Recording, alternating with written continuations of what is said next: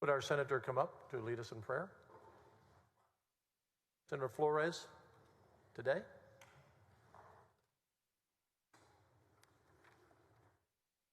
Thank you, Mr. President. Members, let us pray. Heavenly Father, we come to you this morning, thankful to know the Holy Spirit surrounds us, for where two or more are gathered in your honor, you are present in our midst. Time and time again, you continue to love us as your imperfect children.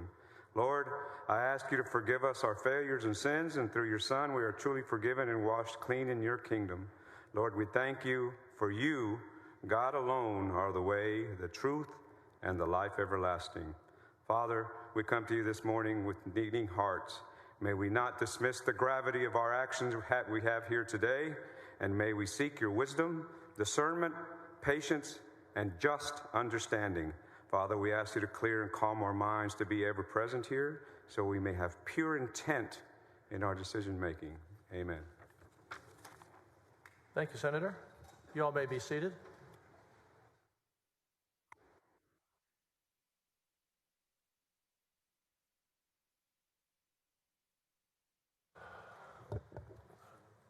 To both parties, there was the thought that we may have to meet this morning. Did you all work out whatever you all were going to work out on exhibits last night? Your Honor, we're still working through some of those issues. We didn't get exhibits from them until this morning, and so we still have some questions that we're working through. I think what we've discussed is that we can address those at the first break, or at least that's what we're working towards. All right, thank you. Members, the time clock, the House has 5 hours, 17 minutes, 2 seconds remaining, with all time that we gave back yesterday added already into that. Respondent has 9 hours, 57 minutes, and 27 seconds remaining. I want to remind the jurors that no phones are to be used on the floor, even during breaks. There may have been a little misunderstanding of that. If you're on a break and you need to make a call, you need to leave the chamber. No phones should be used behind the brass rail or in the court setting during the time we're in session. Mr. Guerin, are you up first this morning? No, Your Honor, Mr. Donnelly. Okay, Mr. Donnelly. All right. Mr. President, we call Laura Olson. Laura Olson. The bailiff will bring Laura Olson. Yes. Hold on, bailiff. 1 second. Please come up. Laura to the list and talk. Yeah.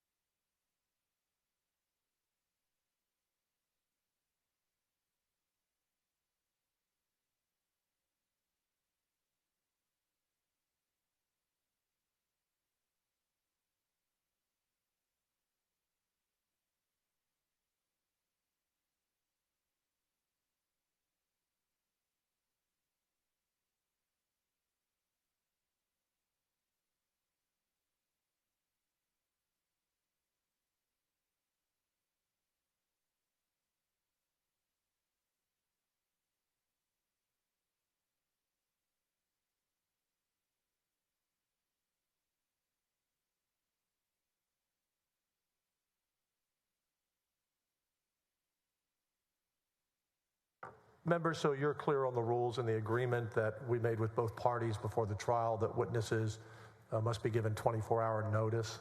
And Ms. Olson was put on the list at 3:53 yesterday, so she would not be eligible until 3:53 today.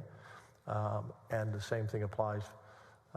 Either side can put on a witness on their list up till noon that they can call in the morning the next morning, but after that, it's when they put them on the list. The defense has some on the list for later this afternoon, for example, that they can't call up until then if they choose to. So with that, Mr. DeGuerin? Yes, Your Honor. Ms. Epley will call Ray Chester as the next witness. Bailiff will bring in Ray Chester.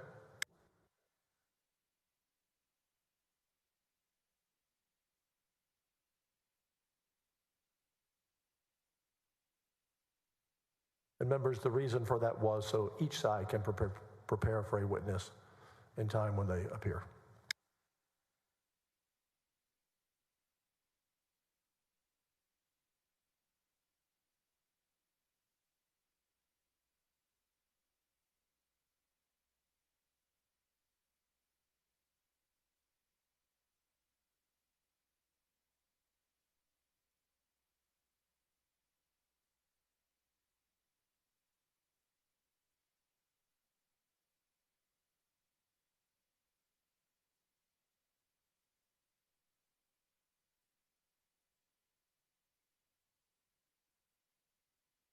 Mr. Chester, if you'll raise your right hand, I do solemnly swear or affirm that the evidence I give upon this Senate of the Texas impeachment charges against Warren Kenneth Paxton Jr. shall be the truth, the whole truth, nothing but the truth, so help me God.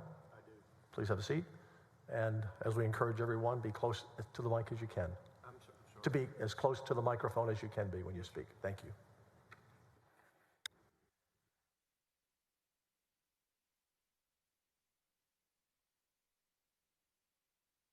You may proceed, Ms. Epley.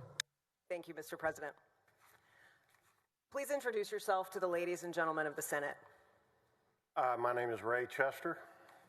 And Mr. Chester, what do you do for a living?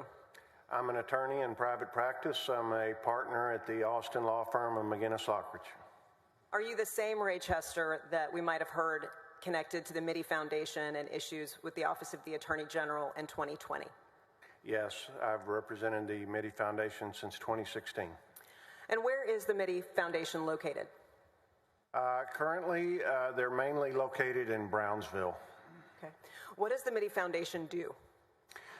Currently, well, they were started by Roy Mitty, who grew up dirt poor in Brownsville and self-made man. It's actually a family foundation. It's not a public charity. They don't accept public donations. And for many years, they mainly provided scholarships to needy students. And in recent years, they've shifted their focus back to Roy's hometown of Brownsville, and they've developed the Mitty Cultural District in Brownsville. Who runs the Mitty Foundation now? Roy's grandson, R.J. Mitty. R.J. was born with cerebral palsy. You may know him as Walt Jr. from the TV show Breaking Bad. He's an accomplished actor. More importantly, he's an international spokesperson on disabilities and the rights of the disabled. He's worked with the United Nations, the State Department, United Cerebral Palsy Foundation, and he gives motivational speeches to students on anti-bullying and overcoming disabilities. Thank you, sir. The Mitty Foundation has been disparaged somewhat over the last couple of days in regards to prior management. How long ago were those issues? They were in the 2000s, and the Mitty Foundation received a clean bill of health in 2011 and has been squeaky clean ever since. Has management changed since that date? Yes, the problems were Roy's son and RJ's dad. Let me interrupt you, Mr. Chester. I'm sorry. I'm on a time clock, and I expect they might ask you those questions. Okay. What I'm trying to determine is there any rational basis, given the change of management and the time frame, for the Office of the Attorney General to use those issues to justify intervention? Objection. None. Objection, Mr. President. Calls for speculation and improper opinion by this witness without a predicate. Overruled. You may answer the question. None whatsoever. Let me turn your attention quickly then to the settlement from World Class Holdings that we've heard in detail. What was that settlement value? We settled in July of 2019 for $10.5 million. After the breach of contract, what did the Office of the Attorney General push you to settle for at mediation? Objection. Hearsay. Sustained. Your Honor, if I may, he was present at the interactions. It's an operative fact, and it's already in the record. There is no harm from the hearsay. I ruled. Okay. Mr. President, to be clear, because this may come up again, all these conversations would be privileged under Texas Rule of Evidence 408 as settlement discussions as well. Mr. Chester, would you or the Mitty Foundation have an opinion as to whether or not you're interested in waiving that privilege? We are willing to waive that privilege. In that case, what would the result have been of you agreeing to settle at the mediation with Darren McCarty? Objection calls for speculation and hearsay. Overruled. We would have received pennies on the dollar. Do you have an approximate value, or do you recall the number that you were pushed to accept? The only firm offer was... Objection, Mr. President. Hearsay. Your Honor, it's an admission by party opponent. It was an action on behalf of Ken Paxton by the Office of the Attorney General, and it's integral to the facts of this case. And there is no evidence of that. None. The evidence comes from the witness, as it always does in trial. Stop for a moment.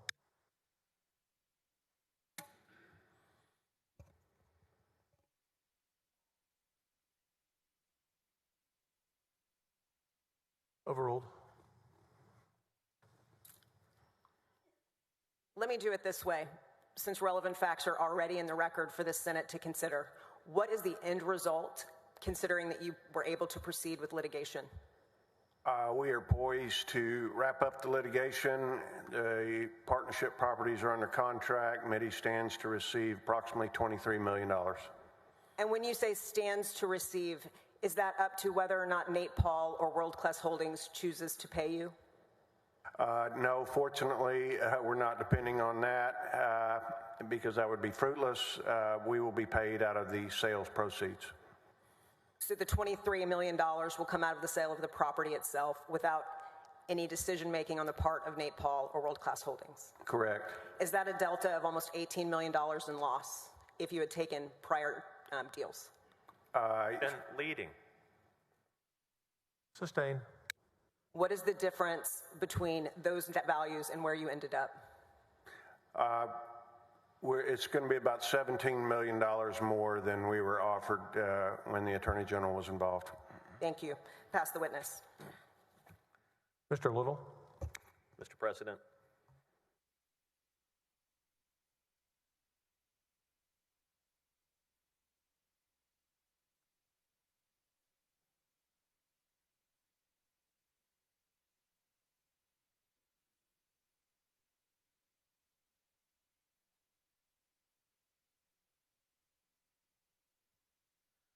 Mr. Chester, how much money did your client, the Mitty Foundation, invest with Nate Paul?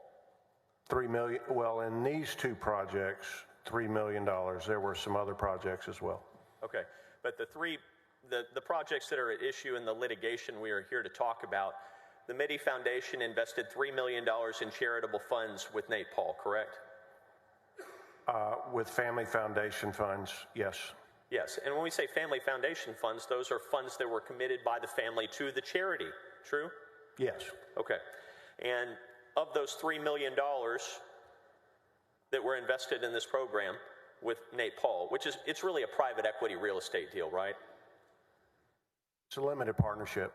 Yeah, which we generally refer to as a private equity deal, right? There's a slight nuance difference, but it's similar. Yeah, it's very similar.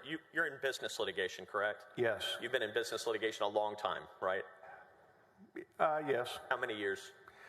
Well, I've focused on commercial litigation about the last 10 years. Before that, I did other things. Okay. I just want to make sure that I can harmonize this for everybody. The Mitty Foundation invested $3 million with Nate Paul, and they're going to get $23 million back, right? Right. We invested in 2010, 2011. Yes, sir. Right.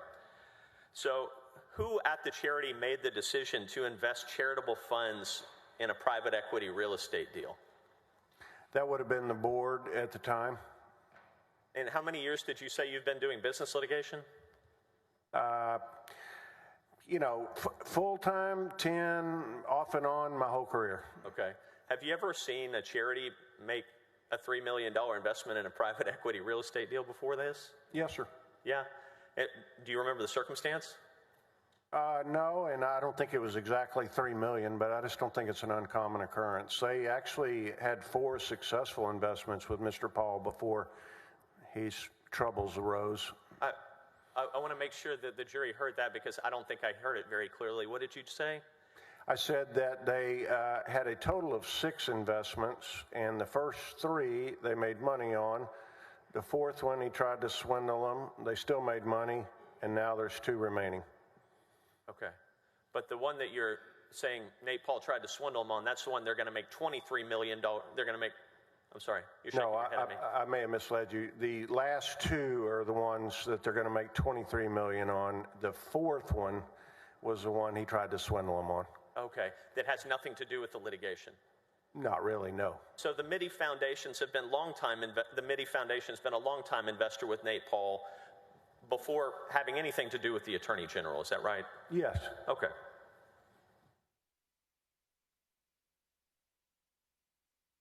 During the pendency of your representation, has leadership of the Mitty Foundation changed? Yes. And do you know a man named Dilum Chandrasoma? I do. And he is no longer with the foundation, is that right? That's right. And what were the circumstances, Mr. Chester, under which he exited that foundation?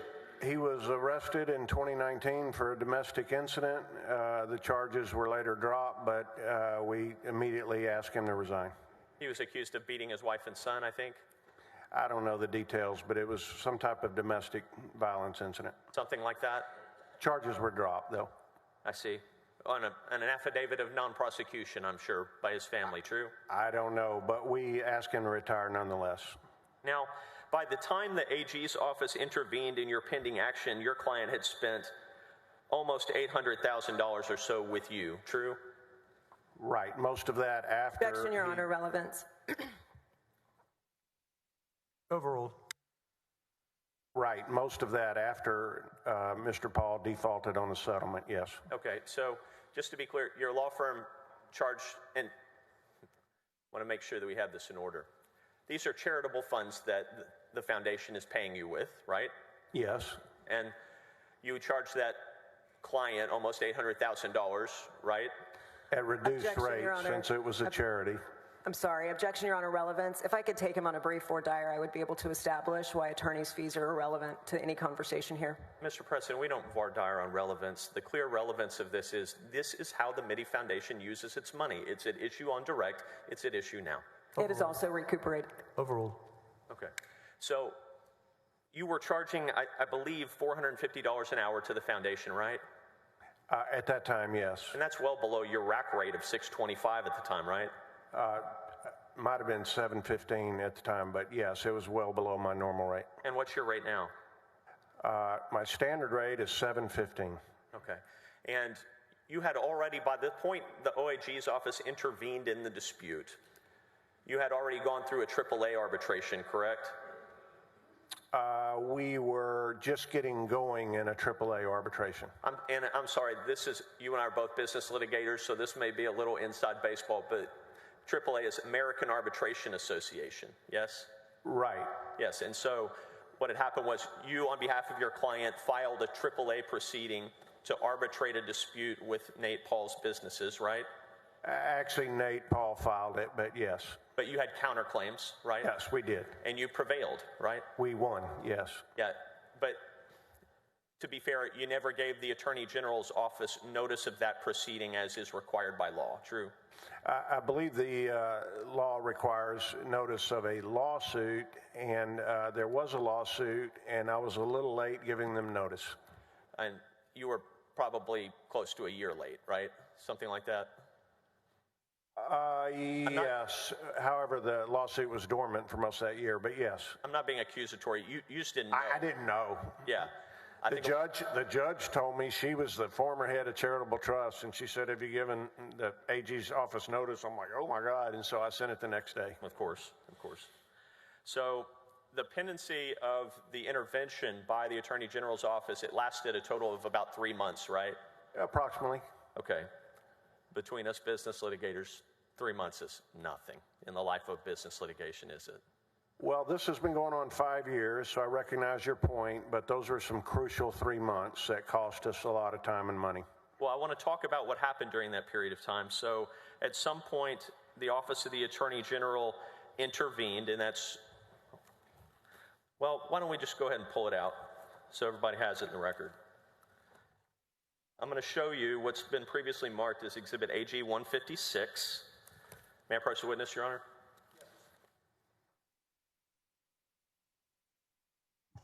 Thank you. Am I doing okay with the microphone? Yes, you are. Thank you.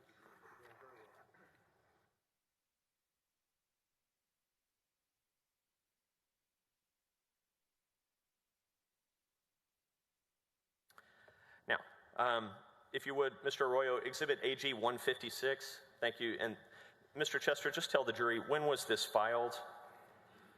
June 8th of 2020, 10 days after the stay was lifted. Okay. Now I'm going to hand you a really big document. Oh, my Lord. I know. That's what I said, too. Now, this is the transcript of the hearing on your motion for sanctions. Okay? Okay. Which one? We had about 8 of those. You got a bunch of them, right? This one is from June 25, 2020, 17 days after the AG's office intervened. Okay. It's marked as AG Exhibit 13. Ugh. Thank you. Thank you.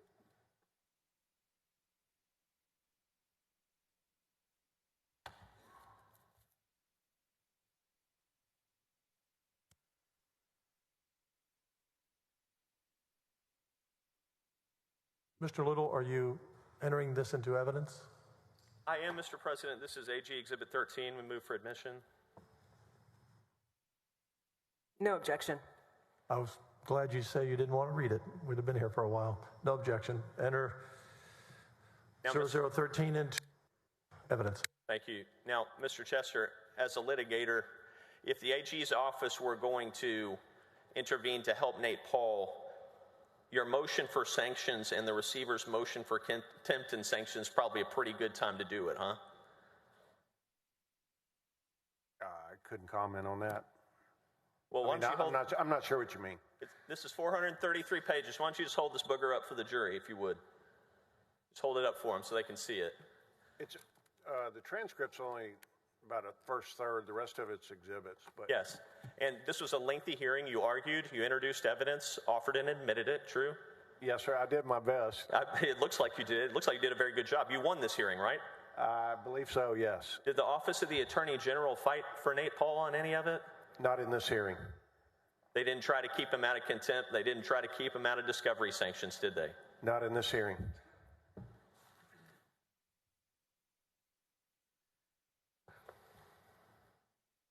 At some point in time toward the end of June, so maybe about 3 weeks or so, 2 to 3 weeks after the intervention, you were contacted about doing a mediation by someone at the AG's office, true?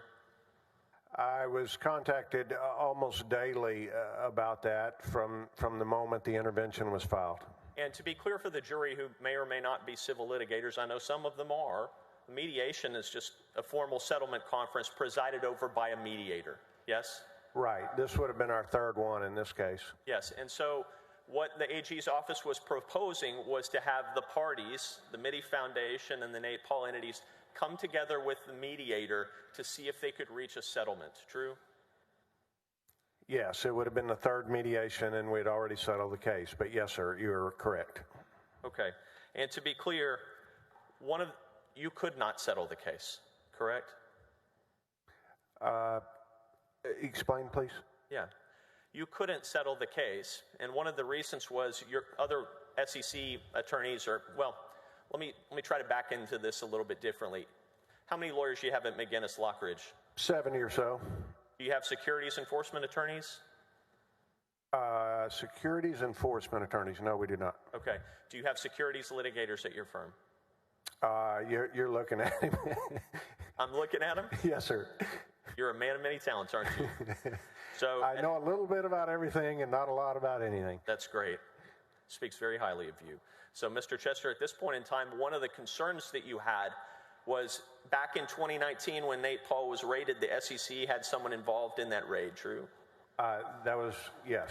And one of your concerns about settling the case by the Mitty Foundation against Nate Paul and his entities was that if the SEC sued Nate Paul and got a receiver appointed, that receiver might try to disgorge the settlement. Yes? We call that clawback, and that was a concern. Yes, and it was a concern that you had, and a very good reason not to settle. True? And I expressed that to the Attorney General's office on multiple occasions. Yes, sir. To whom? At the Attorney General? Josh Godbee and Darren McCarty. And Darren McCarty was, well, you used a word to describe him in your testimony before the House, right? That was what word? That was indiscreet. What word did you use to describe him? It begins with an A and it ends with an E and it has 7 letters. Okay. But you don't have any evidence that Ken Paxton ordered him to be an a-hole to you, do you? Other than what Mr. McCarty told me. Oh, other than what Mr. McCarty told you, no? Right. Okay. To be clear, maybe Darren McCarty was just born that way, right? Or maybe he was just doing what he was told. But you don't know either way, do you? I don't know either way. I didn't think so.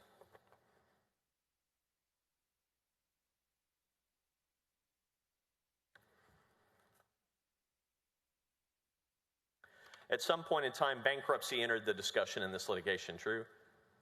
Mr. Paul filed bankruptcy 5 minutes before the deposition of his vice president of accounting. Yes, sir. Okay, and just tell the ladies and gentlemen of the jury, what happens when you file a bankruptcy petition on behalf of an entity in litigation? There's an automatic stay in all litigation involving that entity. Okay. I'm going to approach you with what has been marked as Exhibit AG 212. And while I'm up there, I'm going to give you AG 41-2 to save time, okay? Okay.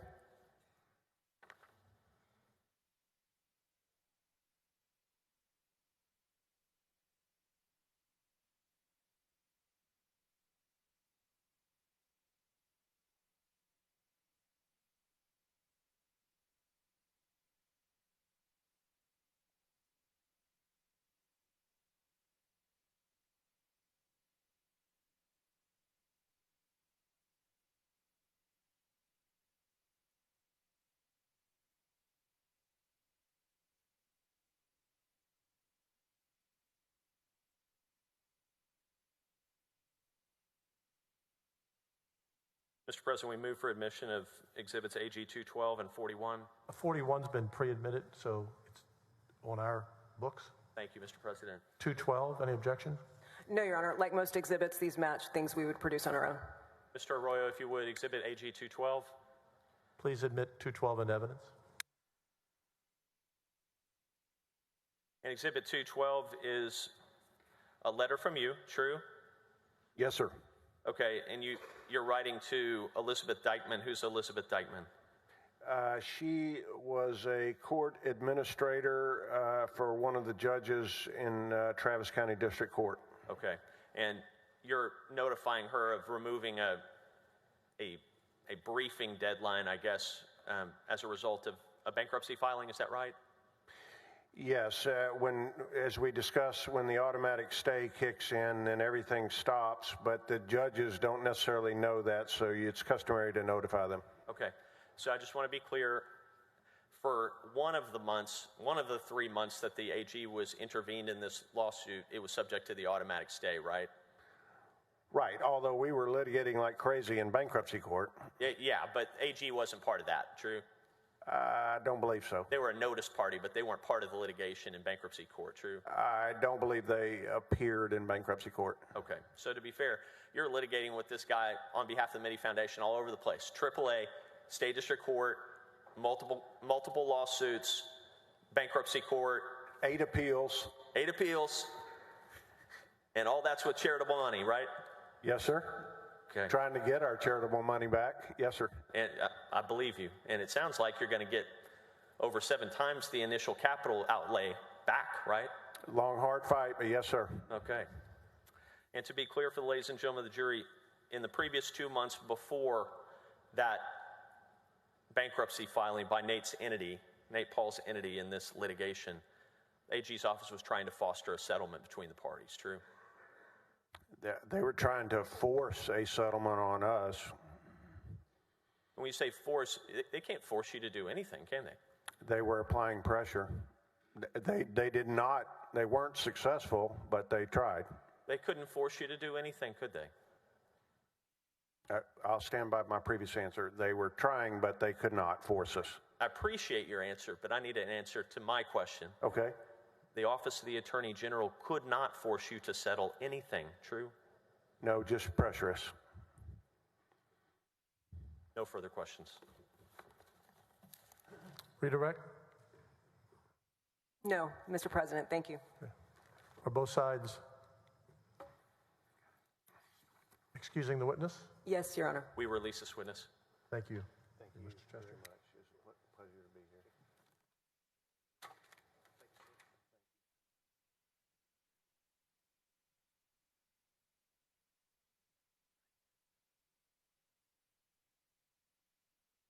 The House calls Andrew Wicker. Bailiff, bring in Andrew Wicker.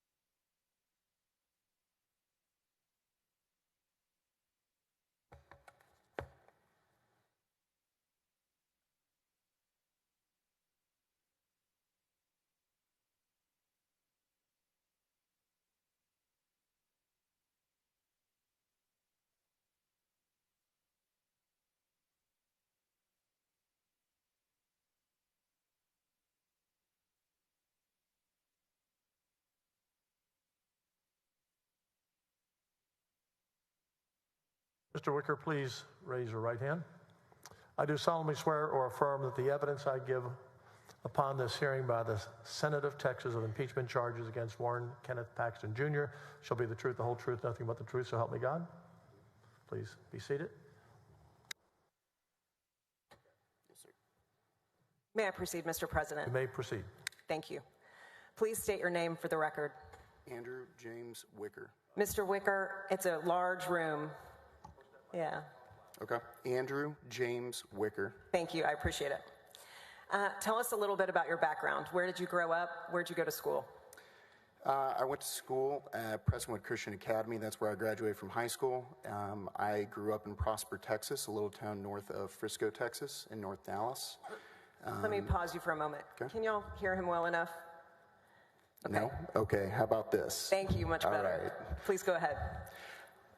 My name is Andrew James Wicker. I grew up in Prosper, Texas. I grew up going to school at Prestonwood Christian Academy, which is where I graduated from high school. I then continued on to go to SMU for undergrad, and then I went on to a graduate degree at Georgetown University. Okay. Can you tell us a little bit about what activities you were involved in college or in while getting your master's? In terms of my involvement in college, my first job was working for Don Huffines on his Senate campaign.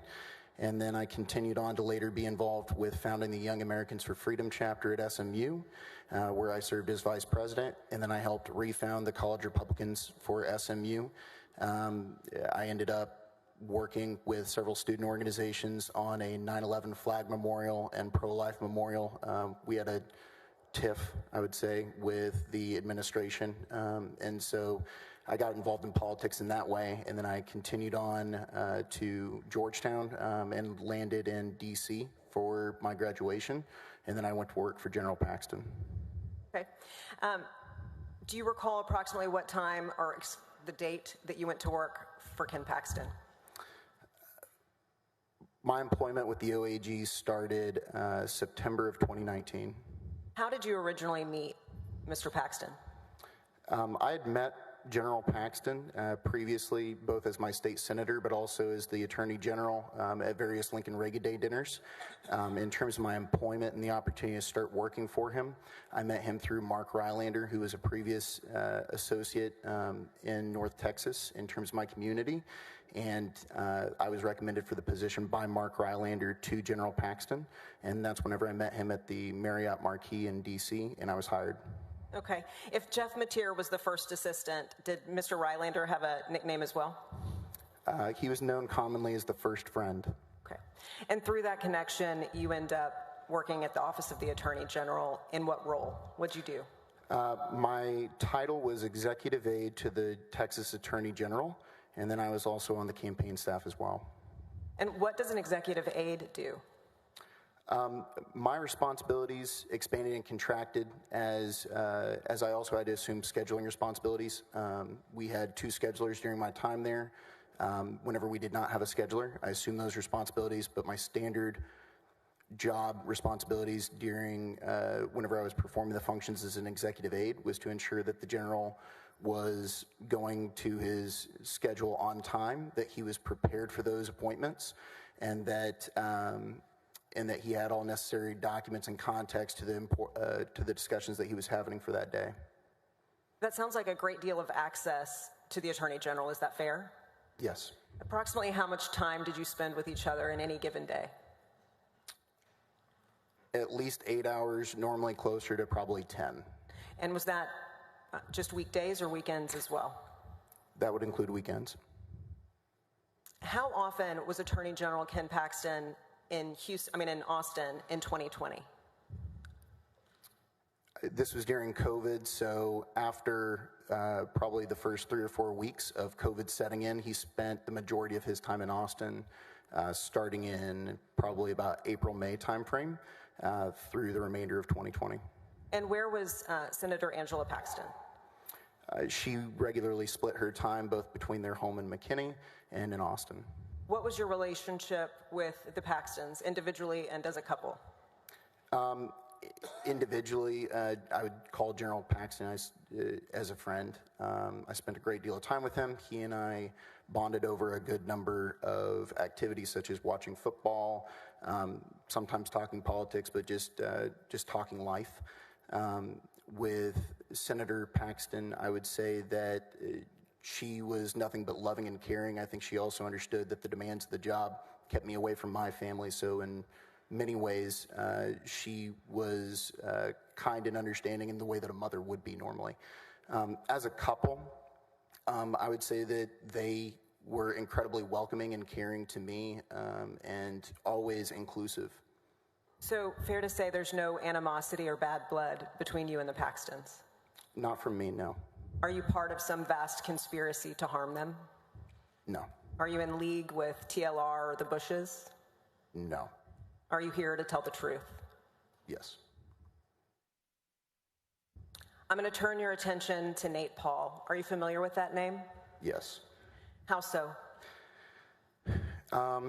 During 2020, I was introduced to Nate Paul, and there were a number of activities and discussions that revolved around Nate Paul throughout 2020. Can you tell me the first time you remember hearing of Nate Paul or meeting him? The first time I remember meeting Nate Paul would have been February or March of 2020. General Paxton and I met him for lunch at Terry Black's Barbecue. Was it just the three of you? It was. And what was the topic of conversation? Objection. Hearsay. Your Honor, Sustained. may I please respond? Anything from Ken Paxton is an admission by party opponent. Nate Paul is very clearly tied to a conspiracy, at least in terms of the evidence before this Senate, and Drew Wicker is available for cross-examination. None of that evidence is hearsay. Again, Your Honor, the question she asked, she did not specify who was talking. Anything Nate Paul may or may not have said would be hearsay. Sustained. In the course of getting to know Nate Paul and Ken Paxton as a friendship, well, let me do this differently. How are the interactions between Nate Paul and Ken Paxton? I'm sorry, can you state this question again? Yes, sir. What was the relationship like between Nate Paul and Ken Paxton? Objection, Your Honor. Speculation. He can testify about what he saw and maybe what he heard from Ken Paxton, but that's the extent of it. It's foundational evidence, Your Honor. He can testify to his rational perception of the facts. Sustained. Did you see the two of these men interact with one another? Yes. And what did you see in terms of their demeanor? A cordial relationship? Did Mr. Paxton look to be under pressure to you? No. Now, I'm going to turn your attention to the second time you had lunch with them. Do you recall that? Yes. And where was that? That was at Polvos, downtown in Austin. Do you recall approximately when? This would have been May, June timeframe. Okay. And was anybody else present for that lunch? Ryan Bangert. Does Mr. Bangert work for Attorney General Ken Paxton at that point? He did. Is he there in his personal capacity or as part of his job duties? He was asked by the general to attend as part of his job responsibilities. And what was the topic of that conversation? The Mitty Foundation. Did anything change in regards to what Mr. Paul wanted between the first and the second lunch? Objection, Your Honor. This calls for hearsay again. Your Honor, if I may, I would really appreciate it if you would look at 801 E2D, specific to co-conspirator statements. Your Honor, there's no evidence of any silly conspiracy. This is hearsay. This entire trial has been about a conspiracy, Your Honor. Sustained.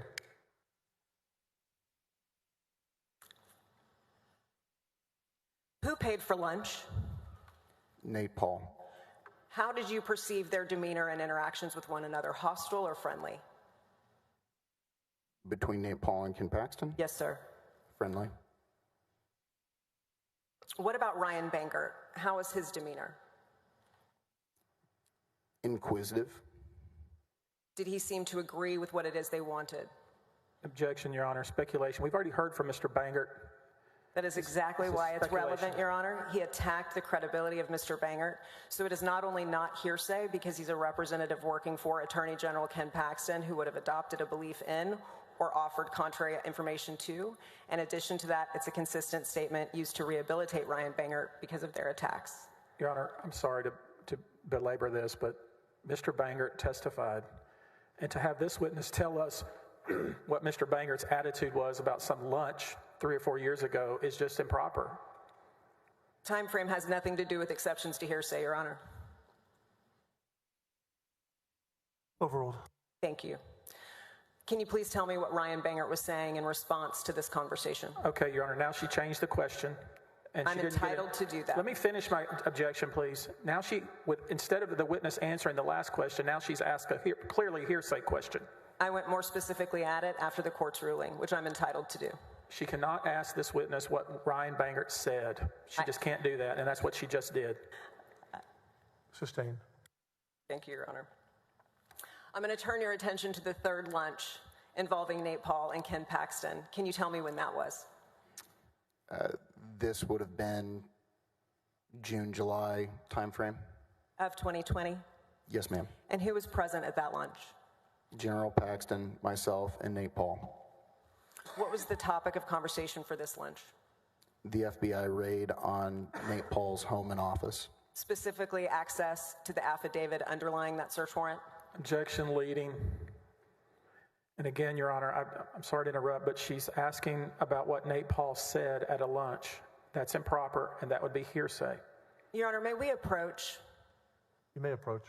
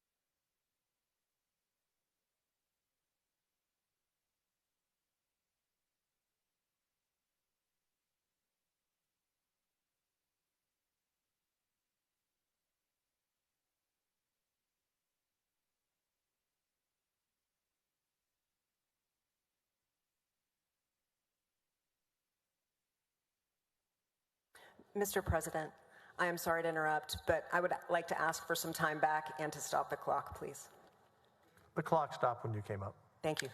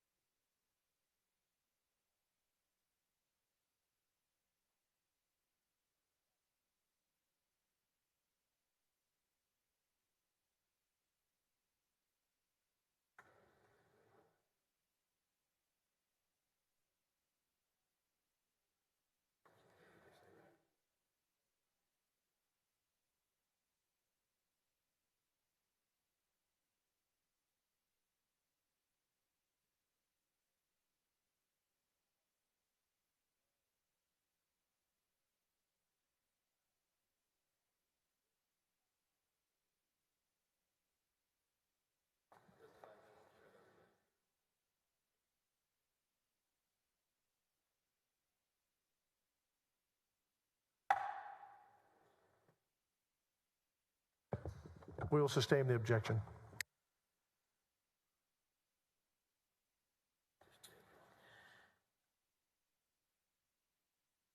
May I proceed? Outside of those 3 lunches in which you ate with Nate Paul and Ken Paxton, did you have occasion to be around them on other times, other occasions? Yes. And what kind of things would you do together? Where would you see them together? There were 2 types of instances. The first was continued lunches, usually at Polvo's. The second was meeting at Nate Paul's place of business, and I was not part of those discussions whenever those did occur. So to make sure that I understand, there would be times you were at lunch but not seated at the table and eating with them. That's correct. How many times did that occur? Dozen and a half. And what about trips to Nate Paul's business? How many times do you recall that happening? At least a half dozen. Were you ever at Nate Paul's home? No. And did you ever see Nate Paul join Ken Paxton at the office? Only once. Okay, we'll come back to that in a moment.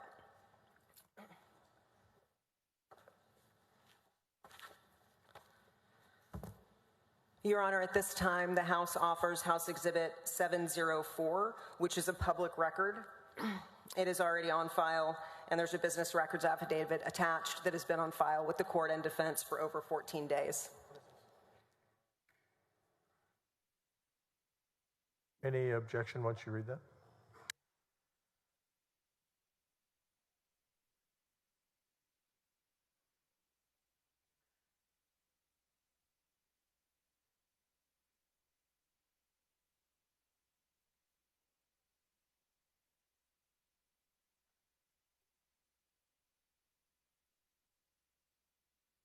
Your Honor, there's a facial problem on this exhibit. It claims an affidavit proving up 12 pages of records, but apparently there's 23.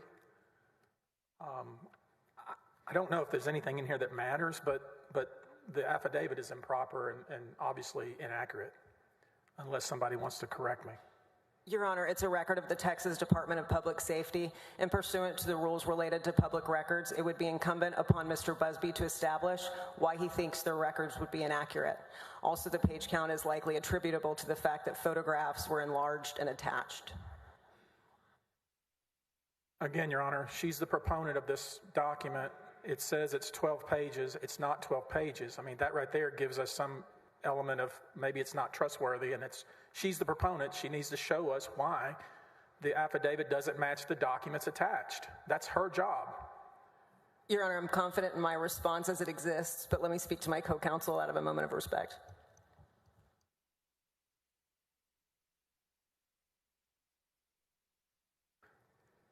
May I approach and give the court a copy of what I'm looking at? I would also add that at the conclusion of each of the records is a notification that it's a certified copy. It comes in 3 different exceptions to hearsay: business record, public record, and it's a certified copy. Additionally, I emphasize that the Attorney General works for the state of Texas, and these are state of Texas records. It's intellectually dishonest for him to fight them.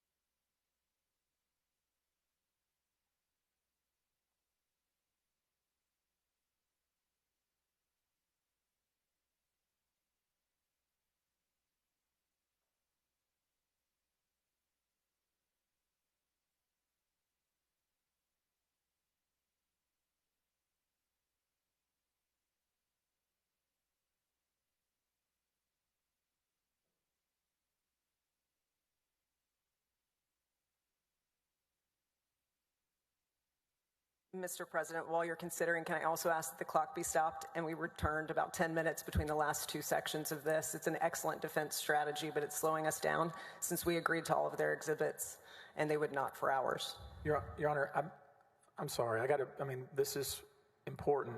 First off, I've been called intellectually dishonest because I look at an affidavit that says 12 pages and it's 23. And now that we're playing games because they're offering an exhibit that's clearly not what they claim it is. So I'm just making my objections, and that's all I'm doing. Yes. You stipulated it was 12, it's 23. Yep. So I am going to overrule the objection because there are 5 large photographs, may account for it, and it is a government document.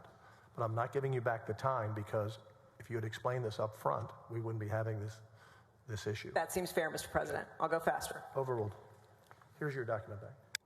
Stacy, would you turn to, don't publish it yet, but 704 is admitted into evidence. turn to the picture we discussed. If we were to show you a picture of Nate Paul, would you be able to identify him?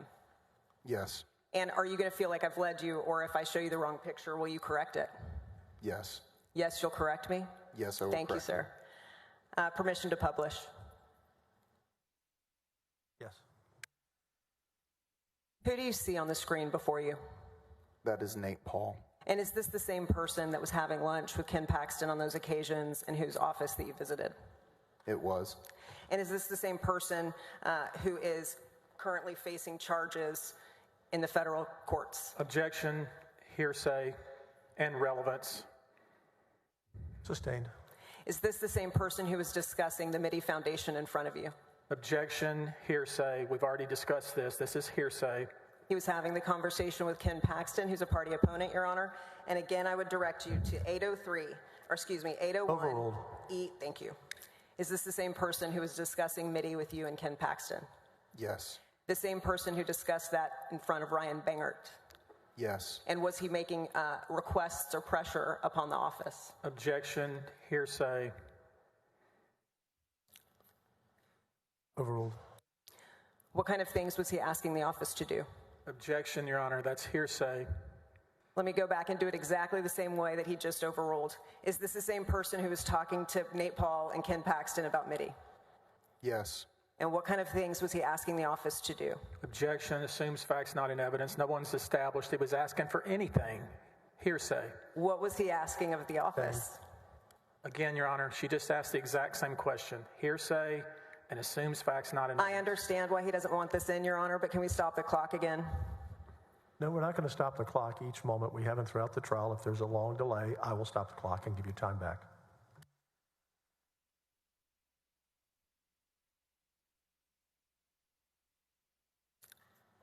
going to sustain the objection, and both sides need to stop the ongoing speaking objections. Yes, Your Honor. May I get a clarification? A moment ago it was overruled and then sustained. Is Nate Paul going to be considered a co-conspirator for the purpose of this line of questioning or not?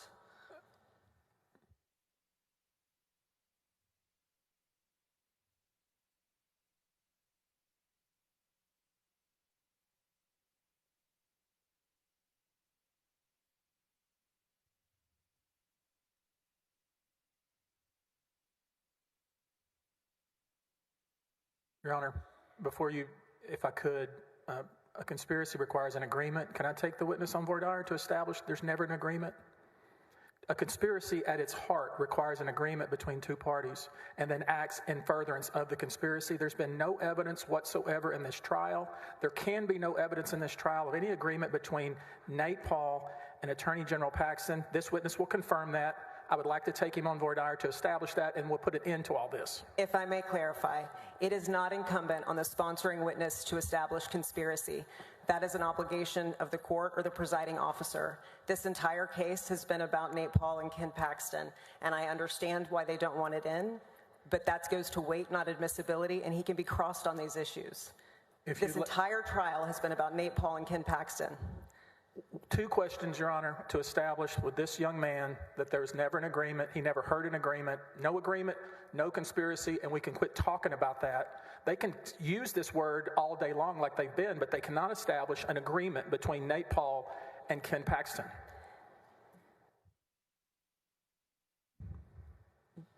If I may.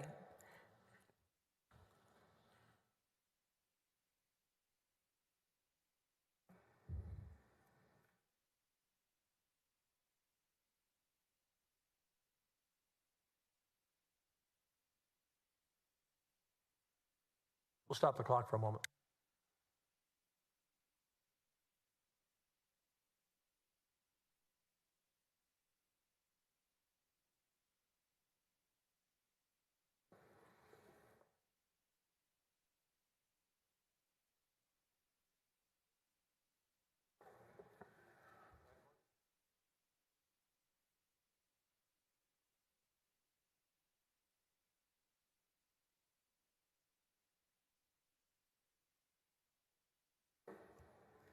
Ms. Epley, Mr. Busby, come up.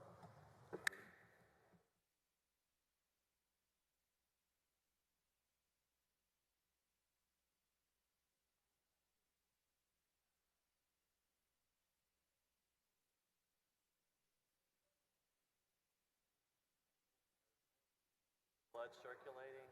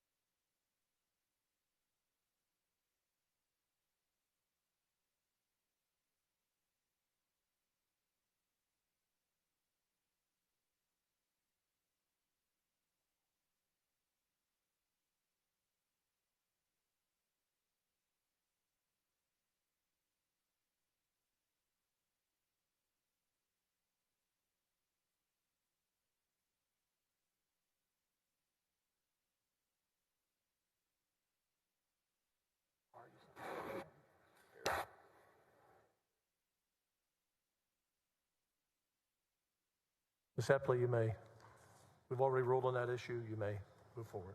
Yes, Your Honor. Based on the ruling, I will proceed.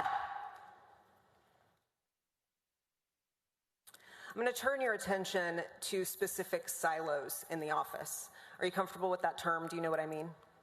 In terms of MIDI, foreclosure, open records, and Brandon Kamek or the search warrant? Yes. Okay. Turning your attention to the open records request, who was in charge of the division during that relevant time period? Ryan Vassar. And do you recall an occasion in which you were asked to collect a file specific to an open records request? Yes. What were you asked to do? I was asked to pick up those documents for Ryan Vassar and provide them to General Paxton.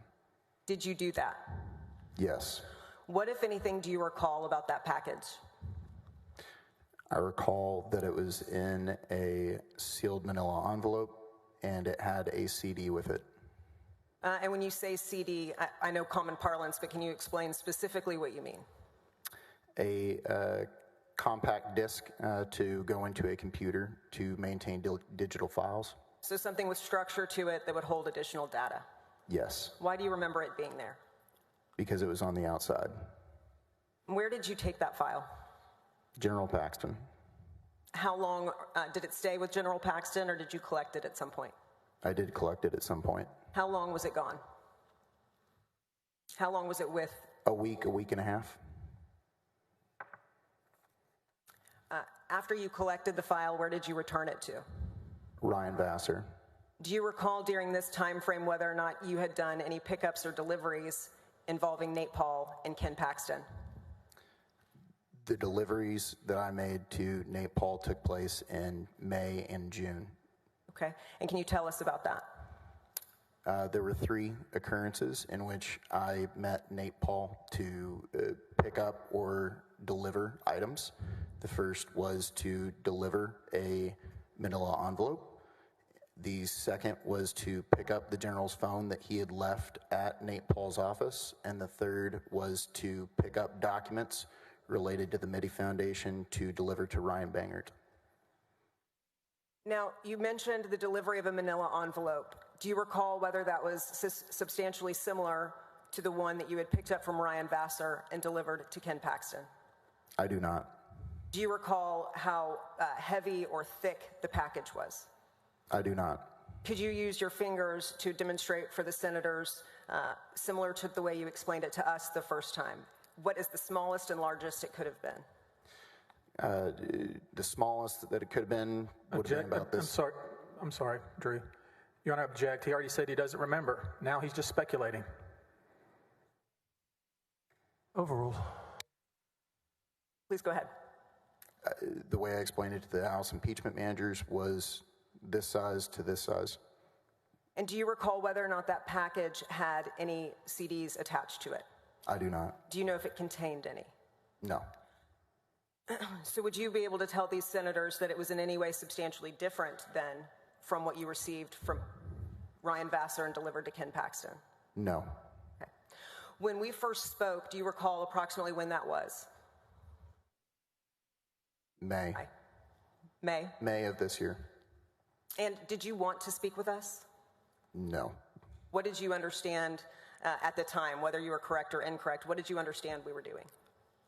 My understanding was that there were questions about funding the settlement of the whistleblowers.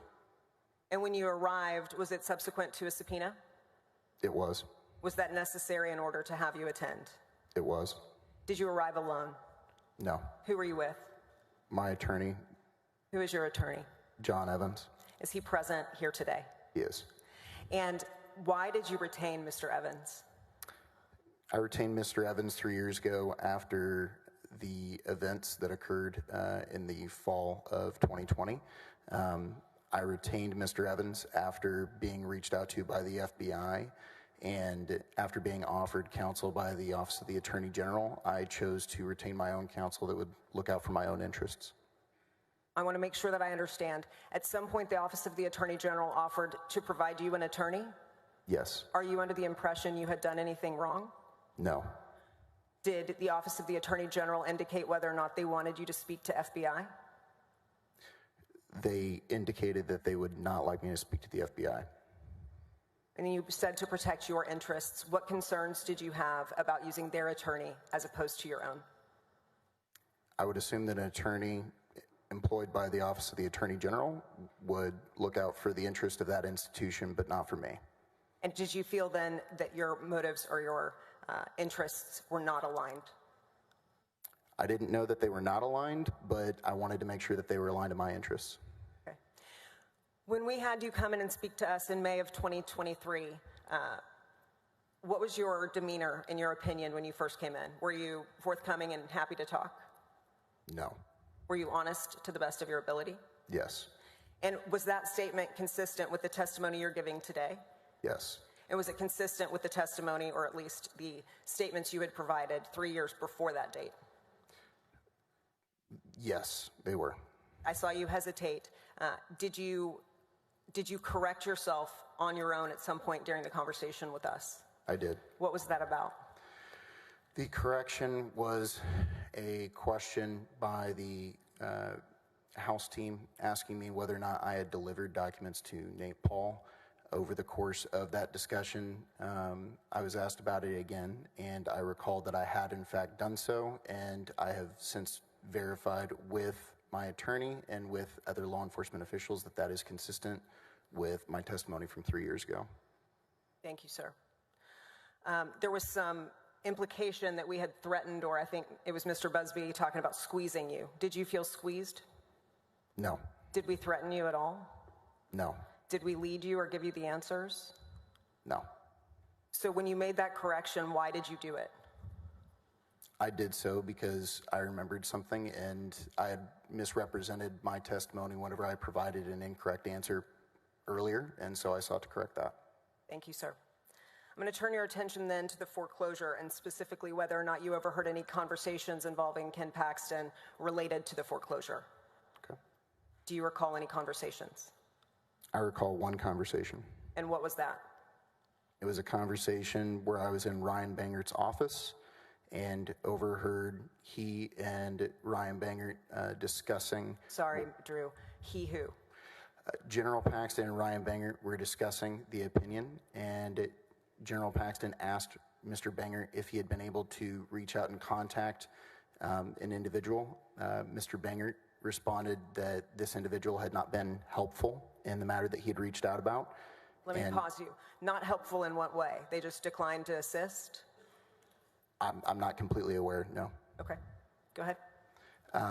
The second part of that conversation was in which the general expressed a desire to make sure that grandmothers were not evicted from their homes, and that's where I learned about the foreclosure opinion. Are you aware that there was a stay related to residential homes at the time? At the time, I probably was. So the foreclosure letter would have impacted commercial business, not residential? Objection, leading, and speculation. Sustained.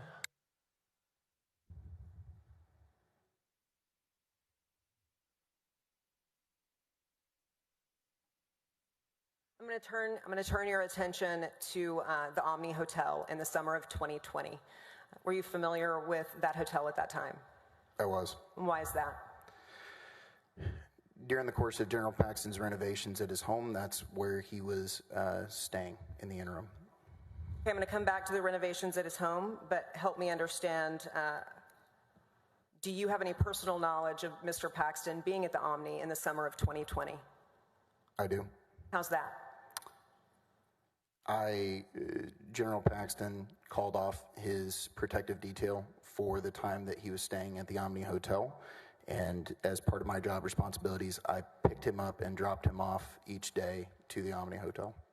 Did Mr. Paxton drop his security detail on few or many occasions in 2020? It came in spurts. Help me understand spurts. What would a frequency be?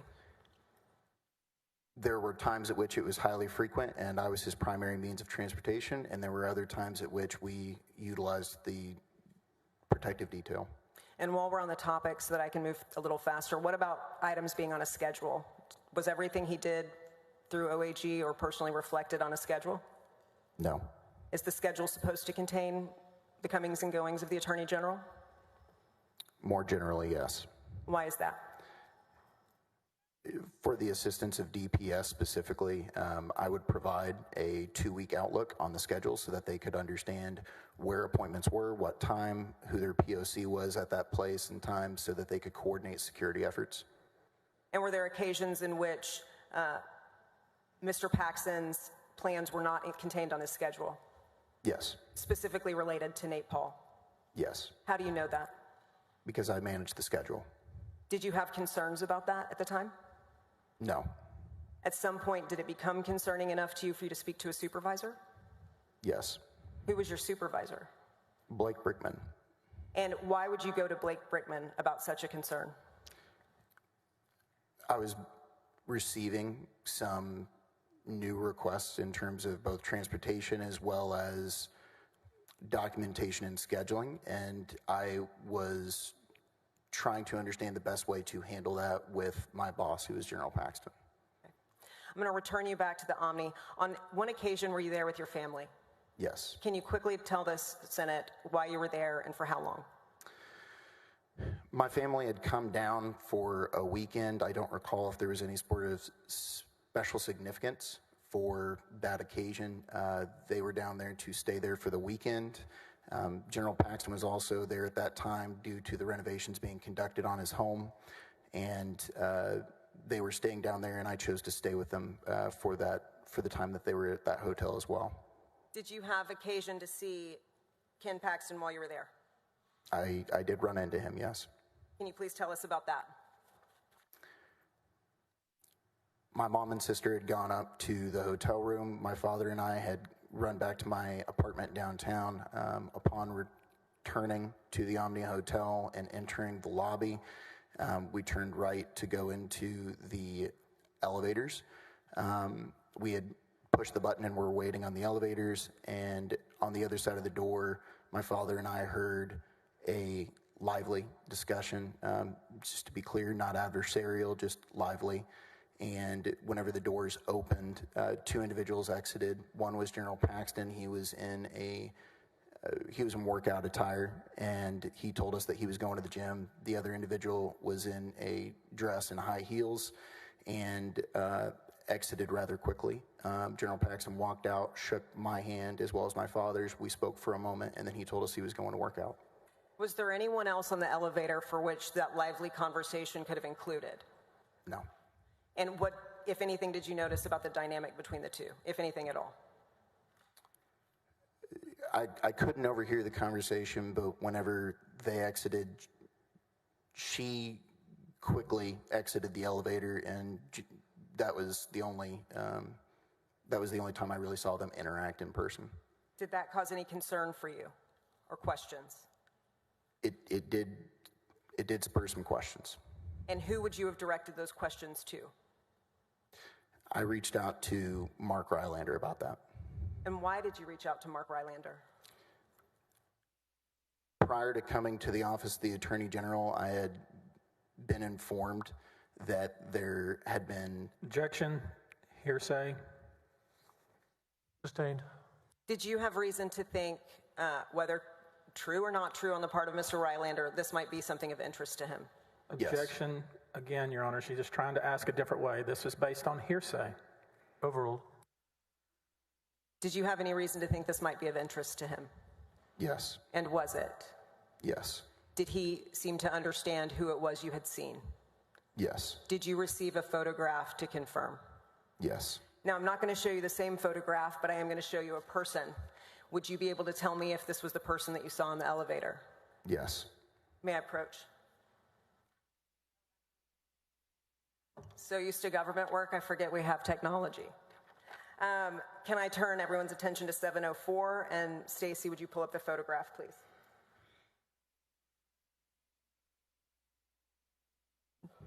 Do you recognize the person in this picture, whether you know her name or not?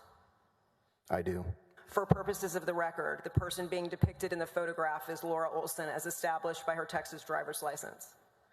Thank you, Stacy.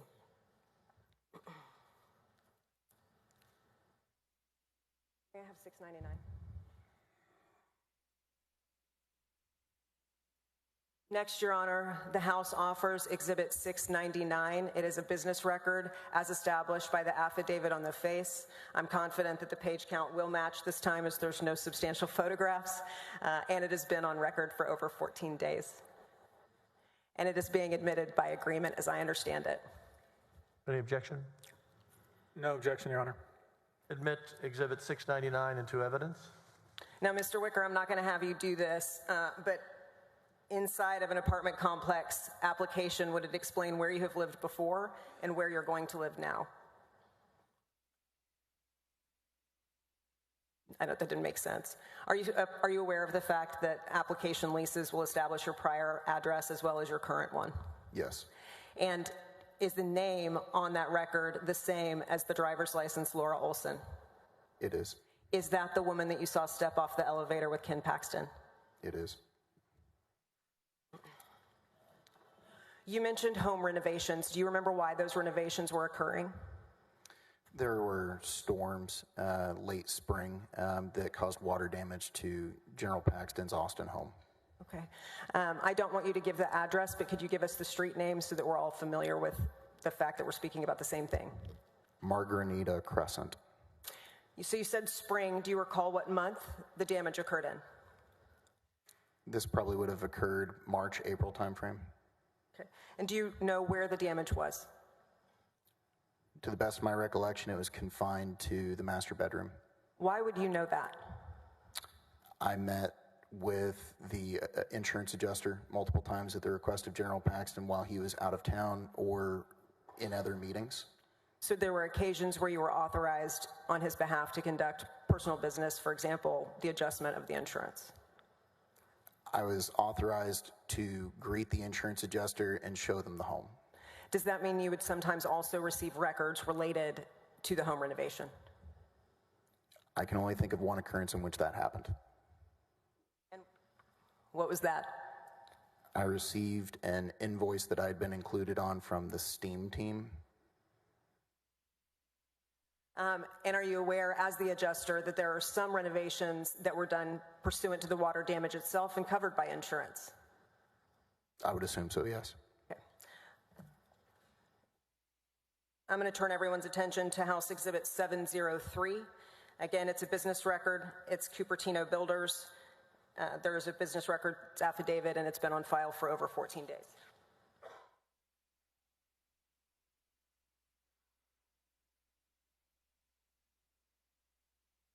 Any objection?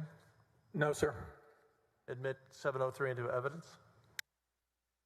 Stacy, would you please pull up the face of the email that's attached?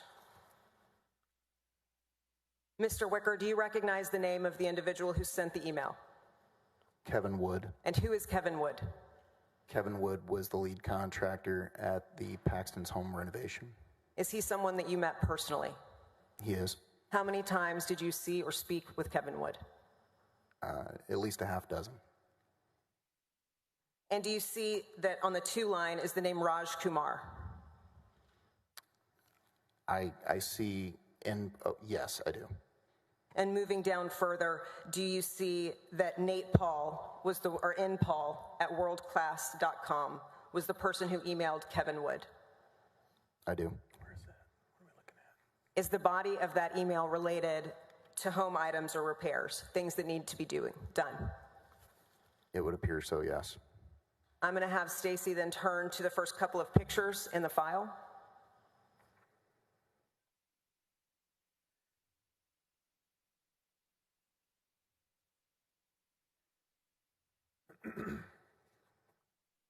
Can we see the next? Does anything about the home being depicted look familiar to you? Several of these images do appear to be, that's the Paxton's dining room. Are you wondering or are you sure? No, I'm positive. Thank you. On how many occasions were you at the Margarinita home in the summer of 2020 during renovations? During the renovations, half dozen. Okay. And do you recall any times that you were present where Kevin Wood and Ken Paxton were both there? I do. I'm going to turn your attention to a conversation about the kitchen. Do you recall whether or not there was any damage to that area of the home? I do not. Would it make sense then that these are things external to insurance coverage? It would make sense. Is that an area of the home that you ever discussed in regards to being an adjuster or assisting the adjuster, rather? Not to my recollection. Okay. Can you walk us through any conversations you overheard between Kevin Wood and Ken Paxton? Objection, Your Honor. Anything Kevin Wood may have said would be hearsay. At this stage, Your Honor, it's not being offered for the truth. It's to set an anchor. I will get more specific in a moment. Again, Your Honor, the question is very nonspecific, and anything she's going to ask about what Kevin Wood may have said is hearsay.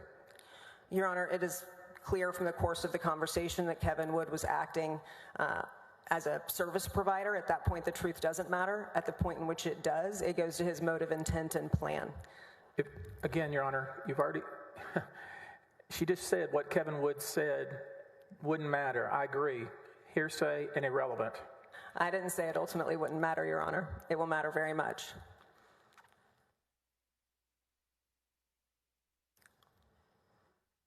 Sustain. Did you get an idea as to what the relationship was between Ken Paxton and Kevin Wood? Kevin Wood was the lead contractor on General Paxton's home. And if Mr. Paxton then wanted additional things or changes to the renovation, whom would he speak with? Kevin Wood.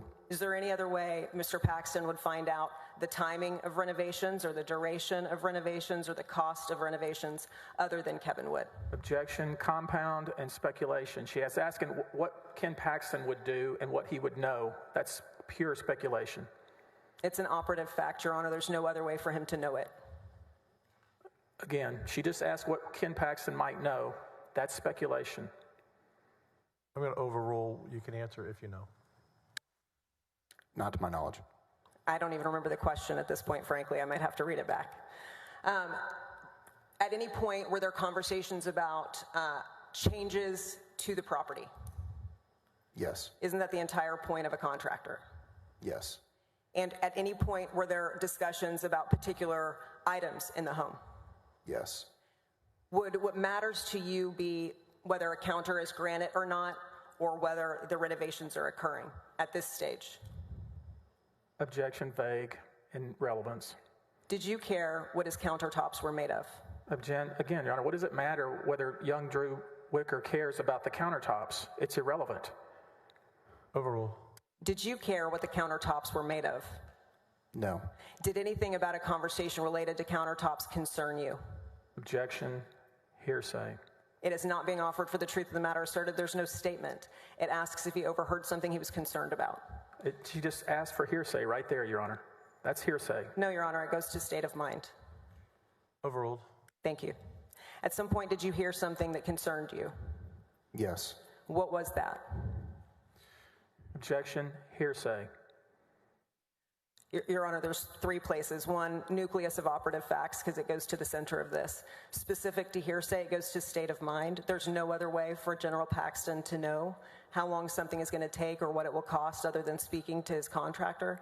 And finally, it goes to Drew Wicker's state of mind in regards to what he does next because of what he heard, whether the statement is true or not. Your Honor, we need to know who she's talking about was speaking.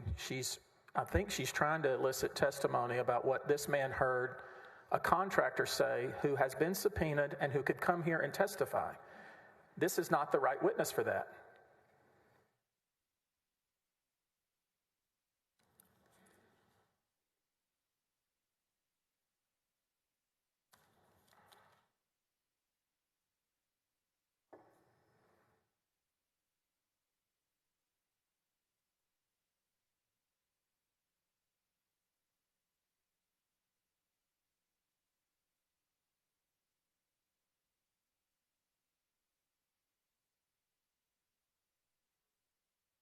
I'm going to overrule. You're not saying it's the truth of the matter, just the statement was made.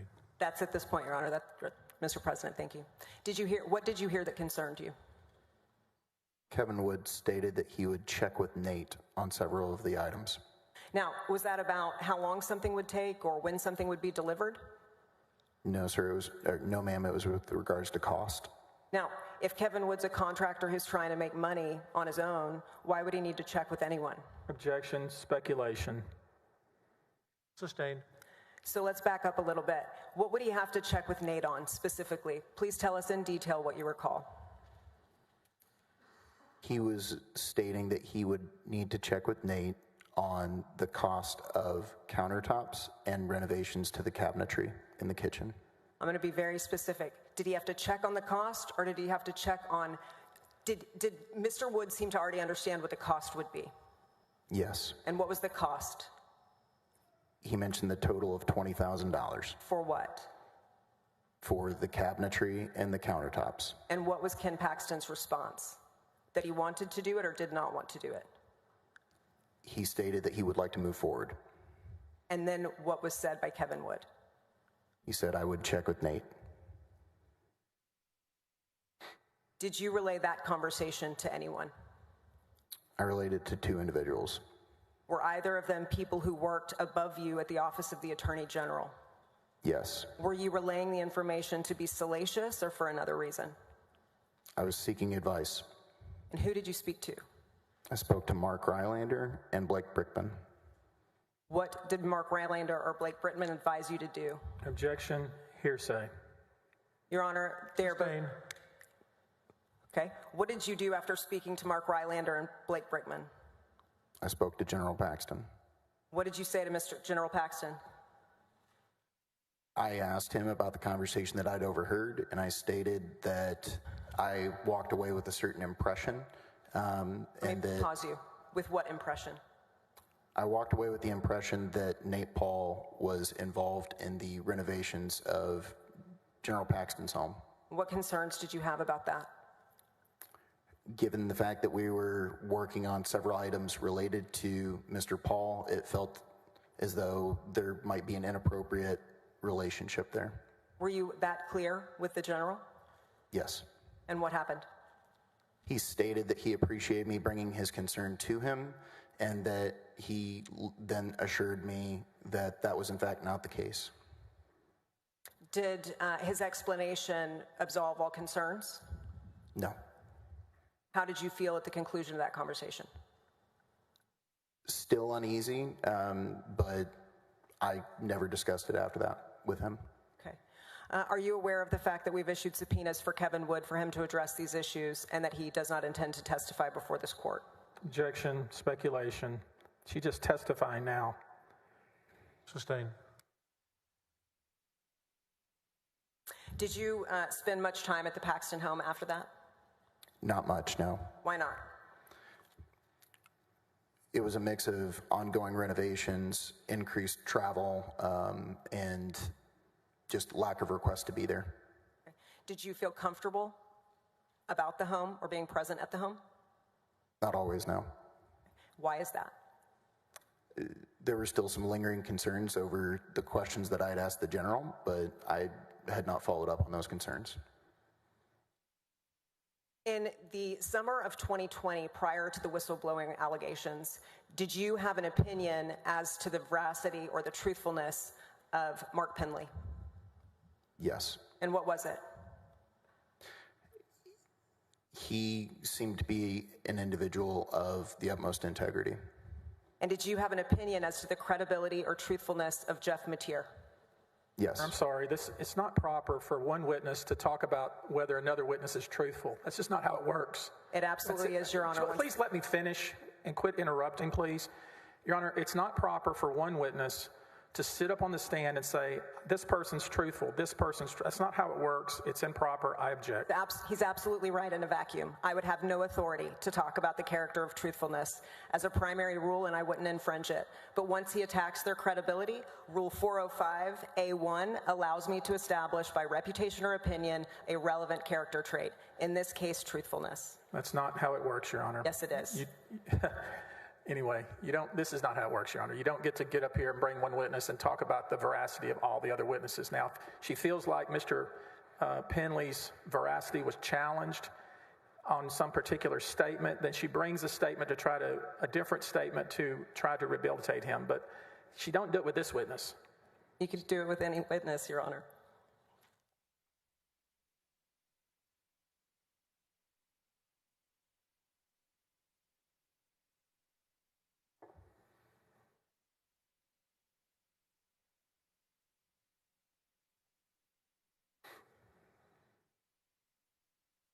Will sustain the objection. How did you communicate with Ken Paxton in 2020? Through email and text message and phone calls.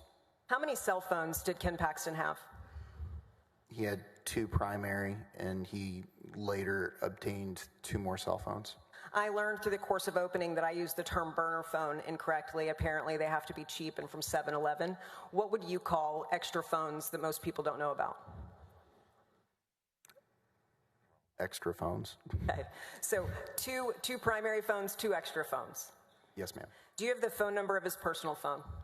I do. And would you give us the last 4 digits of that, please?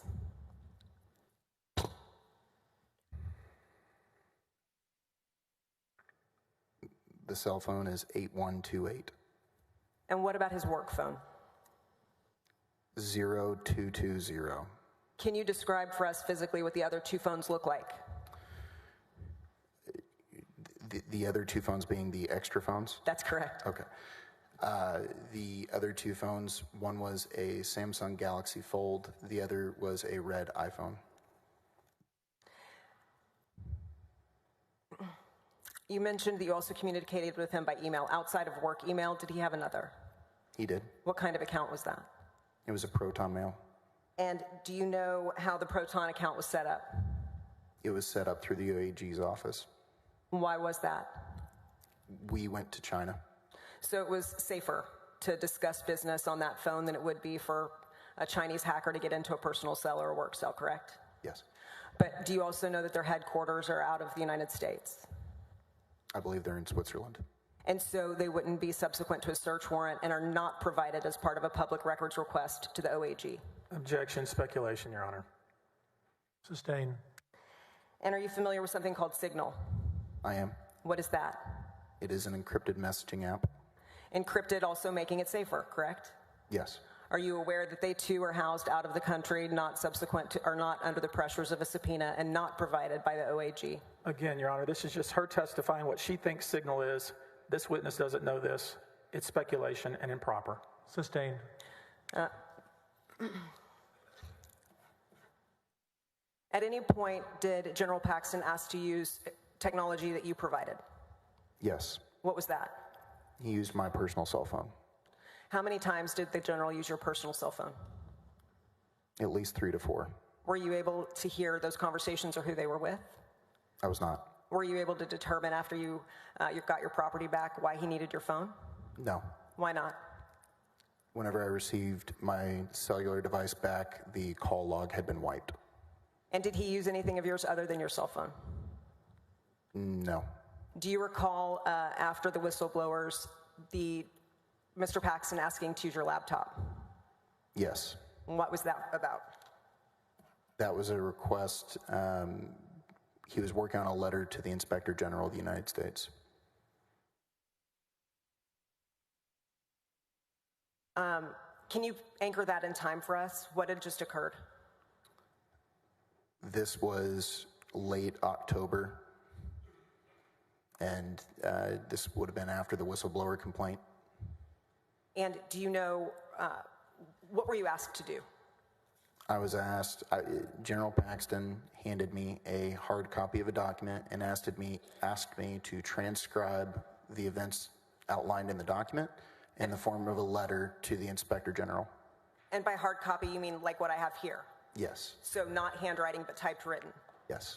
Why would you need to be provided a typed written copy of anything that's already in electronic format? Objection, speculation. Overruled. Why would you need to be provided a hand copy of anything that's already in electronic format? I don't know. And what were you asked to do? Transcribe, you said? Yes. Were you making additions or deletions? I did make several additions, yes. What kind of additions?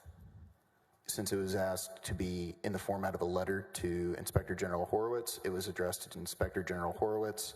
There was a slight introduction that I'd been asked to include, and then this sign-off was asked to be as General Paxton. At this time, I offer House Exhibit 573.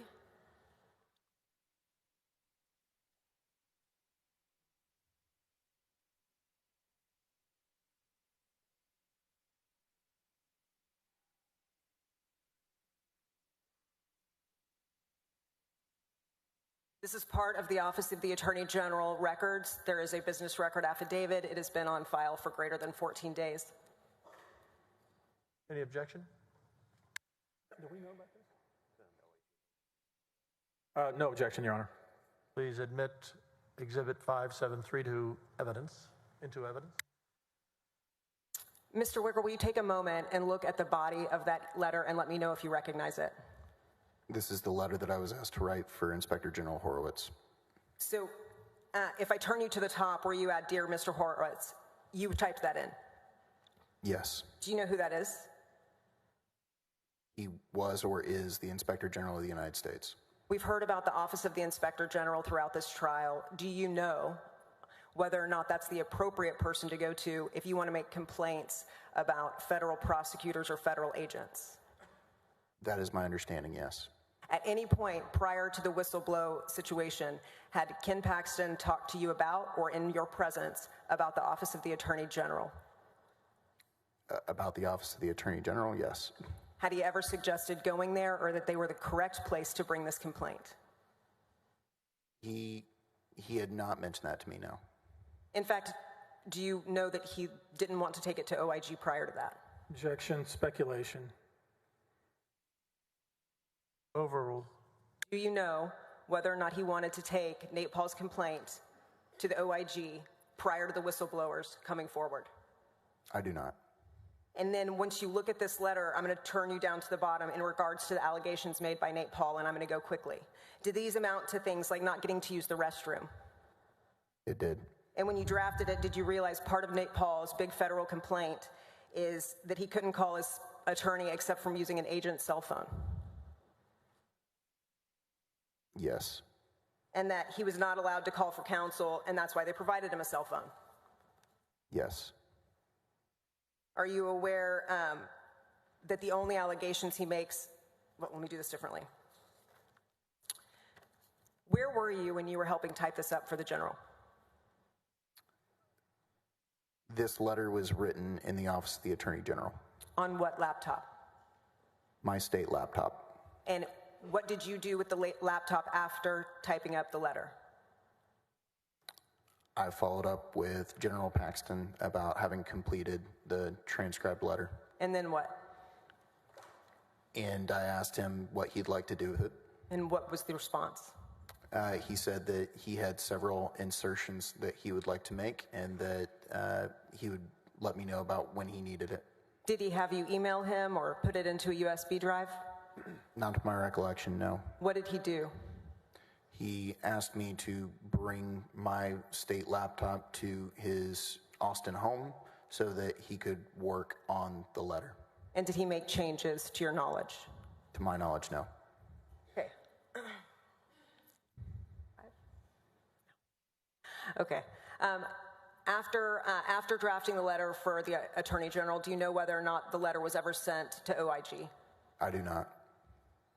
Let me turn your attention then to the conclusion of your career there. What was the status of your job? The status was that I was both the scheduler as well as the executive aide. Well, I mean, it's at the end, in October of 2020, leading into November. Were you offered a promotion? Were you offered a change in job function? I was. And what was that? General Paxton had expressed an interest in myself taking on greater responsibilities with regards to certain policy areas, and that I would continue with my present job responsibilities, but also take on the additional policy-related responsibilities. And at some point you mentioned that FBI had reached out to you, and you make Ken Paxton aware of that. Is that accurate? Yes. And what did he do?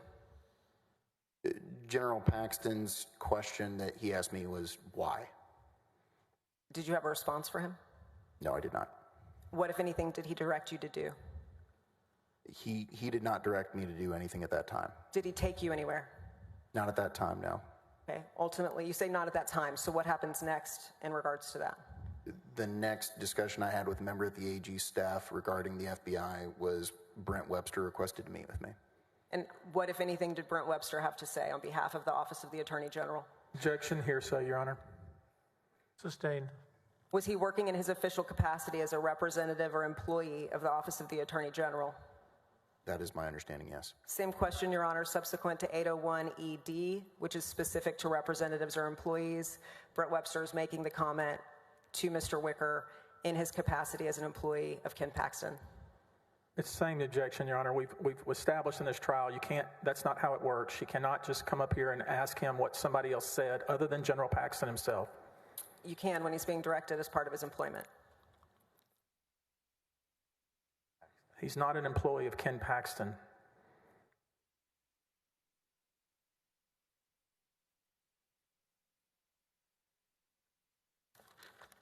He's an agent of Ken Paxton, so we'll overrule. Thank you. What, if anything, did Brent Webster tell you? Mr. Webster said that he understood that the FBI had reached out to me and that I should not respond. Did he tell you why? He said that I ran the risk of incriminating myself. And did he then bring you back to Ken Paxton? Eventually, yes. What was that conversation about? He believed that there was an opportunity to assert attorney-client privilege. So he too wanted to prevent you from speaking to FBI? It certainly seems that way, yes. And were you asked to speak to anyone else about this? Leslie French. And what did she tell you to do? Leslie French advised me that she had been through something similar and that there was nothing to worry about, that the AG's office would provide me with counsel while I met with the FBI, and that there was no need for me to bring my own counsel. What was your response? My response was that I would feel more comfortable retaining my own counsel that would look out for my interests. Why did you respond that way? Because that's where I would have been that's how I would have felt comfortable in that instance. After all of this, what decision do you ultimately make about this promotion? The conversation that occurred regarding the promotion was all at once, and this was actually, I informed General Paxton that I would not be taking the promotion, but I would gladly accept the responsibilities. Why were you making that distinction? I did not want the general to have the appearance of having offered me anything in light of the FBI reaching out. So you were trying to protect the appearance of what that would look like for General Paxton? For General Paxton and myself. Thank you. Did you ultimately put in your notice and quit? I did resign, yes. Was that on November 2nd, 2020? If I recall correctly, yes. Makes sense then that payments would stop, is that correct? Yes. And did they stop from the Office of the Attorney General? They did. Did they stop overall? No. What else were you provided? I was continued to be provided a monthly stipend by the campaign. Did you notify Ken Paxton's campaign that you were still receiving money and that you should not be? No, I had let them know that I was leaving and to cut off my access to both the email and the calendar, and that I should cease receiving stipends.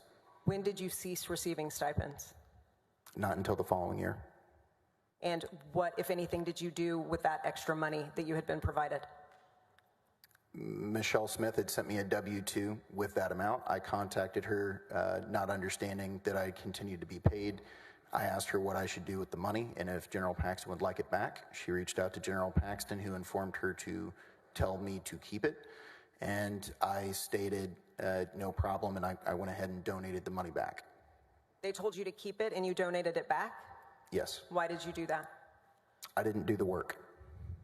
How did you feel about receiving money from Ken Paxton's campaign after you ceased employment and in light of all the facts relevant today? I have no reason to believe that it was with malicious intent. It might have been an innocent mistake. I think maybe more specifically, I'm talking about your character. What made you return it? I didn't put in the work, and I did not want any instance, I didn't want it to appear as though I might have any conflict of interest if anything like this ever came about. Thank you, sir. Pass the witness. We're going to take a break now, and members, we went longer in this section, so we'll take a 20-minute break, and then we'll go till 12:30. We'll move lunch 12:30 to 1:30 today. So be back here at 15 minutes after 11.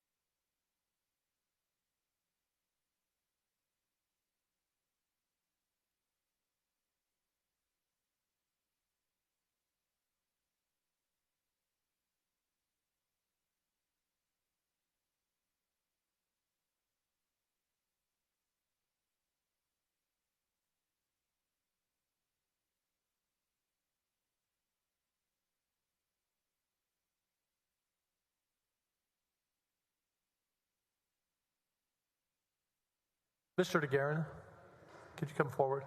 Ms. Epley, come forward. Anyone from the other side?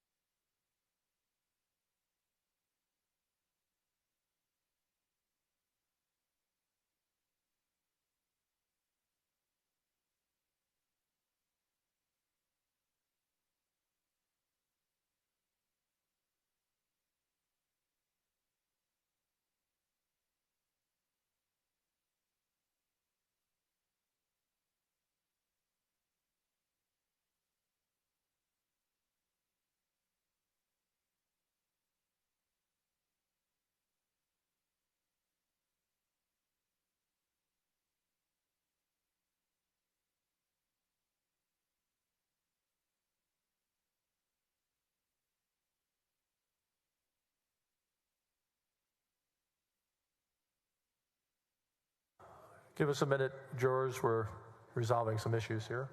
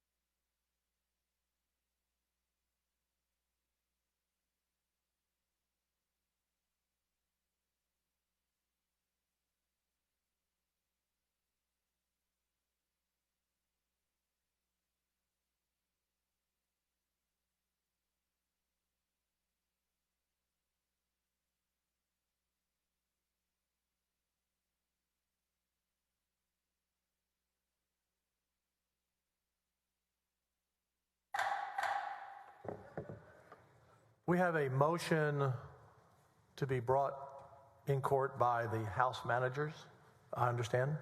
Mr. President, yes, we'd like to present a motion for reconsideration and amendment of the Senate Rule 27 and 30A. Please bring it forward. Yes, sir. I'm not going to read the whole motion, members. You will have an opportunity to do that later. In short, they want to amend the rules so that after deliberations, when you vote for acquittal or conviction, if you vote for conviction, it automatically prevents the Attorney General from serving in office again. They want to combine that. That's what the motion is. It has to lay out for 24 hours. It's 11:30, so we would not take it up until 11:30 tomorrow, and that will come to you to do with as you decide. You can table it, you can take it up, whatever you decide. So I want you to be aware of that motion because that's the proper procedure if the parties are making a motion to bring it to me and for me to share it with you. Mr. Busby. Thank you, Your Honor. Is it okay if I call you Drew? Turn your mic on there. There we go. Is this better? Okay? Yes, sir. That is okay. I hope you don't think I'm being disrespectful. Yeah, go ahead. We did speak on the phone a couple of nights ago. Yes, sir. Okay. And you also talked to these folks over here as well? Yes, sir. Okay. I want to clear something up. When you were working as an aide to General Paxton, you were getting paid not only from the state, but also from his campaign. Yes, sir. That is correct. Because you were doing some things not only for the state, but you were doing other business for General Paxton. Correct. And so it would make sense that you would be paid by both entities. Yes, sir. And as I understand it, you were getting paid direct deposit by the campaign? Yes, sir. Okay, so just to clear this up, when you decided to leave the AG's office and go and work in your family's business, somebody forgot to turn off your direct deposit from the campaign. Yes, sir. It wasn't somebody like still giving you checks. It was just an automatic direct deposit. Objection, speculation. I mean, you know how you're getting paid in your own bank account. I'll sustain the objection, but you can ask again. You know how you were getting paid. It was a direct deposit into your bank account, wasn't it? That's correct. And it just continued until you raised the issue and then you gave the money back, right? Objection, speculation. We've already heard from this. Overruled. Isn't that what happened when it was figured out? General Paxton said, well, just keep the money, Drew, and you decided, no, the better thing to do is just give it back to the campaign, right? That is correct. Okay. You talked about 3 lunches in your direct, did you not? I did. These were at restaurants? Yes, sir. In a public place? Yes, sir. Was anybody hiding or in a secret dark back room? Not to my knowledge. Anybody that walked in the restaurant could see General Paxton there, could see you there, could see whoever he was having lunch with there, right? That is correct. Wasn't anything secret about that at all, was there? No, sir. Okay.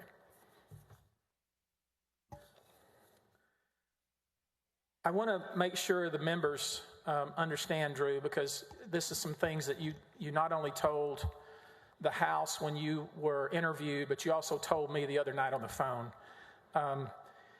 When you were working for General Paxton, you almost considered him family, didn't you?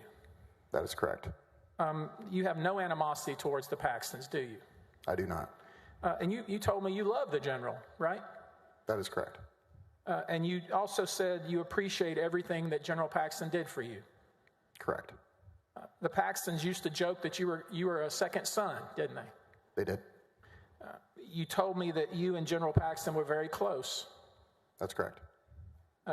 Are you accusing, and I don't think you are, I just want to make it clear, because you were probably with General Paxton more than anyone else during that time frame that you were working for him, weren't you? Yes. I mean, I want to make it clear. I think that the senators know, but just for the public, sometimes you would be what's called a body man. You ever heard that term? Yes, I've heard that term. Yeah, and basically you're with your boss all the time until he releases you for the day. That is correct. So you would have been spending more time with General Paxton than anyone else, right? Yes. More so than even his wife, Angela. Yes. You're not accusing him of bribery, are you? I'm not. Let's be clear. The guy that spent more time, and that's you, Drew, with General Paxton than anyone else during the time frame that we're here to talk about is absolutely not accusing General Paxton of doing anything wrong at all, are you? I'm not accusing anybody of anything, no. Okay.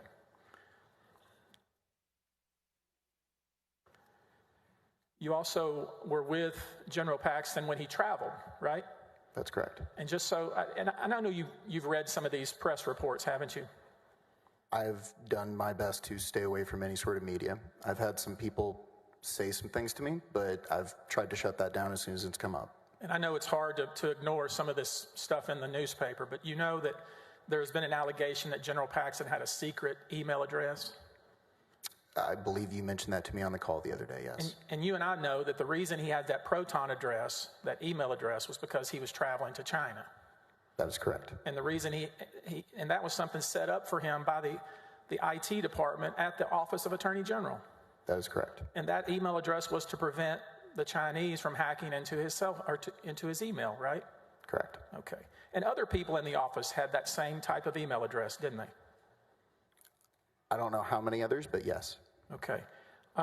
You remember the suggestion of burner phones? Miss Epley mentioned it earlier, but yes. Yeah, it was, and I know you probably haven't been reading the newspaper, but let's just go ahead and get this out of the way. If a burner phone is a phone, a plastic phone that you can buy at a convenience store with a certain amount of minutes, and when it's over, you break it and throw it in the trash. General Paxton never had anything like that, did he? Not to my knowledge, no. He never had any burner phone, did he? Not under that definition, no, sir. Okay.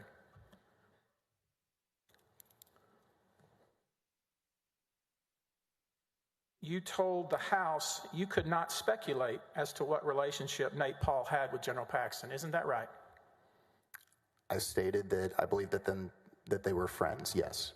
But I wouldn't speculate beyond that. Yeah, that's all you know, right? Yes. Okay.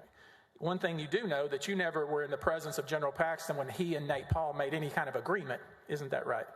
That is correct. I mean, let's be clear. They've been throwing around this word conspiracy for literally a week and almost a half, and you were the man who was with General Paxton more than anyone else, and you can say definitively, you never saw Nate Paul and General Paxton reach any sort of agreement whatsoever. Isn't that right? No, sir. Is that right? For the conversations I was privy to, that is an accurate statement. Yes, sir. Okay. You don't have any actual knowledge that Nate Paul ever did anything for General Paxton other than buy a lunch. Isn't that right? That is correct. Let's be clear. The man that was with General Paxton more than anyone else is testifying under oath that you have no evidence, no knowledge that Nate Paul ever did anything for General Paxton other than buy a lunch. Isn't that true? That is correct. Now, you have seen some speculation in the newspaper and the press, haven't you? Prior to this trial, yes. Yeah.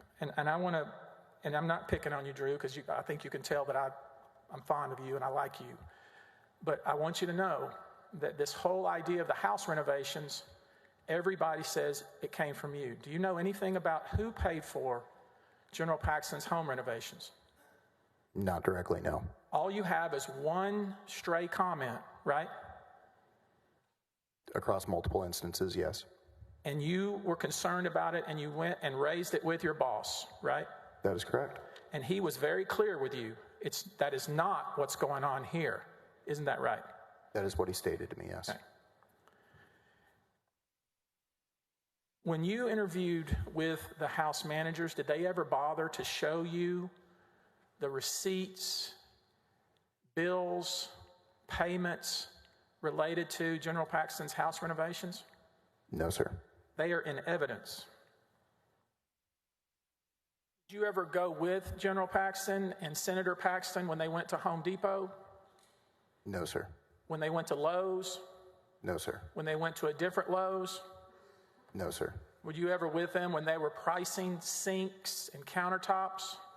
No, sir. You did say in your testimony to the House that General Paxton's, I don't want to use the wrong word, but he's close with his money. Yes. I don't want to call him cheap because he's my client, but he pays attention to what he spends. The word I would use is frugal. Frugal, good word, okay. You believed, based on what some people have told you or maybe what you read, that General Paxton got granite countertops? That was what I read in one news article, yes. Okay, let's let that sink in. And when you read that, and when you connected it to the statement you say you heard, you thought, well, there it is. General Paxton got granite countertops paid for by Nate Paul, right? No, sir. You still didn't believe that, did you? No, sir. In terms of the timing, I had already made my statements to the House committee, and the article that I read and am referencing now, I believe, came out after that. Okay, and I'm not talking about that. I just want to make sure that at some point in time, you believed that General Paxton had gotten granite countertops, right? I had heard that. I don't think I believed that. No, sir. Do you believe it now? No, sir. Let's pull up, Eric, if you will, Attorney General Exhibit 371.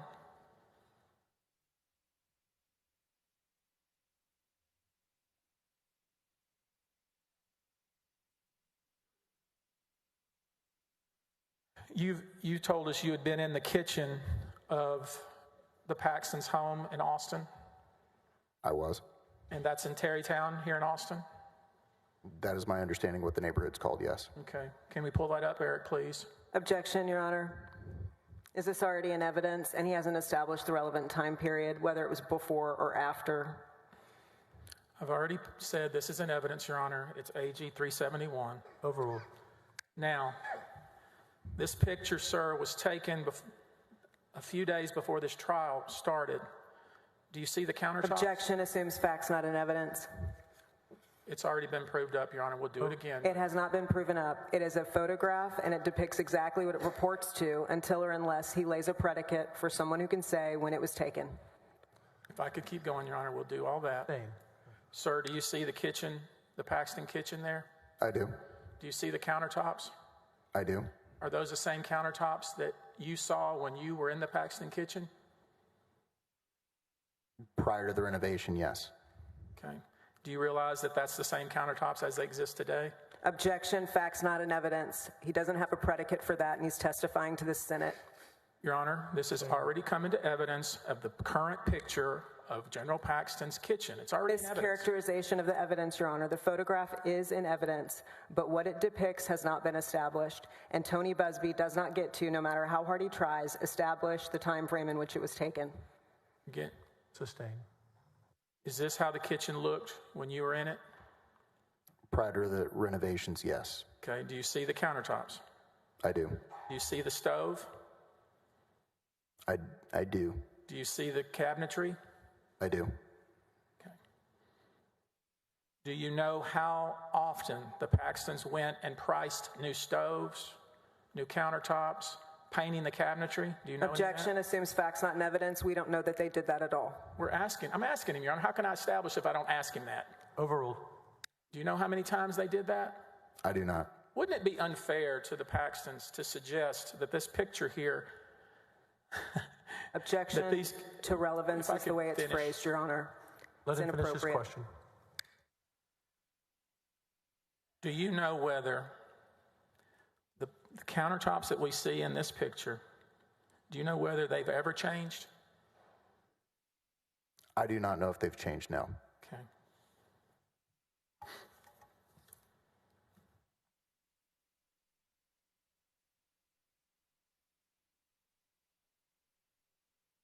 In evidence is Exhibit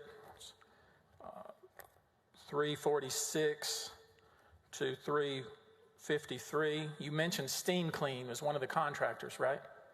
Yes, sir. And you had to deal with them? I believe I was copied on email correspondence. Okay. And did you know that there was more work that the Paxtons wanted beyond what Steam Clean was going to do? I wasn't that involved in the detail of the Steam team. Okay. Did you talk to us about how you had some involvement with an insurance adjuster? The involvement being that I showed him the home? Yes. And the insurance company was USAA? I believe that's correct. Let's look at what's in evidence. AG Exhibit 410, second page.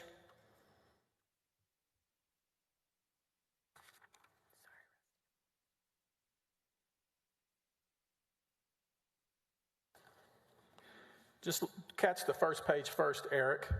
Can you confirm with me, Mr. Wicker, Drew, that the date of this correspondence from USAA is September 16th, 2020? I can. And let's turn to the second page. Do you see that the policyholder is Warren Paxton, your former boss? Yes. Okay. And you see there's a claim number there? I do.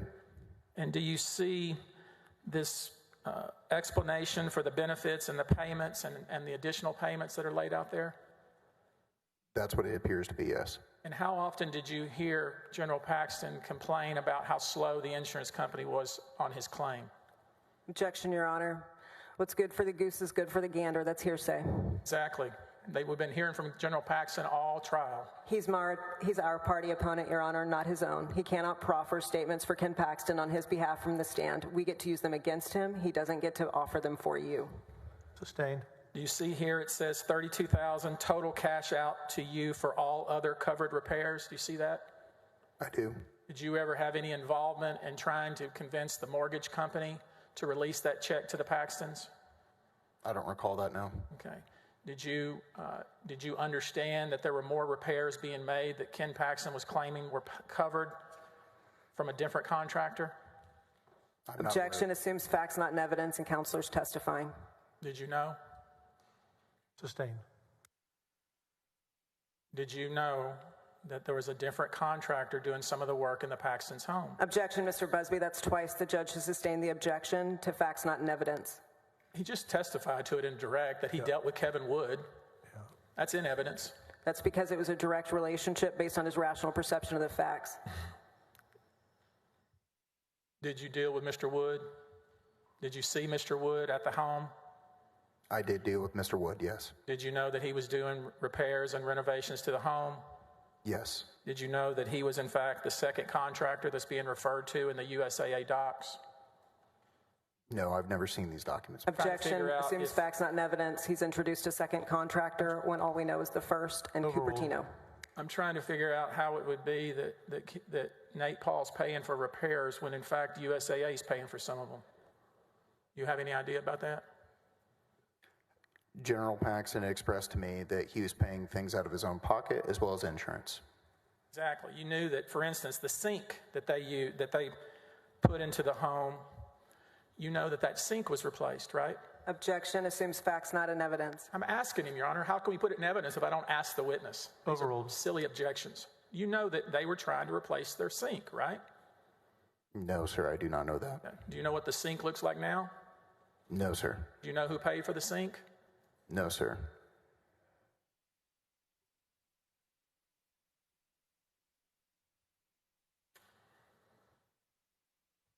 Your Honor, we're going to offer AG Exhibit 433, which is all the pictures. Objection, Your Honor. That Angela, let me offer the exhibit first.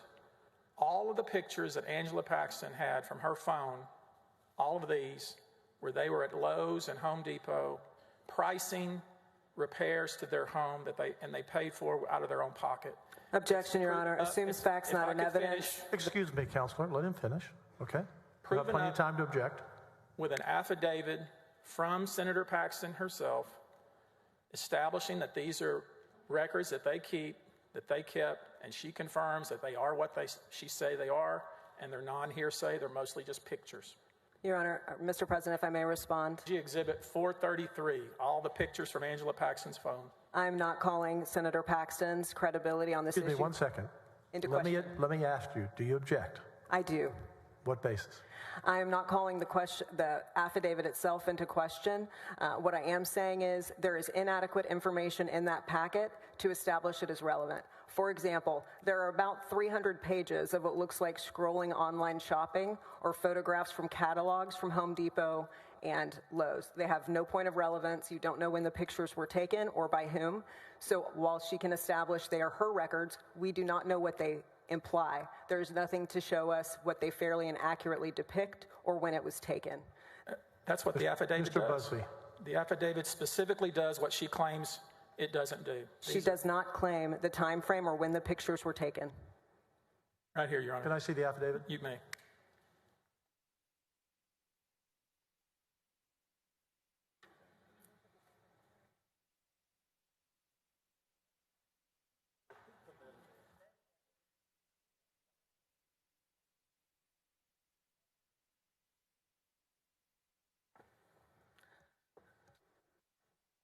Further, Mr. President, I would point out that their business record affidavit has not been on file for 14 days, and no metadata is included, which would have been easily provided if they'd done a Celebrite dump of the cell phone.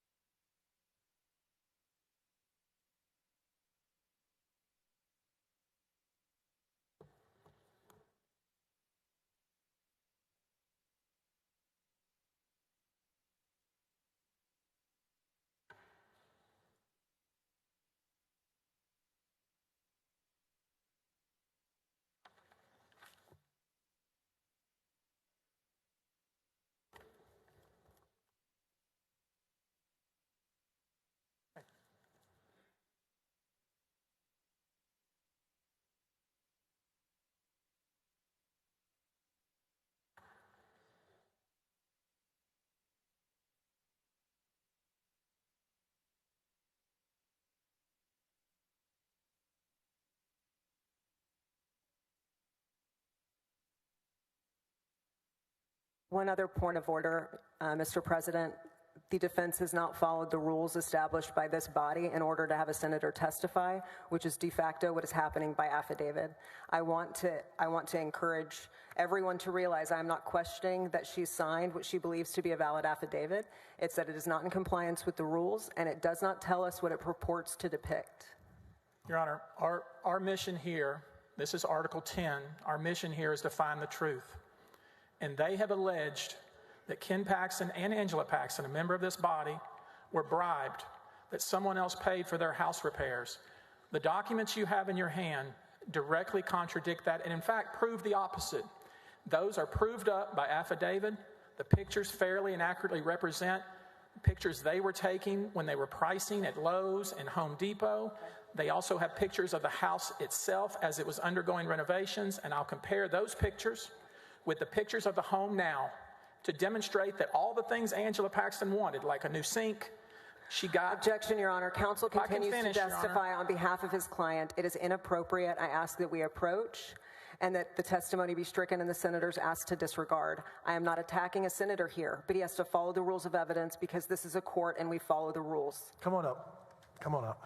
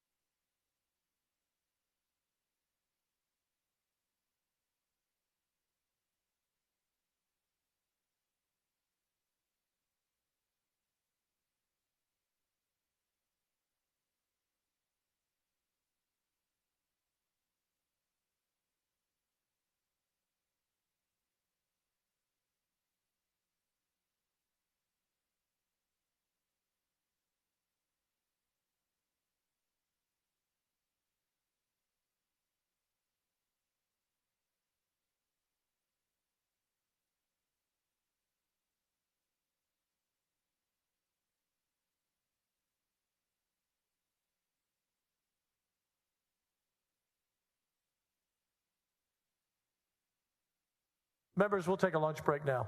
Be back at 1 o'clock.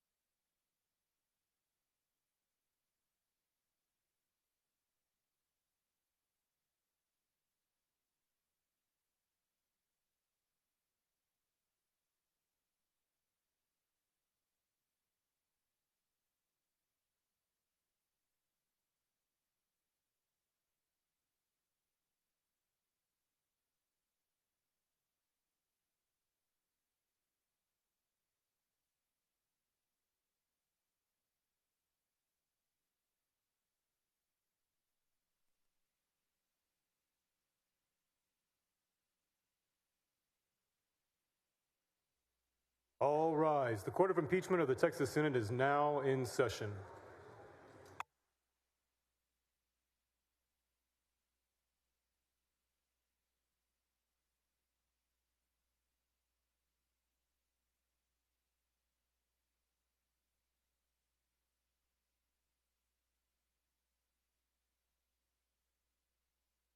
Would the parties come forward?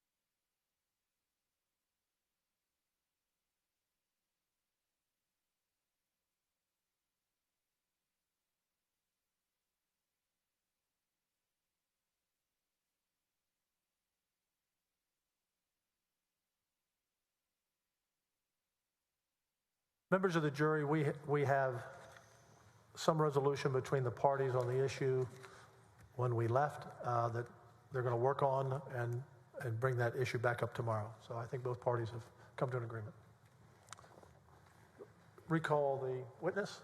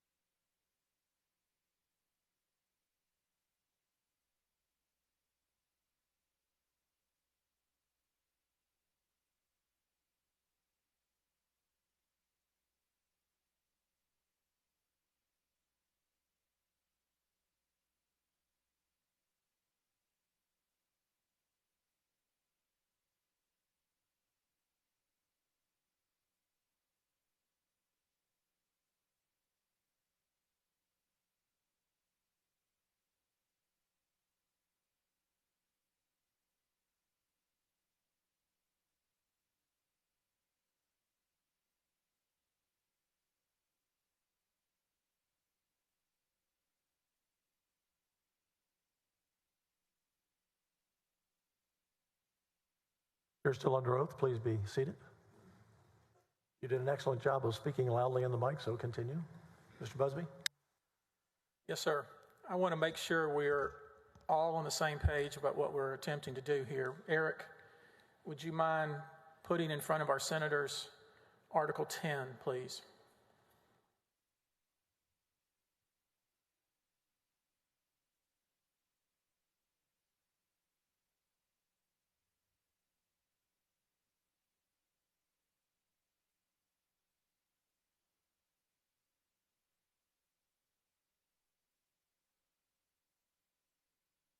Drew, help me here a little bit. Article 10 alleges constitutional bribery. Do you see that? Yes, sir, I do. It says in the second paragraph, specifically, Paxton benefited from Nate Paul providing renovations to Paxton's home. Did I read that right? Yes, sir, you did. You understand that's the allegation being made, right? Yes, sir. Now, you had told us about a conversation you heard at the Paxton's Terrytown home, right? Yes, sir. It was you, it was General Paxton, and it was a gentleman named Kevin Wood in the kitchen, correct? That is correct. Now, of course, you've told us all that you never saw Nate Paul at General Paxton's home, true? That is correct. And you knew that the Paxton's home had water damage, right? Correct. And you knew Kevin Wood was the contractor, right? That is correct. And you knew that the Paxtons had decided to do some additional renovations at the same time they were fixing the water damage, right? Yes, sir. And you say you were in the kitchen with General Paxton and Kevin Wood, and they were talking about redoing the countertops, right? That is correct. And the mention was that Angela wanted granite countertops, right? That General Paxton and her had both decided they would like granite countertops, correct? And you said that at some point the cost of that was mentioned to be $20,000. Yes, sir. Okay. And you can't tell us here whether the Paxtons actually got these $20,000 countertops, can you?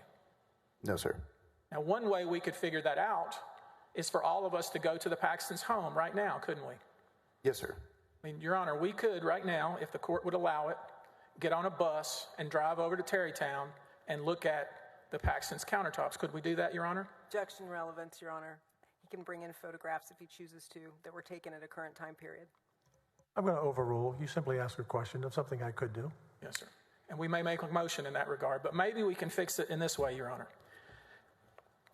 We had previously looked at an exhibit put into evidence by the House Board of Managers. Let's look at House Board of Managers 703. And Eric, if you would, turn to the 4th page of this exhibit that's in evidence.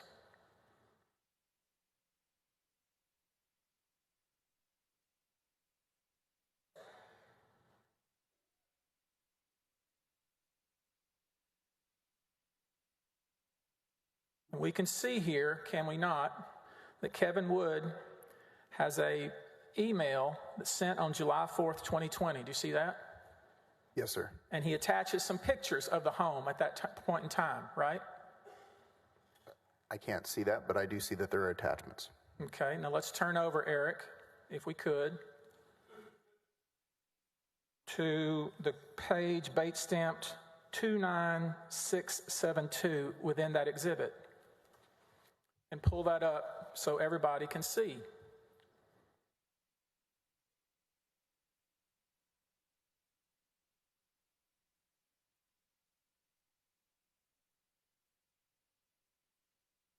And try to bring that picture up so we all can see it, Eric.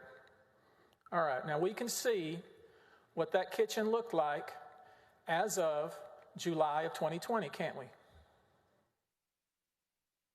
Yes, sir. I want you to look very carefully at it. Can you see the stove? Yes, sir. Can you see the countertops? It's a little bit grainy, but yes. And that's how the house looked when you were in that kitchen with General Paxton and with Kevin Wood. Isn't that right? It was mostly covered up by renovations, but yes. Now, so this is, we'll call this the before, okay? Yes, sir. This was the before, the suggestion that we're going to make those countertops granite, right? Yes. And we're going to redo the cabinetry, right? That's another thing you mentioned. Yes, sir. All right, now let's go back, if we could, to the picture that's in evidence and marked as AG 371. And bring that up.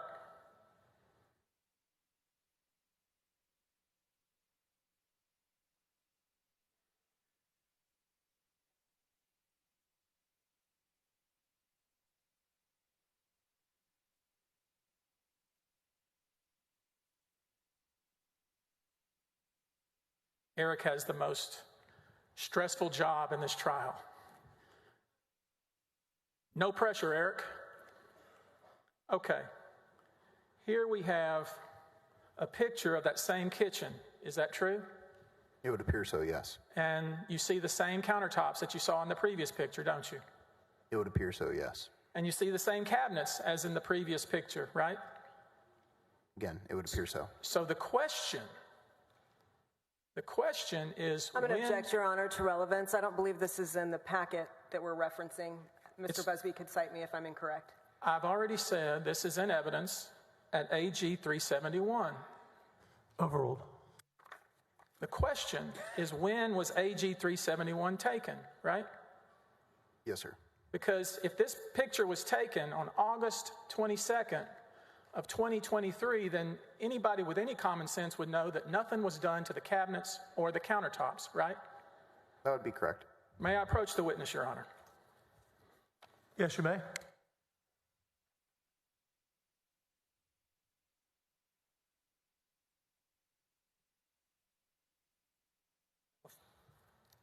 Before we testify about it, just confirm with me that what you've been handed, which is now... Objection, Your Honor, to publishing a document that's not in evidence that he has not attributed for the record. I have not published anything at this point, Your Honor. The picture is on the screen, Mr. Busby. That's the picture AG 371. This is something different. Overruled. Now, take a look at what I've handed you, AG 1051, and would you confirm with me that the picture you're holding in your hands is the same picture that we see on the screen, which is AG 371? It appears so, yes. And do you see the exhibit you're holding in your hand has, in fact, the date and where the picture was taken? It does. Your Honor, we offer AG 151. Have you shown it to the defense? May I see a copy and the date that was referenced? It's coming to both of us. We'd like to have one. Okay. Give a copy to the other side. Give it to them please. first.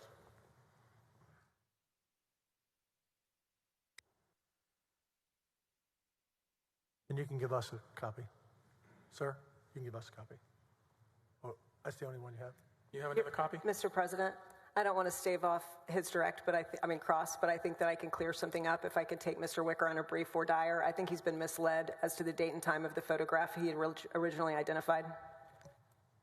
Again, Your Honor, I'm asking this witness if he has now the date the picture was taken on a cell phone, the exact same picture that's already in evidence. It's not very hard. We're going to get to the truth here. Overruled. Tell us, sir, the date of the picture you have in your hand. It states that it was Tuesday, August 22nd, 2023 at 4:50 p.m. And where was the picture taken? It says Austin, Terrytown. Your Honor, we offer AG 1051.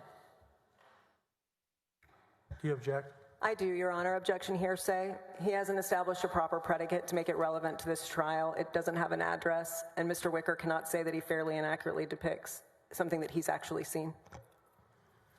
Overruled. Now, Eric, please publish for the ladies and gentlemen of this distinguished jury the picture of the Terrytown Paxton home that was taken in August of this year. Do you see there, sir, that the cabinets have never changed? It would appear so, yes. Do you see there, sir, that the countertops have never changed? Mr. President, I'm sorry. I must insist. He's provided metadata, but without any source for it. I am not trying to impugn his character, but this is a court of law, and he has to establish the predicate for the information that's contained below. He has not done that, and he intends to rely upon it. It is hearsay. It's in evidence already, Your Honor. You've ruled on it. It's in evidence. Your Honor, with all respect to Mr. Busby, he's misleading you. The photograph is in evidence. The information contained beneath it is not. That's what he's asking you to do now. Again, we can look back with the court reporter. I offered 1051. The court allowed it. In that case, Mr. President, it is fully within your discretion to correct an error. I am not conceding that it is admitted, but if it were, in light of the fact that he cannot establish that anything beneath that photograph is true and he intends to dance upon it, I would ask that the court help correct that issue.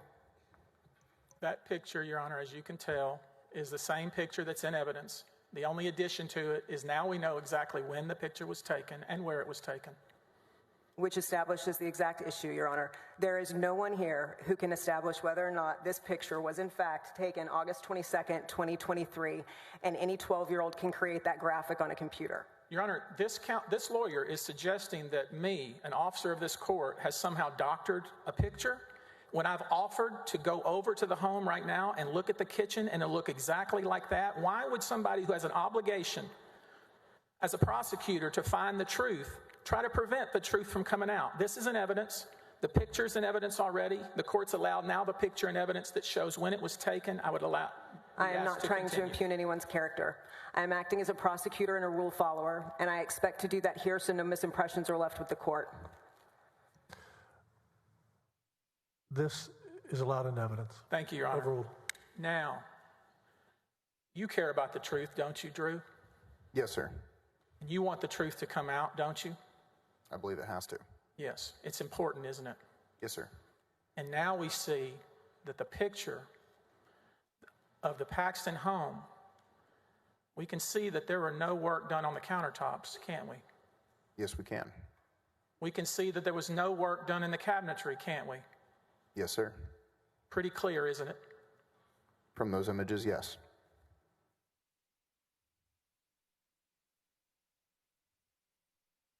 Accusing someone of bribery for accepting granite countertops and new cabinetry is a very serious allegation, isn't it? I would agree. And you understand that Mr. Paxton, General Paxton, has no obligation to prove anything, right? He's being accused. Yes, sir. He didn't have to prove anything, does he? Yes, sir. But we've proven that the countertops were not altered in any way, haven't we? The countertops appear to have not been altered. The cabinets have not been altered in any way, have they? It would appear that way, yes, sir. And in fact, we've created a comparison picture. It's Exhibit 1052, AG 1052. May I approach?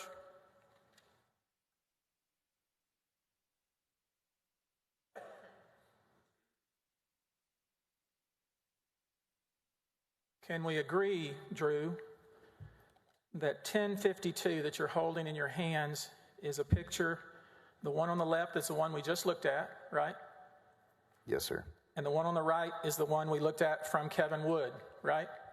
That is correct. And they're side by side on this exhibit, true? That is correct. And we know the one on the right was taken in July of 2020, right? Yes, sir. And we know the one on the left was taken years later, August 2023, don't we? Yes, sir. We offer 1052. Do you have a copy of that? Would you please provide a copy?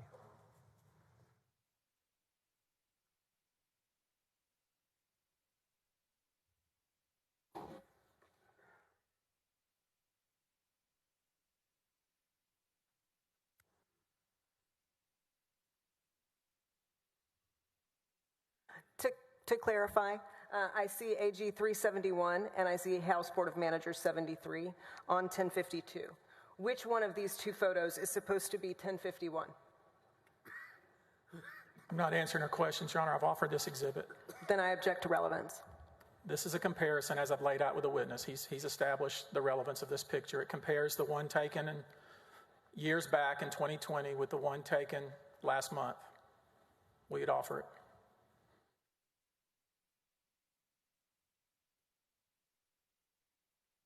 Overruled. Would it be accepted, Your Honor? What is the number again? 1052. 1052 is admitted into evidence. Thank you, Your Honor. So can we agree, Drew, that your concerns now have been put to bed, at least with regard to the countertops and the cabinetry? With regards to those two items, yes, sir. I mean, now you're satisfied, right? Yes, sir. Okay. Now, I want to show you some other documents and evidence. I mean, it shouldn't be that a friend, a family member has to prove their innocence, should it? In a court of law, my understanding is that they're supposed to provide evidence to answer the charges. The answer to your question is no, you're innocent until proven guilty. Yeah. AG Exhibit 332. Thank you, Eric.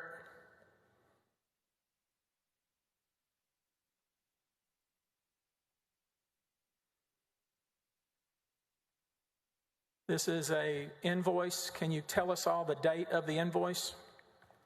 The date of the invoice is September 1st, 2020. And the invoice is from whom? Cupertino Builders. And I just want you to keep that date in your mind, September 1, 2020. Can you do that for me, Drew? Yes, sir. All right, Eric, go to AG Exhibit 410.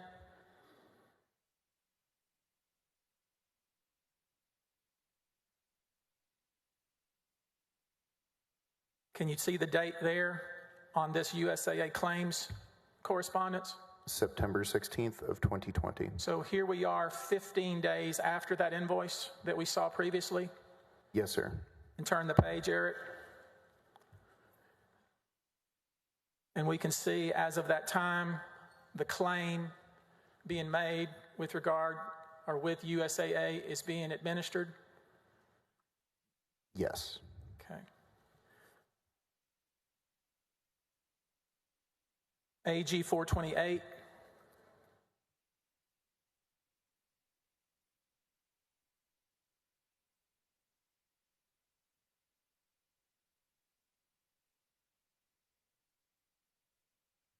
Drew, this is a document that's in evidence from the state of Delaware. Do you see that?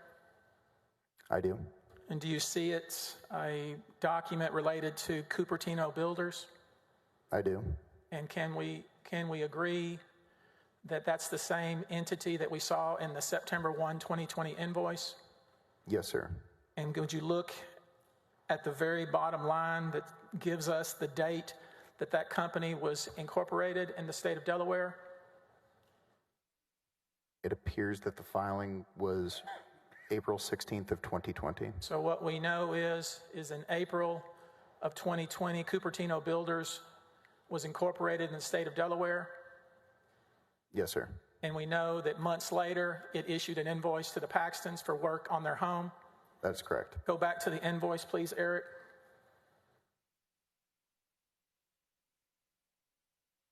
Go back to AG 332, Eric. I just want to look at this invoice that was issued September 1, 2020, okay?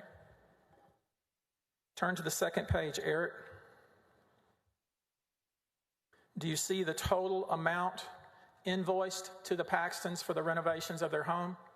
$121,000, 817. You have a pen with you?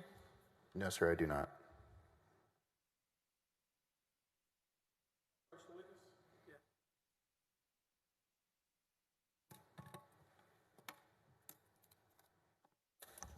Drew, would you do me the favor of writing down the amount of that invoice on your Post-it note there?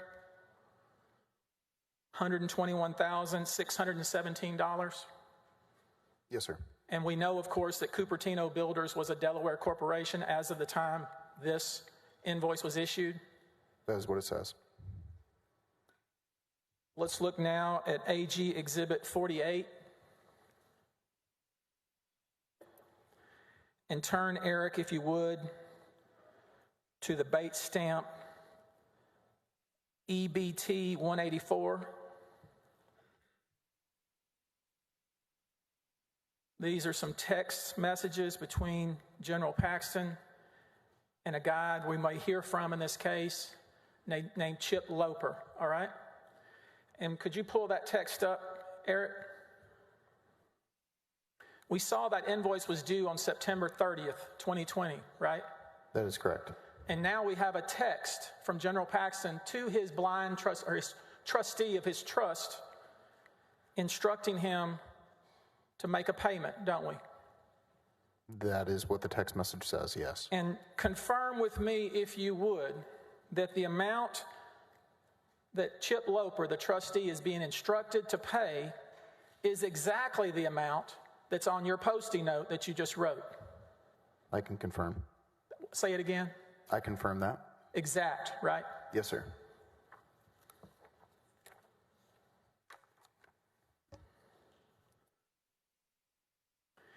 Eric, bring up AG Exhibit 47. So what we've seen so far, Drew, is we've seen an invoice that's due on September 30th, right? Yes, sir. We've seen a text from Mr. Paxton to his trustee instructing him to pay, right? Yes, sir. And we know those amounts are the same, true?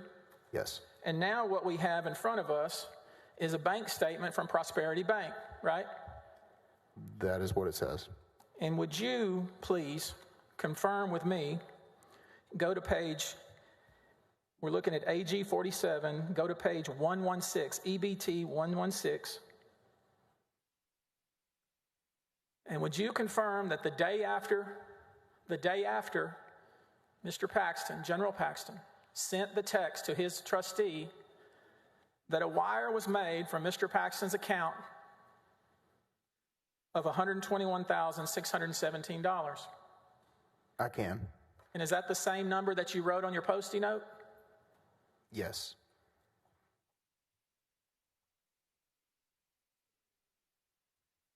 And let's go to AG 333.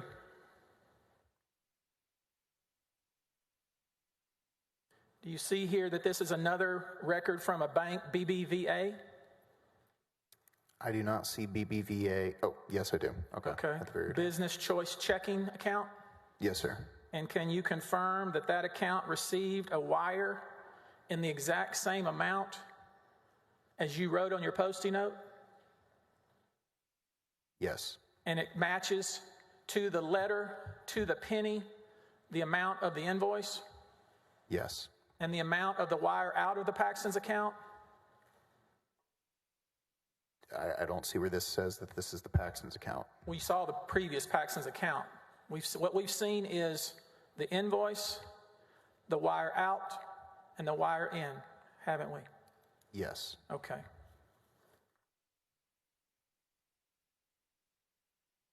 When you raised your concern, because, I mean, that's what you raised it first with some of the folks in the office. Is that how it went?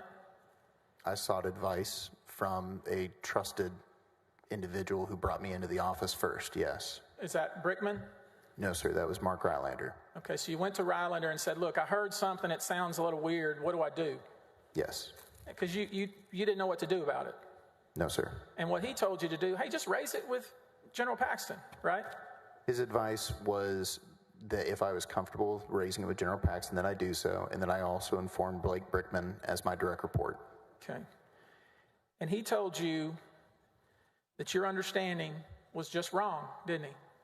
That is what General Paxton said, yes. He also told you he appreciated you bringing that to his attention, right? That is correct. And you accepted that, didn't you? Yes. And it seemed logical, didn't it? I still had some questions, but yes, I did take it at face value. And he never told you not to tell anybody, did he? No, sir. I mean, he never said, hey, keep it on the down low, Drew, did he? No, sir. He told you specifically, Drew, I'm paying for these renovations, but I appreciate you sharing that with me, but that is not what this is, right? Yes, sir. And you took his word for it, didn't you? I took his word for it. Now, you don't have any personal knowledge about any relationship General Paxton may or may not have had with anyone named Laura Olson, do you? I've only witnessed them together the one time. So you don't have any personal knowledge about their relationship other than you saw a woman come out of an elevator, right? I saw Laura Olson come out of an elevator, yes. Okay. Now, these trusted people you mentioned in the office, you were talking to them often, weren't you? On a daily basis. Y'all were friends? Yes. Did you know they took General Paxton's name off the letterhead? I don't know what that's Objection, Your Honor. to. Facts not in evidence and proven to be false in the course of this trial. Sustained. Did you ever discuss with them taking General Paxton's name off his own letterhead? No. Objection, Your Honor. Question calls for hearsay, and it's facts not in evidence. Sustained. Now, just so we're clear, you are not accusing or providing any evidence that General Paxton did anything wrong in this case, are you? The only evidence that I bring to the table is what I overheard and what I've reported. That is it. Pass the witness, Your Honor. Watch your foot. I don't want to hit your foot there. That's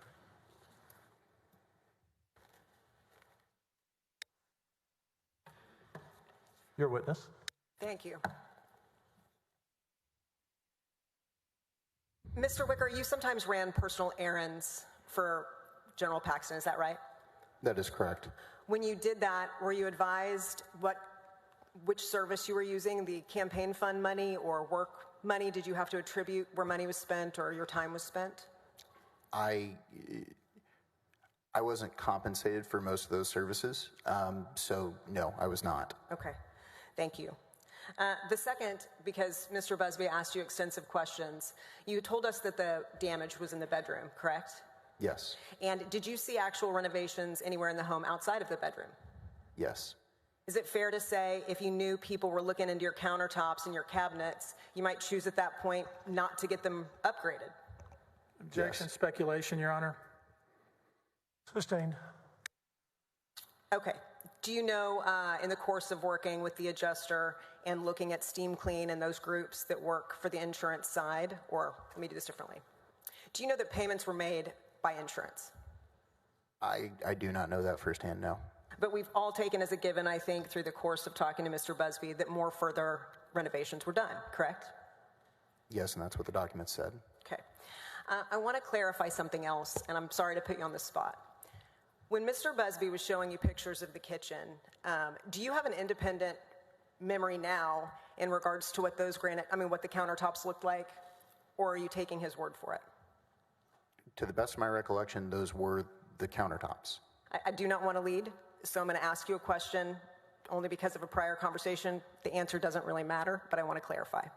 Didn't you say redo the granite countertops when we first spoke, meaning what was being changed may or may not be granite again? That was a mistake on my part, and as I mentioned to both you and Mr. Busby, I had to amend that statement to be more consistent with other statements made to law enforcement. I see. So you've already had a conversation specific about this with Mr. Busby? I did. Okay. Have you and I had this particular conversation? To the best of my recollection, yes. Okay. And so when you made that correction for yourself, it's not because you were lying the first time, right? No. Okay.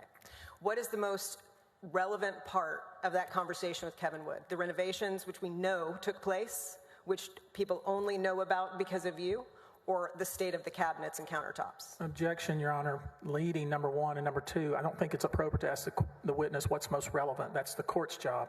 I think I've made the point. It's okay. I'll move on. Sustained. Thank you. How many times did you hear the phrase, "I'll have to check with Nate"? 3 times. Over the course of one day or multiple days? In the course of one conversation.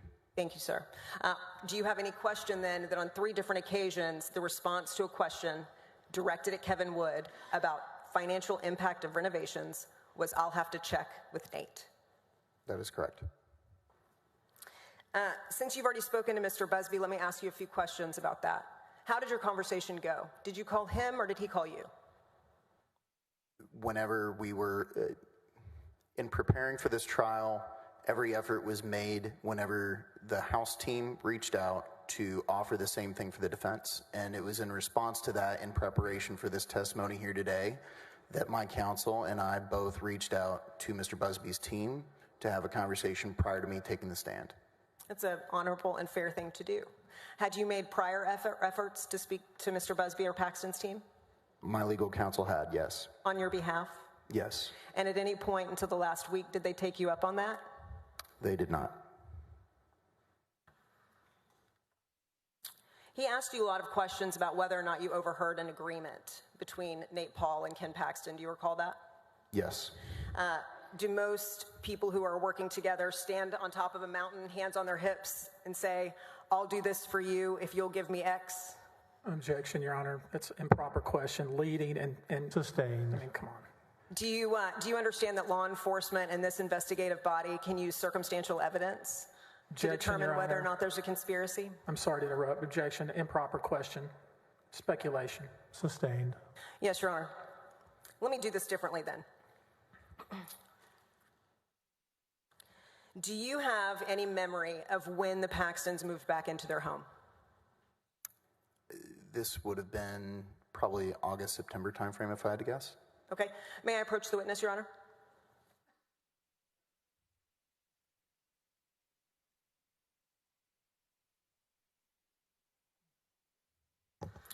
For the record, I'm showing him what's marked as 698 and not in evidence as a document to refresh his recollection. Mr. Wicker, do you recognize that? I do. If you can just give me 1 second to read. Yes, sir. Can I get a copy of that, Your Honor? And we'd like to have a copy.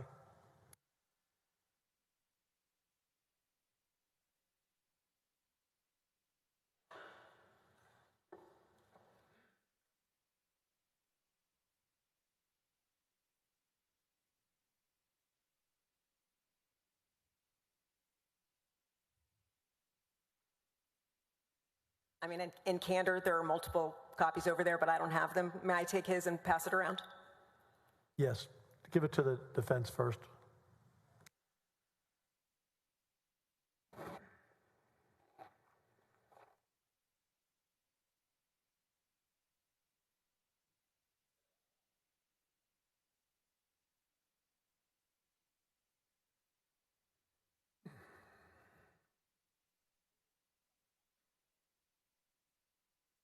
We'll stop the clock for a moment.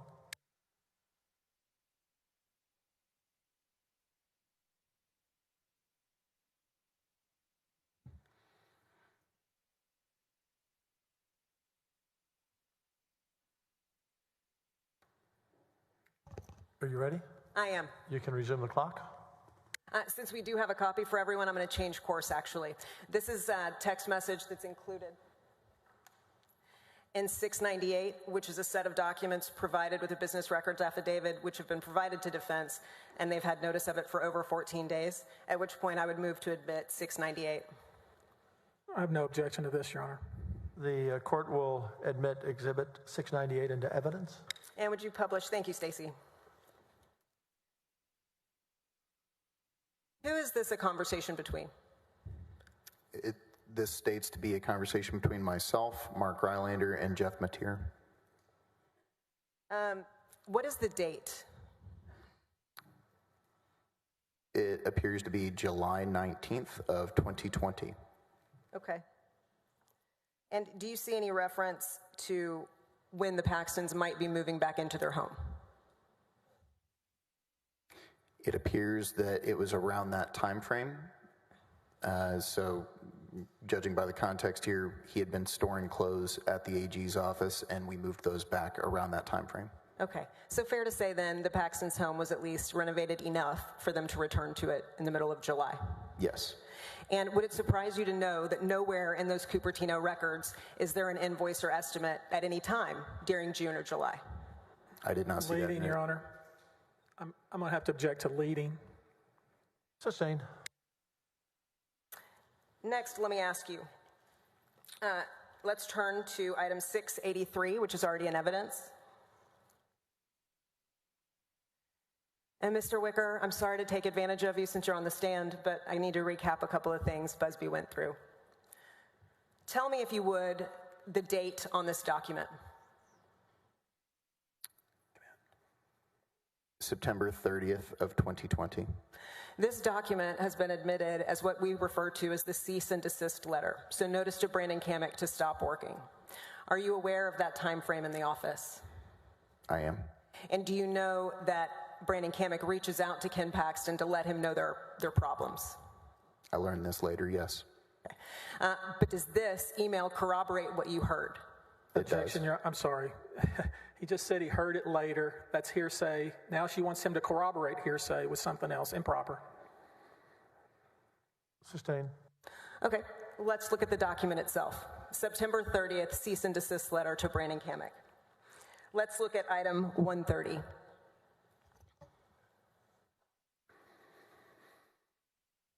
Do you see the date on this letter? September 30th, 2020. Is that 130? Yes, ma'am, please. Sorry, Stacy.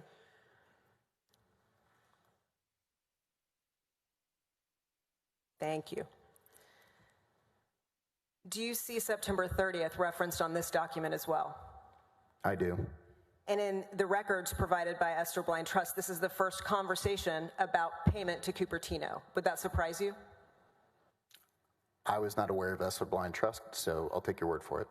So, but September 30th, Brandon Kamek is notified that there's a problem. Ken Paxton finds out, and the first thing he does is tell the Esther Blind Trust to send $121,000 to someone else. Okay. I'm going to turn your attention to item 223. I think this is also not in evidence, so do not yet. It is in? I got thumbs up from the side. In that case, will you pull up item 223? I'm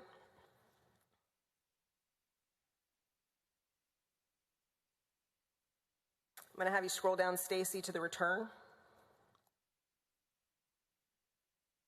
Do you recall General Paxton being out of town at the end of September, early October, as the whistleblowers are coming forward and law enforcement is being notified that they're concerned he's accepting bribes and misusing the office? These questions are no different than the way he phrases them. If I could, without being interrupted. Your Honor, this is outside the scope. I just want to flag that for the court. I'm going to let her do this because I want to talk about a few of these things that are outside as well. It is outside the scope, but he's not objecting, so he will be able to do the same. Yes, Your Honor. If it would have been helpful, though, I took extensive notes. Mr. Busby opened up all of these doors for me. Yes, sir. Thank you. You're both out of scope, okay? You're both free. On October 1st, do you know where General Paxton was in regards to the office? Did he come in? No, ma'am. And I'm going to have Stacy scroll down a little.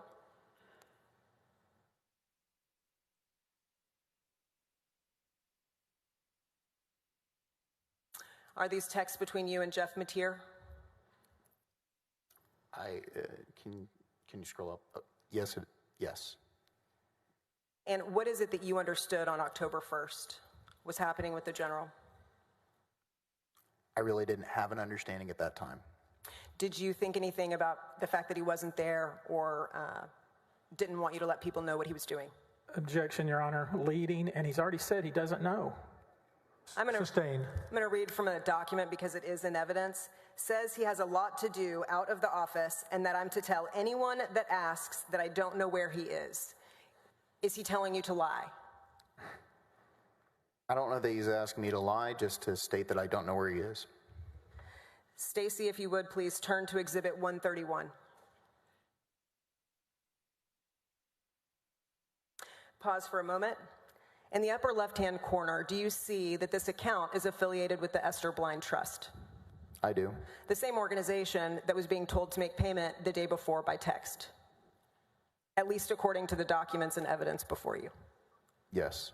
Do you see, scroll down for me, do you see that same $121,000 payment, $617, being made as it was requested by Ken Paxton? I do. And do you see who the recipient is? Cupertino Builders, LLC.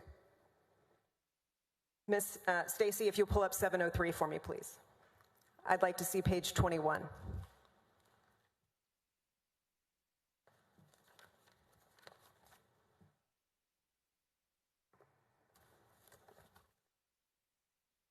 All right, Mr. Wicker, do you see who is supposed to be the count holder on these documents?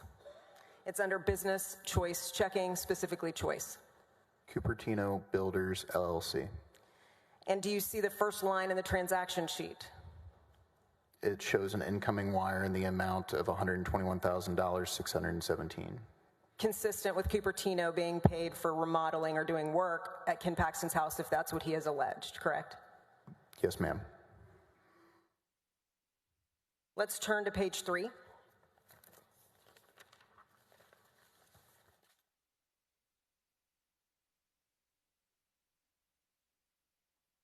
These are the same records that include Kevin Wood, the contractor who you personally met, who helped facilitate whatever upgrades Ken Paxton might want, a person whose email address suggests he is Nate at World Class, and an individual named Raj Kumar. Is that correct? Yes, ma'am. Stacy, may we see the face of the business record affidavit?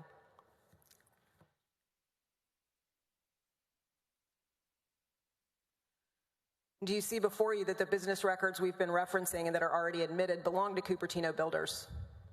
Yes. Would it surprise you to know that, as Mr. Busby pointed out, it's when they were in Delaware and before they opened a Texas affiliate? Would you have any reason to be surprised by that? Objection leading, Your Honor. Sustained.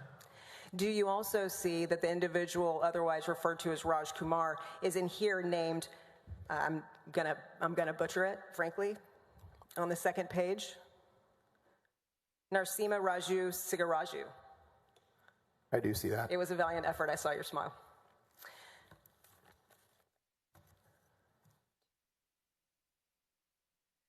Next, Stacy, may we see page 16? Is this the same invoice Mr. Busby showed you a moment ago? It appears to be, yes. The same invoice that he splashed in his press conference for representation of General Paxton? Objection, Your Honor. Improper question. She's talking about a press conference? I mean, that's not proper. I'm going to sustain, rephrase. Stacy, if you would for me, please turn to page 22.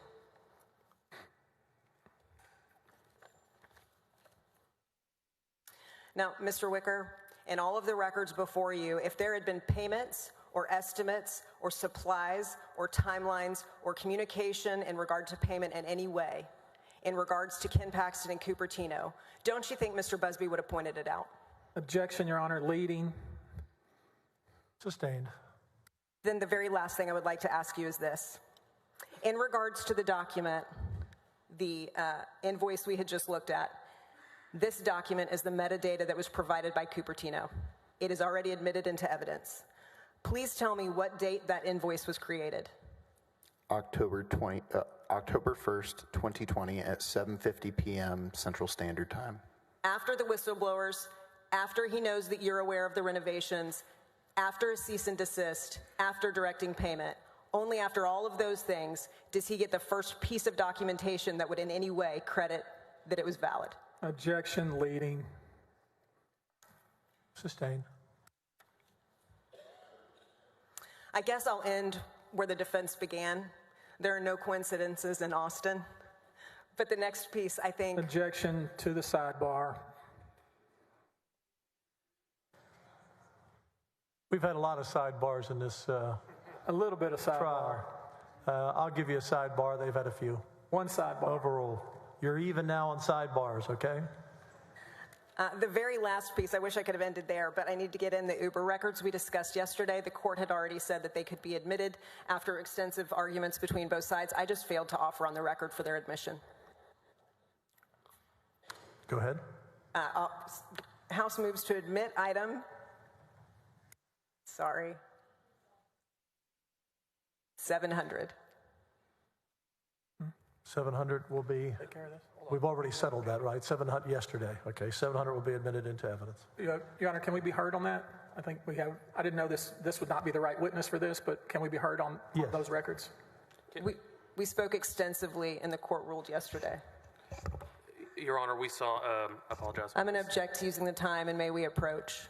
Okay. We'll stop the clock for a moment. Approach.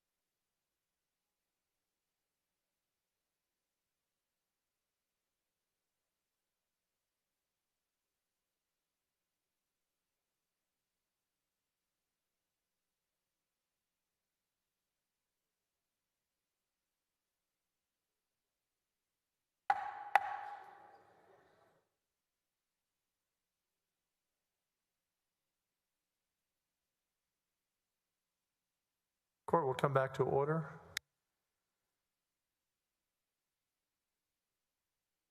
Where were we? Ms. Hepley, were you up here? I think you were. So when we last left, and you can restart the clock, you were asking to admit 700. Yes, Your Honor. There was an objection. We've looked at the two documents. I had ruled that in yesterday. We see that they are similar, and so 700 is admitted into evidence. Thank you, Mr. President. Pass the witness.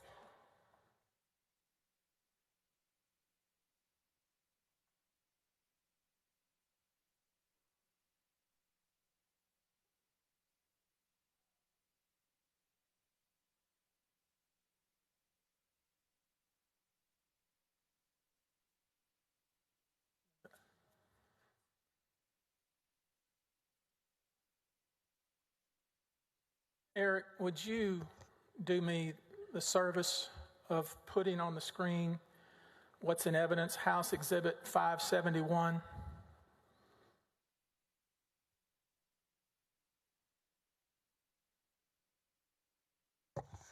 Objection, Your Honor. I don't believe this document has been admitted. We offer 571 if it's not in evidence. I'd ask that he take it off the screen, Your Honor. Take it off the screen for now, Eric.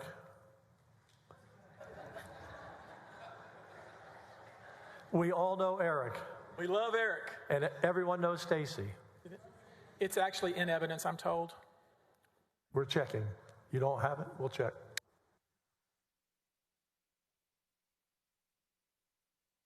Is this the House or AG's? House Board of Managers Exhibit 571. That is, Ms. Hepley, it is in evidence according to our records. Thank you, Your Honor. Very good. Thank you. All right. Pull it on the screen, Eric, and make it big. Make sure you capture the time and date of this text.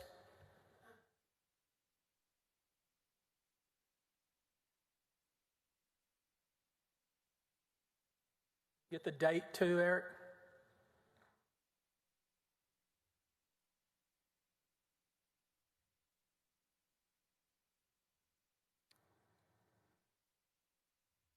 I'm going to need somebody to confirm the date. Penley 5. As we're getting this date, can you see there that there's a text sent from Jeff Mateer to General Paxton where he tells the general that yesterday each of the individuals on this text made a good faith report of violations of law? I can. Do you know what date that was done? I do not. Okay. If this text was sent on October 1st, because we know they went to the FBI on September 30th, that means they were sending this text the day after, correct? Yes. On October 1st, 2020. Make sense? Yes. So on October the 1st, 2020, Jeff Mateer, along with several other individuals, sent this text to General Paxton, right? That is what it appears to be, yes. Now let's look back now, if we could, Eric, at the date and time that the general instructed his trustee to wire the money to pay for his home renovations. You heard the suggestion, I'm sure, Drew. You heard they suggested he only did that because he knew that his people had went to the FBI? Objection, compound. I don't understand the question. Overruled. Yes. You heard that suggestion, didn't you, Drew, that the general learned that a few of his subordinates went to the FBI and therefore he hurriedly sent a text to pay for his house repairs? You heard that? That was the insinuation in the last line of questioning, yes. That's what she was insinuating, wasn't it? That is what I understood, yes. But the truth is, if we look at AG Exhibit 48, and we go to EBT 184,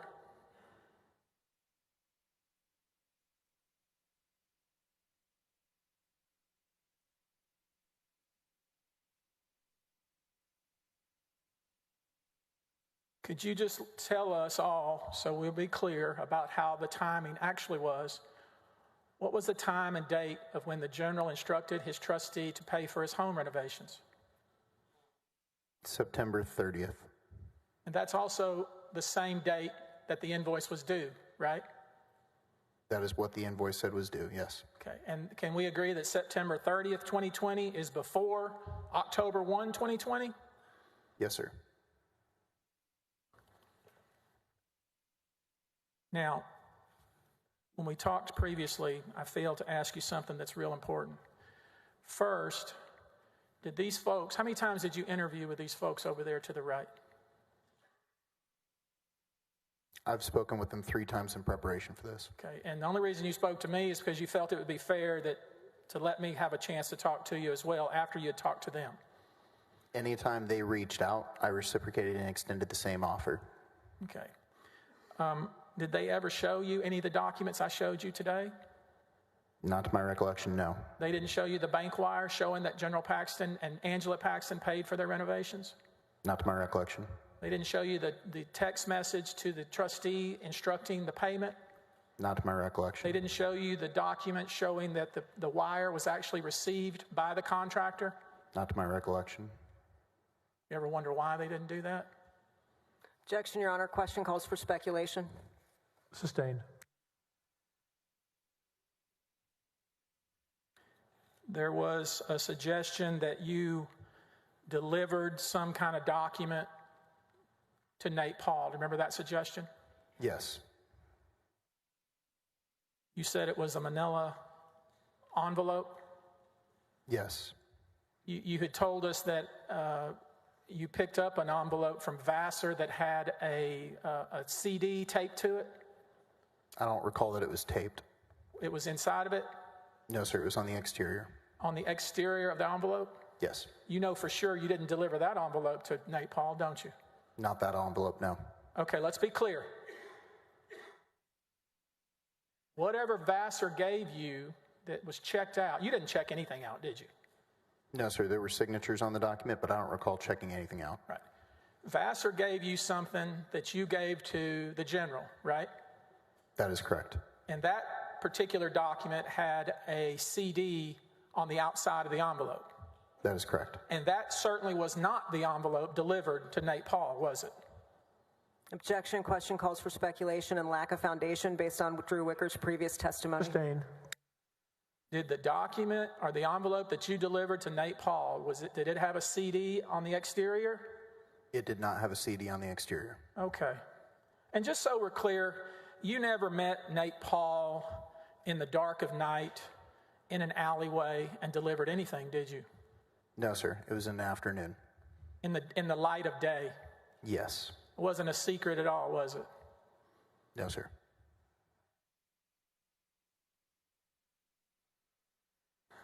You did hear some conversations between Nate Paul and General Paxton, didn't you? Yes. Let's focus on what you heard. One of the things that was discussed was whether the raid by the federal agents... Objection. Normally I wouldn't mind, but since I tried to elicit this exact testimony and don't want to waste the senator's time with a second redirect, I must object to hearsay. She already asked this question, Your Honor. I'm just clarifying what she asked this young man. I did ask it, and he objected despite me being absolutely certain it would come in. And at this point, he doesn't have the same exception because Ken Paxton is not his party opponent. Sustained.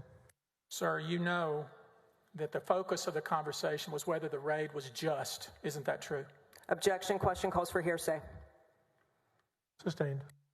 You know that the discussion that they had was whether the FBI had followed the rules, right? Objection. Question calls for hearsay. Sustained. You know that Mr. Paxton, General Paxton's discussion was whether the feds had violated the law. Isn't that right? Objection. Question calls for hearsay. Again, Your Honor, we've heard, he talked all about what Ken Paxton has said, and I'm entitled to explore that, exactly what was said.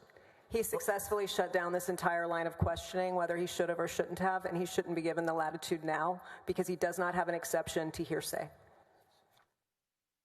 Overruled. You know that what your boss was saying was whether Nate Paul had been unfairly targeted, right? In the discussions that I was privy to, Nate Paul did most of the talking. Whether he had been unjustly targeted, right? That was the concern that he expressed. Because you know sometimes the legal system gets politicized, don't you? Objection, relevance. He was asked this by the Board of Managers, Your Honor. Overruled. You know that sometimes the legal system gets politicized, don't you? Yes, sir. And Mr. Paxton, General Paxton's concern was whether there had been a miscarriage of justice. Isn't that right? Objection. Question calls for speculation. He said it in his own words, Your Honor. He can't say that in his own words, Your Honor. Sustained. Now, you knew that General Paxton had some distrust of DPS, didn't you? Objection, relevance, and hearsay. Overruled. You knew that, didn't you? I did. You never heard General Paxton say he was going to do anything for Nate Paul. Isn't that true? He never stated that he would take any action directly on his behalf, no. Now, there was some suggestion about something that you delivered in a manila envelope, right? Yes, sir. Was it like this one? Yes, sir. Just like this? Very, very similar, if not the same. You don't know what was inside of it? No, sir, I did not look. You have no evidence to offer about what was in the envelope? No, Objection again, asked I and did not. answered. You do know, of course, that it was a couple of pages at most, right? What I stated was that I do not recall the thickness of the document. Was it this thick? Again, sir, I do not recall. You can't say that it was anything near this thick, can you? Objection, Your Honor. Inconsistent with his prior testimony, he's mischaracterizing the evidence. Mr. Wicker used his fingers to show roughly, 2 centimeters to an inch in thickness, which is consistent with what is in Tony Busby's hands. I appreciate all the speaking objections you ask us not to do, but I'd like to finish up so we can get on down the road. Overruled. Go ahead. Now, could it be, let me ask you, did you ever exchange texts with Nate Paul? I don't recall any text exchanges, no. May I approach the witness, Your Honor? You may. Would your text refresh your recollection? If there are any, yes.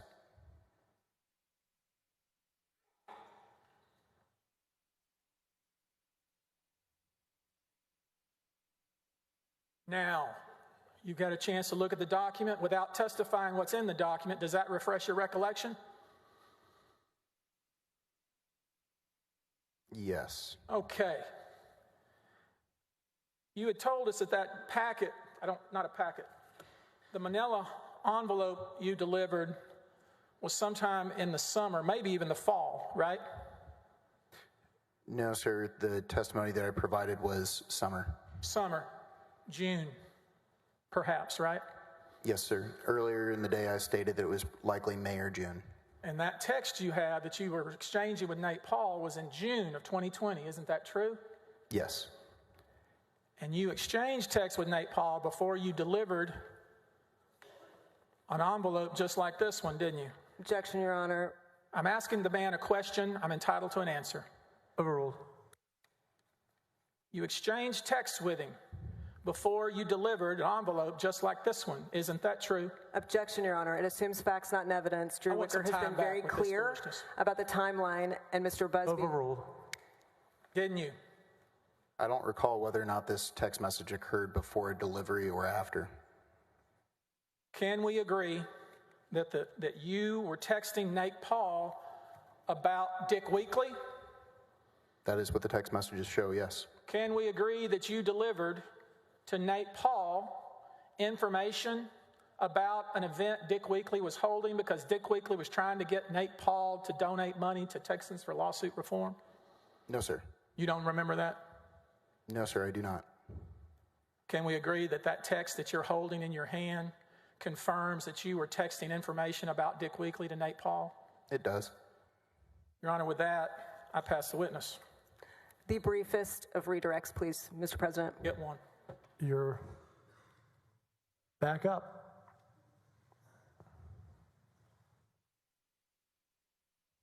May I proceed? You may. Is the conversation you had with Dick Weekly, if it existed at all, something that would have to be delivered by hand to Nate Paul? No. What was it? What was the construct of the conversation? The conversation that I'd had with Dick Weekly was with General Paxton on his Dick Weekly's back porch, in which we were engaging in a fundraising conversation. I do not recall Nate Paul having been mentioned, and if it was any information tied to TLR, I don't see why that couldn't have been sent via email, if that's the question. So completely made up in regards to this, to your knowledge? Objection leading, and also, Your Honor, I'm just curious, if we're going to keep questioning the witness, you're going to get extra turns like this? You'll get one more cross and then we're done, because this is the first time we've gone to 2 redirects and you'll have a chance to recross. But I thought the lateness of the trial would allow it. I think you smiled knowing I'm sustaining his objection. I did. Thank you, Mr. President. Do you have any reason to think that this story Mr. Busby has told you has anything to do with that manila envelope? Objection leading. Do you? Sustained. Try another way. Thank you. Did you ever need to deliver an invitation from David Weekly to Nate Paul? Not to my knowledge. Pass. I mean, yes, sir. The truth is you don't know what you delivered, do you? That is correct. Pass the witness, Your Honor. Are both of you, can we dismiss the witness? Excuse the witness, rather? I think must have yes. Subject to recall. Okay. You're excused, subject to recall. Thank you.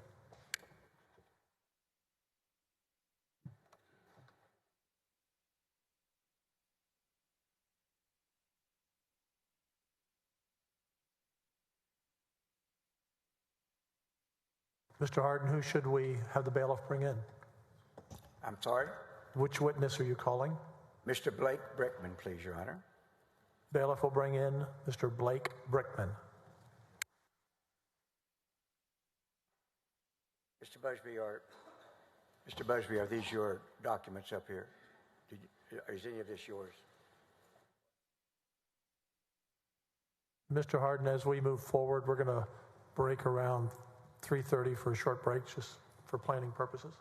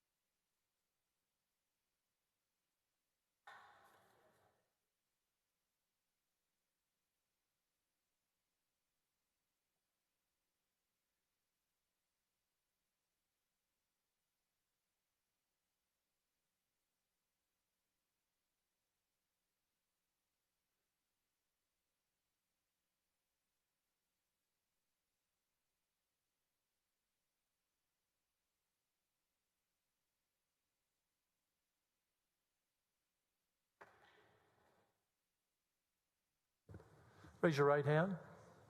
I do solemnly swear or affirm that the evidence I give upon this hearing by the Senate of Texas of impeachment charges against Warren Kenneth Paxton Jr. shall be the truth, the whole truth, nothing but the truth, so help me God. Please be seated. Speak close to the mic and speak up. Mr. Harden, you're on the clock. Thank you. State your full name, please. James Blake Brickman, but I go by Blake. How are you presently employed? I work here in Austin at a venture capital firm. I'm going to move pretty fast with you here, but I don't want you... You need to move closer to the mic. Yeah, you need to come through. I'm going to move pretty fast here with you, but I don't want you to speak fast. I'm just explaining to you, they'll come kind of hot and heavy, okay? Would you give me an idea of where you grew up, your college, and your jobs before you got to the AG's office? I grew up in Dallas, Texas. I went to Vanderbilt University, and I went to the University of Kentucky College of Law. And when you finished, during the time that you were going to school, did you go to law school at night school? Yes, sir. I was the chief of staff for United States Senator Jim Bunning in Washington, D.C., and I went to night law school during that time. And then did you work for another politician before you came back to Texas? Yes, I was Governor Matt Bevin from Kentucky's Chief of Staff from 2015 to 2019. My memory is that Governor Bevin was considered a pretty conservative governor, was he not? He was probably the most conservative governor in the country. Is that the history of your public employment? It is.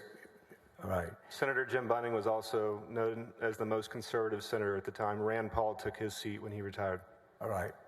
Now, when you came back to Dallas, what year did you come back, and how did you end up at the AG's office? I came back in the end of 2019. I interviewed for a position as Deputy Attorney General with Jeff Mateer and Attorney General Ken Paxton in December of 2019 when they personally recruited me to come back to Texas. And did General Paxton himself interview you and ask you to come back and come? He did. I met with General Paxton in early 2019 in Austin. And then after Christmas in 2019, he offered me the job when we had lunch at Campese's in Dallas together. I have Attorney General Exhibit 170. Can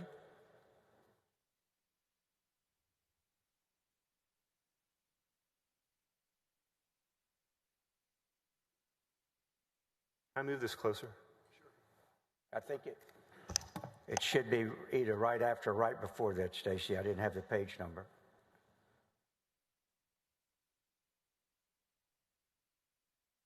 Thank you. Would you read that, please, out loud? This is a message from General Ken Paxton to me. Dated what date? January 11th, 2020. Is this right before you started, or had you actually started? This is 2 weeks before I started. So go ahead. I got a text from both Tommy and Doug Deason, both singing your praises. I think highly of both those guys, so you keep good company. I'm looking forward to your coming to work with us. You're going to fit in great and be a tremendous asset to our team. And that is that, with that kind of endorsement, is that the way you began working for for Attorney General Paxton? It is. Tommy Hicks is who he's referring to, who at the time was the co-chairman of the RNC and a very close friend of Donald Trump Jr. Doug Deason is a conservative philanthropist in Dallas who is well known in the Republican Party. All right. Now, when you began, what was your position? I was in charge of policy and strategic initiatives, but because I had not waived into the Texas bar, my title initially was not Deputy Attorney General because I did not waive in until about June of 2020. All right. When was the first time that you heard the name Nate Paul? Sometime in either late March of 2020 or early April 2020. And without going into what was said, did you have a conversation with the young man that was called the Body Man? I had a conversation with Drew Wicker. Drew Wicker came to me. And where was Drew Wicker's position in relation to you? Drew Wicker reported directly to me. All right. And was Mr. Wicker concerned? He was very concerned. And did he report to you his basis of his concern? He did. And what did you tell him? Objection, hearsay. That's fine. We'll just move right along. Did you give him some advice? Just yes or no? Yes. All right. And later, did he inform you that he had followed through on that advice? Yes. Objection, Your Honor, hearsay. All right. Did you become aware ultimately of who it was that he was concerned about? Attorney General Paxton was meeting privately with a man named Nate Paul without his security detail present and without the meetings being on his personal calendar, on his official calendar. And was Drew concerned about him periodically getting rid of his security detail? Your Honor, I'm sorry, I object. We heard from Drew Wicker. This is hearsay. Sustained. My only question was, did he relay his concerns about that matter without telling me what they were? Yes. All right. Now, I want to move now to September of 2020. Over a period of time, without going into detail, had you become familiar with and heard the Nate Paul in connection with other matters on several different or multiple occasions? Yes, sir. Objection, leading, and hearsay. That's not leading. I've just asked whether he did. He could have said no, he could have said yes. Overruled. Thank you. Now, by the time we hit September the 29th, what was your state of mind as to what your concerns were about Mr. Paul? I was extremely concerned about Mr. Paxton's conduct. my office was about 5 feet away from Attorney General Ken Paxton's office. And what I saw over the course of those 3, 4, 5 months, the summer of 2020, I was very concerned that Mr. Paxton was breaking the law.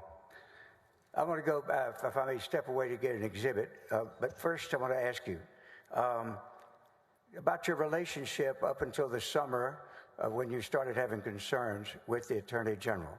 Was there a particular occasion back in the spring in which the Attorney General sought to praise you? Yes, sir. Attorney General Paxton and I had a very good relationship for the first few months I was in the office. All right. May I step over here, Your Honor?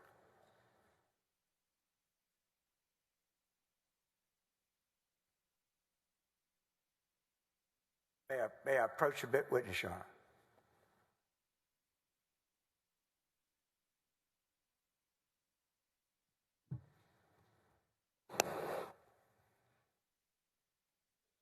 Now, would you identify the exhibit I just showed you, which is obviously a book, and what exhibit number, just for identification purposes, is it? It's Exhibit 705. And what is the title of the book? The book is called Scalia Speaks, about Antonin Scalia, Justice Scalia. And where did you get that book? Attorney General Ken Paxton gave this book to me in front of 40 or 50 of the most senior employees in the Office of Attorney General in May of 2020. When did he give? Oh, in May. That's what I was going to ask you. Did he inscribe it? He did. Is the inscription in the first page? It is. What did he say? Would you like me to read it? Yes. Blake, I am so grateful you joined our team at the Texas AG's office. You have been an amazing addition. I'm confident that you will continue to make a difference for our office and all of Texans. Blessings, Ken Paxton. Thank you.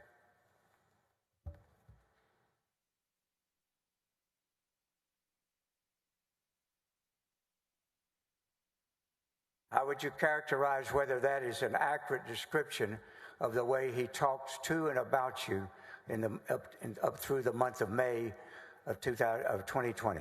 It was accurate. All right. Was there a particular event that you'd been involved in on behalf of somebody that led him to be giving you that book and an award? Yes, sir. What was it? This was early May of 2020, and if you remember, that was at the very beginning of the COVID pandemic. And there was a situation in the DFW Metroplex where I'm from, where there was a hairdresser named Shelley Luther who was put in Dallas County Jail because she violated a stay-at-home order so she could provide for her family. How did that involve you? I went to Attorney General Ken Paxton and said, sir, this is wrong that this is happening in this country. And what was his reaction? He said, well, what can we do about it? And you said? I said, you should speak out about this. This is wrong. Use your bully pulpit, and he did. And as a result, what was his reaction to that? He did several interviews. He was on Fox News talking about this. Tucker Carlson even praised him in early May of 2020. So he was very happy, and this was my idea. And of course, there were other public officials that then also spoke up around that same time, correct? There were many others after the fact, yes. All right. And so as a result, what was the Attorney General, of you having suggested that to him and it turning out well, how was his attitude toward you as you entered June of 2020? It was great. That's why he gave me the book. He had never done this before, is what he told the entire staff. He had never made an award like this ever before. All right, now let's go to September the 29th, September 30th of 2020. You said you had become concerned. You expressed some of those concerns. What was the focus and what was giving rise to it for you personally of September 29th and 30th of 2020? I witnessed Attorney General Ken Paxton do brazen things on behalf of Nate Paul.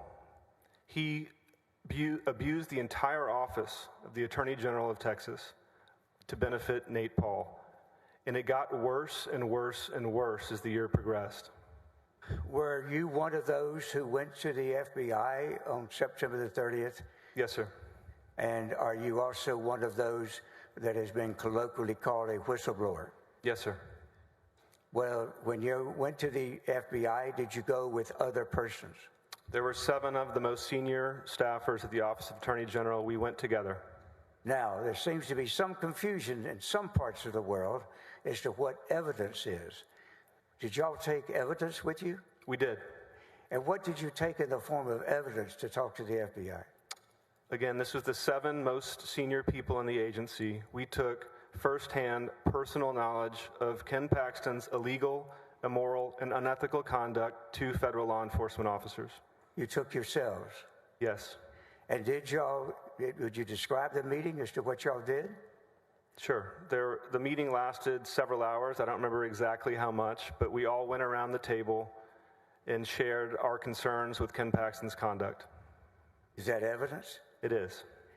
Did you give eyewitness accounts of what you observed? Yes. Would it be just like an eyewitness account of somebody seeing a robbery? Yes. All right. Sometimes the victims of robbery don't have any documents on them, do they? Correct. All right. But at the end of that time, had each of the 7 of you provided your evidence of what you believed was inappropriate and wrongful conduct by the Attorney General? We did. All right. And at that time, had you seen the grand jury subpoenas that were issued? I had seen 1 or 2, but not all of them. All right. And then, after that meeting, were you present when it was decided to send a letter to actually, who did y'all send letters to? Let me put it that way. We sent a letter to Greg Simpson, who's the head of HR for OAG. Now, it keeps being this, I thought it was dead, but not, I guess not. It keeps being this suggestion that somebody removed a letterhead from a letter that you sent. Is that true? I don't even know what that is referring to. All right. Did you see, was a letter sent without General Paxton's name on it? I believe the letter we sent had the Attorney General's crest on it. All right. What was the practice there as far as letters that you had? I don't recall ever discussing letterhead at all with any of my colleagues when we signed the letter. All right. Did you have letters with regular letters that were printed and available with the seal but not his name on it? Objection leading. Did you? Yes. Your Honor, can we get a... Yeah, that was sustained. All right. Thank you. Rephrase. Thank you. Tell me what kind of letterheads you had there. I mean, there were many different types of letterhead. I don't even recall letterhead being a topic of discussion at all amongst our colleagues. Well, did any of y'all do you have any knowledge or evidence or any belief regarding whether somebody messed with the letterhead of a letter? None at all. All right. If somebody's tried to keep saying it and saying it and saying it, would that be true or untrue? Not true. Now, after the 30th, and then on the 1st, did each of you attempt to visit with the Attorney General? We did. And what was his response? That he was out of the office and would not meet with us, but that we could email him our concerns. He said that back to us in a text message. All right. So then, after it happened, there was some public releases. Some of Mr. Mateer resigned, and so correct. Jeff Mateer resigned on, I believe it was Friday, October 2nd. All right. Now, what happened? 2020. What happened with you after these events? Did you resign? I did not. And what happened? What was your circumstances going forward? I showed up for work. And when you went to work, what were the circumstances? Monday, October 5th, was the very first time I ever met a man named Brent Webster, who Attorney General Ken Paxton had hired to be the first assistant. We had a meeting previously scheduled at 9 a.m. that morning about the legislative affairs team, of which I was involved with. The very first thing that Brent Webster did in that meeting to me was he threw me out of the meeting. All right. And then what happened next? I went back to my office, and Brent Webster came into my office with a woman who was armed and kept threatening me to meet with him. What did you say? I said... Objection, hearsay. All right, fair enough. Sustained. Fair enough. So did you have a conversation with him? I did. And did you have a meeting with him? I told Brent Webster that Objection, hearsay. That's fine if he doesn't want to know. That's Sustained. fine. Let me go after that conversation. How much longer did you stay employed with the Attorney General's office? I was terminated October 20th, 2020, so that would be 15 days. Briefly, can you describe the circumstances of the environment for you there before they ultimately terminated you? It was an extremely hostile work environment. They had, like I mentioned earlier, Brent showed up in my office with a woman with a gun. They asked me to take my cell phone to the car. They removed me from access to Attorney General Paxton's schedule, which I oversaw. They hired apparently another scheduler without asking me. They sent a letter to the entire House of Representatives in response to a request by Jeff Leach that they did not even show me before they sent out, even though I oversaw the legislative team. I could go on. All right. Let me ask you this. Can I have 576 and 3350?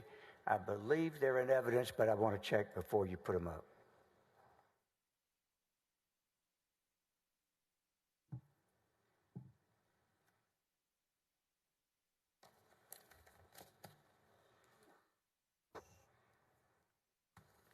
We don't have 576 on our paper. I think she's getting copies. And what was the other number? The two numbers were 576 and 3350. And I'll represent they are the letter that Mr. Leach sent, and the second exhibit is the response from General Paxton.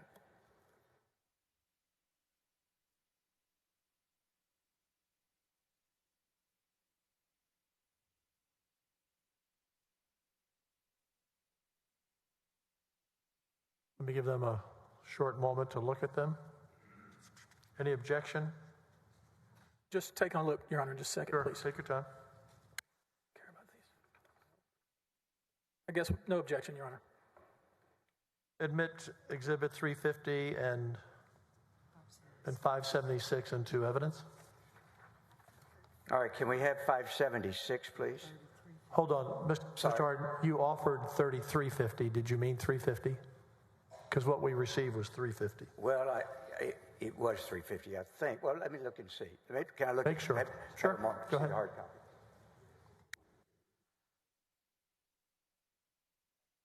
So it is 350, I overheard.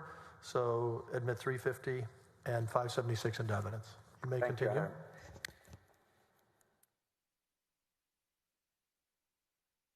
now, can you just, we won't go through the whole letter, but if we can, scroll up, please. If you look at it, excuse me, this is a letter October the 9th, is it not? You were still employed? Were you still employed or not? Yes, sir, I was still employed. All right. And Mr. Leach, at that time, did you know what his position was in the House? Mr. Leach was the chairman of a committee that had direct oversight over the Office of Attorney General. Got you. And in that capacity, if we scroll up, please, actually go to the next page, I believe it is. Thank you. If you could do the top of it, again, at October the 9th. Can we go up? Just scroll up just a little bit. This last paragraph. I'll publish it with you to make sure I do it correctly. Irrespective of that decision, by way of this letter, I formally request that you provide a written report as to what specific steps are being taken by you and your newly appointed First Assistant Attorney General, Brett Webster, to ensure that the effective operations of the agency continue in full force and effect, without delay, without interference, and without interruption. I would ask that such a report be provided to all members of the legislature within 7 days. Now, in the paragraphs before, what did Mr. Leach lay out for him before he came to that final? If you could just describe it. Mr. Leach appeared to be concerned about the state of the Office of Attorney General in light of the fact that our allegations had been public at this time. All right. And so was this an opportunity to ask the Attorney General to respond to those allegations that had become public? Is that right? That's right. All right. Thank you. And now, Stacy, if I can have 350, please. Oh, that's 350. Let me have 576. Pardon me?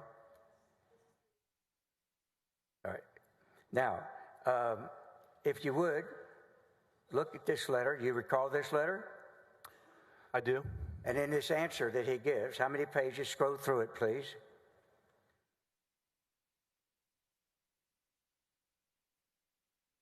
Does he respond in any way specifically with Chairman Leach's request for an explanation and ideas as to what's going forward to correct it?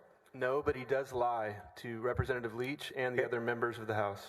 Can you point out where it's untrue and what he said? The very first line, he says that we made false claims. We did not make false claims. All right. Anywhere else?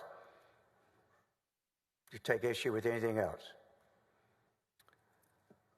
On the second page, the second to last paragraph, Attorney General Ken Paxton says, OAG's regular business is moving forward at full capacity. That is 100% false. All right. You're talking about the condition of the office after y'all left. That's correct. All right. I want to move on, but my one question to you is, anywhere in this letter that you read, does he really address Chairman Leach's questions? He does not. Okay. Now, what was the occasion exactly? How were you terminated? What were the circumstances? Brent Webster, who was the first assistant at the time, called me into his office. There was another woman there named, I believe her name was Shelley Gustafson, and he asked me if I would like to have severance or if I wanted to be terminated. And I told him, Brent, I've done nothing wrong. I'm not going to resign to take severance. So he terminated me. All right. Now, at some time after that, did you and 3 others of the senior staff file a lawsuit? We did. And is that lawsuit still pending? It is. Was there any attempt to settle that lawsuit? And if so, when? There was no attempt to settle the lawsuit prior to Ken Paxton's reelection in 2022. I want to ask you that. What date, approximately, or what month did y'all file your lawsuit? It was sometime in mid-November of 2020, if I recall correctly. November of 2020. All right. When you filed that lawsuit in November 20, you were about a year away from the election, were you not? 2 years. 2 years away from the election, excuse me. And during that period of time, what happened with the lawsuit?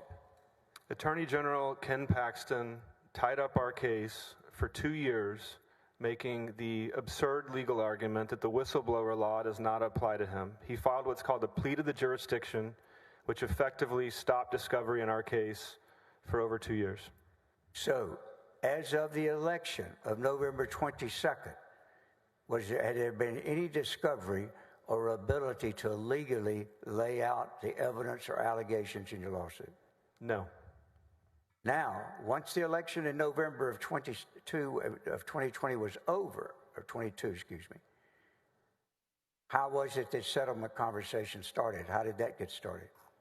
Sometime in late January of 2023, so earlier this year, Ken Paxton's lawyers called our lawyers and said that they would like to discuss settlement and mediation. So the idea of settlement... Stop. This is great. He's about to jump up. I want him to save his energy. Thank you.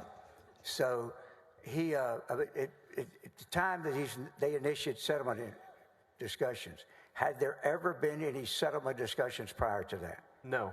Had there ever been any indication while the lawsuit was pending and the election was in the future, during that 2 years, was there ever any indication or suggestion that about a possible settlement? Never. All right. Do you know of any circumstances that changed and led to their reaching out to you to discuss a settlement? Ken Paxton was reelected.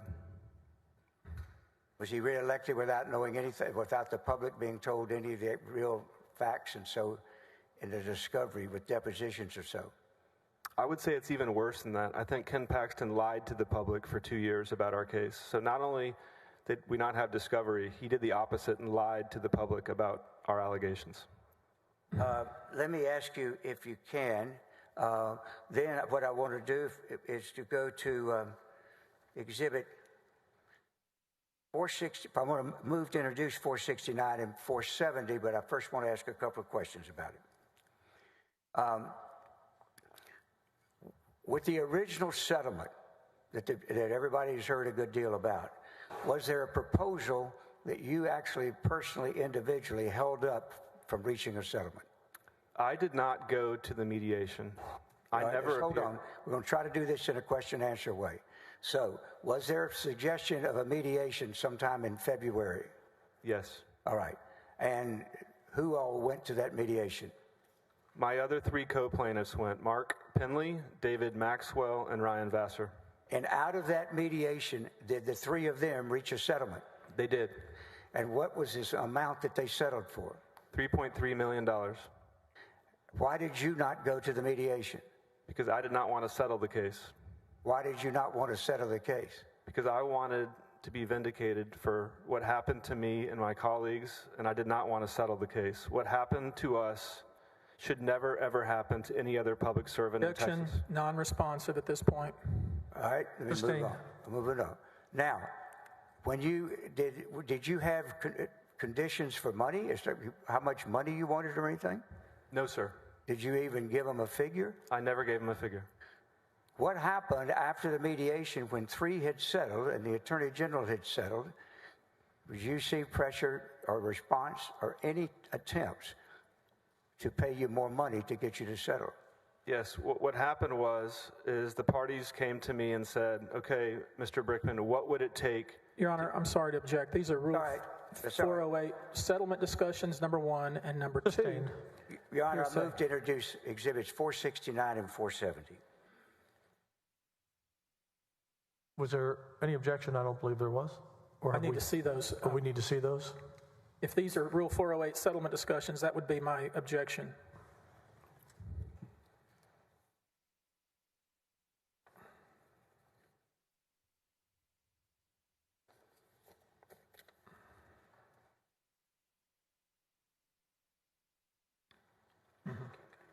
Do you have those exhibits in front of you? I do. For the record in the court, they're not in evidence yet. I have 470 and 469. Yes, sir. I move to introduce. Same objection. Not only are there hearsay, but it's protected communications under Rule 408 settlement discussions. Your Honor, there's nothing protected by these. These documents have already been public in numerous ways. That's the trial is here in the court, not in the public. And in this court, Your Honor, these are inadmissible. That's fine. The objection is invalid, Your Honor. These are documents that now Give me a moment. Sure. Give me a moment.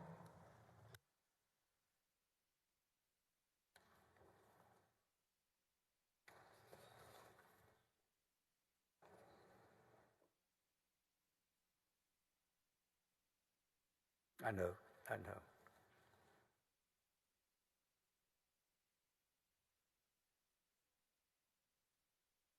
We looked at 408. We sustained the objection. Pardon me, Your Honor? I said, we looked at 408. We sustained the objection.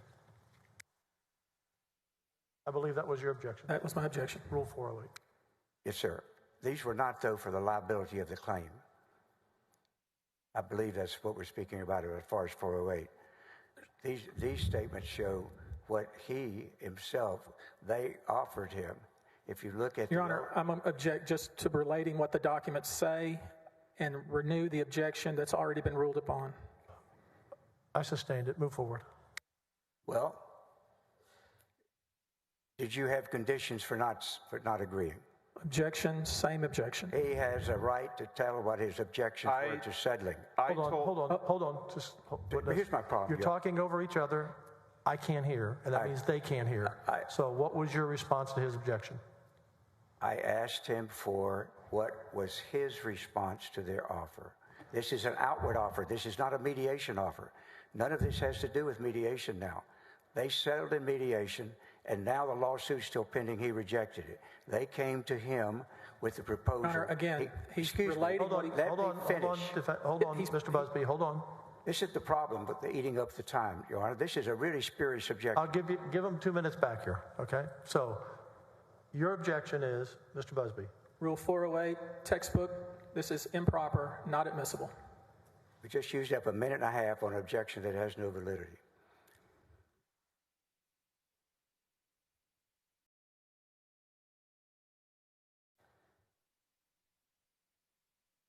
You need to restate your question. Sure. What were you making demands on them for whether you would ever agree to consider settlement? Same objection, Your Honor. Don't tell me what to do. Oh, no. Overruled. All right. Now, the answer first would be yes or no, and then, depending on that answer, I'll ask you the next question. Could you please ask the question again? Sure.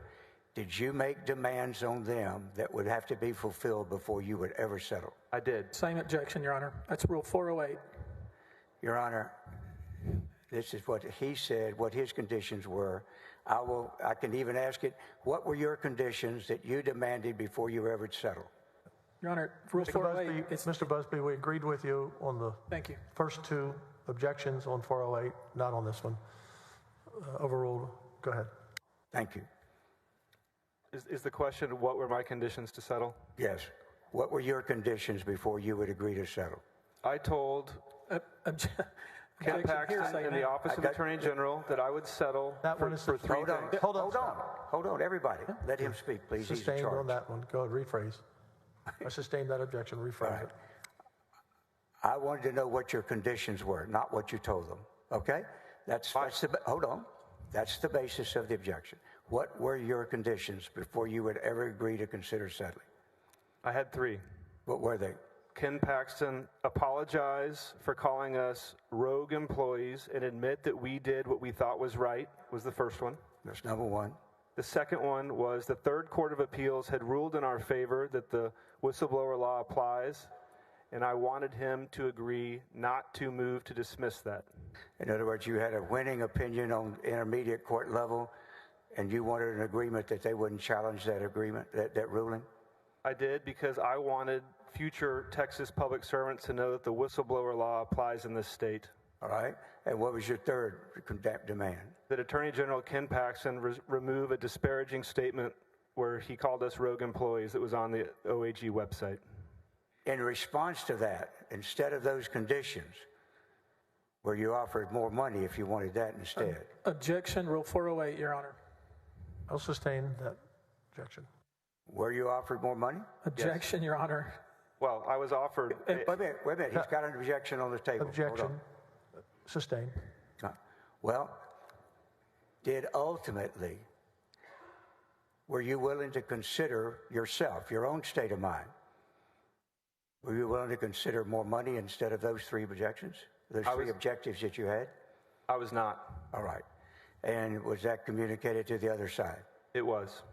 Now, ultimately, does Exhibit 470 set out this ultimate settlement that was pending, that is being considered by the House? Is that actually a document that has been presented to the House of Representatives? It is.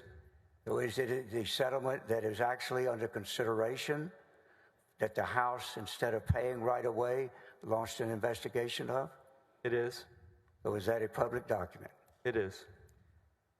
Again, Your Honor, in all due respect, reoffer Exhibit 470, please. Objection to 470? Yes, Your Honor. It's as you can see, it's a mediated agreement proposed, which falls under a privilege, as the court knows. Moreover, it's hearsay. Your Honor, excuse me, go ahead. I'm sorry. What I was going to say is that is tacked on to the settlement that occurred with the others. It was not produced by mediation. He never attended a mediation. He never engaged in a mediation process. What they did was they just simply put the final agreement on there once he agreed not to object, and they add on those 3 conditions that he required in order to represent the whole final settlement that affected everyone. Okay, hold on.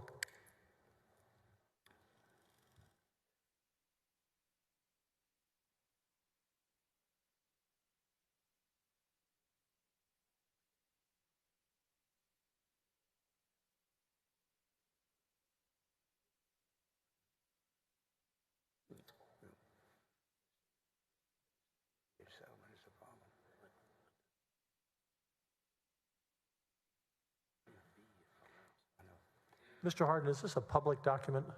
Yes. I say that.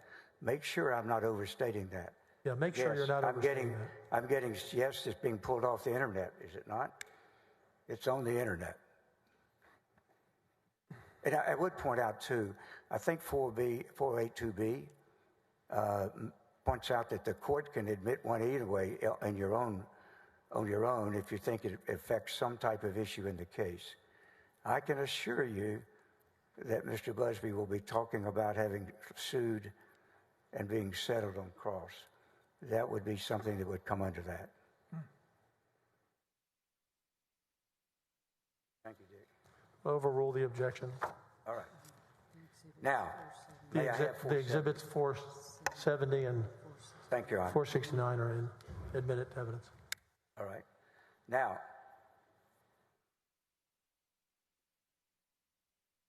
just to be sure the record's clear, you never participated in a mediated settlement, did you? I did not. All right. Now, I want you, if we scroll down and look at the bottom of this, scroll it to it.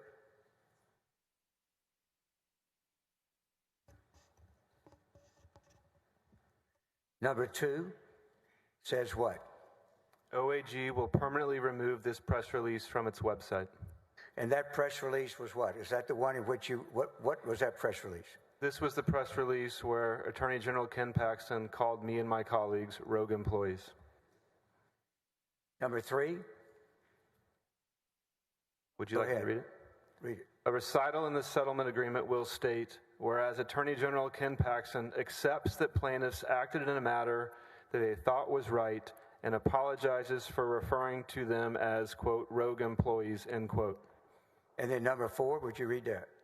The parties will not ask that the Third Court of Appeals opinion issued October 21, 2021 be withdrawn.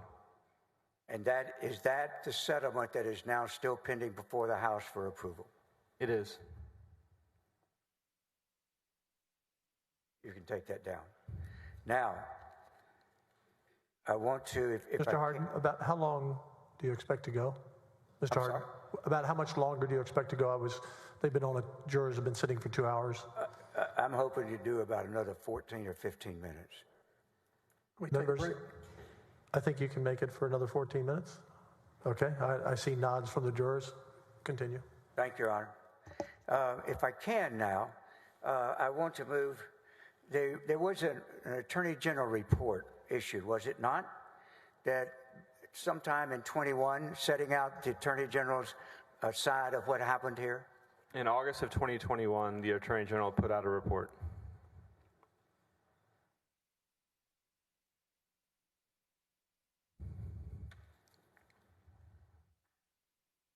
I believe Attorney General 127 is in evidence.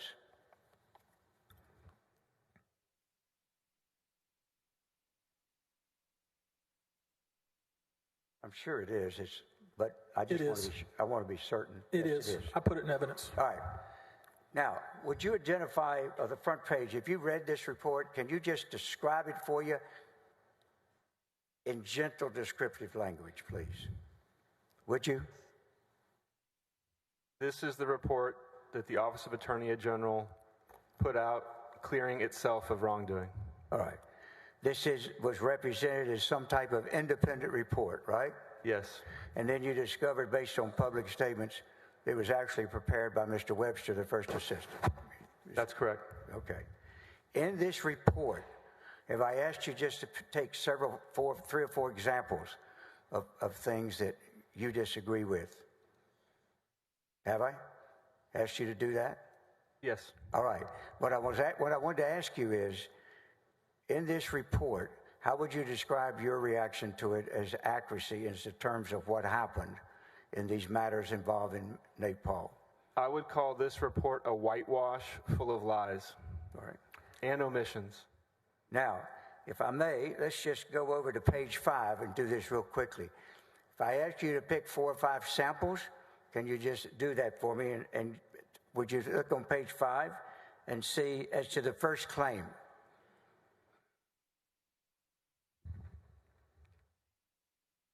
What is untrue about that claim? It says, on 2 prior occasions involving Nate Paul's interests, the Open Records Division sided with the government agency against disclosing to Nate Paul. That is not true. There was an open records decision that took no opinion as to the release of the documents. What about the second claim?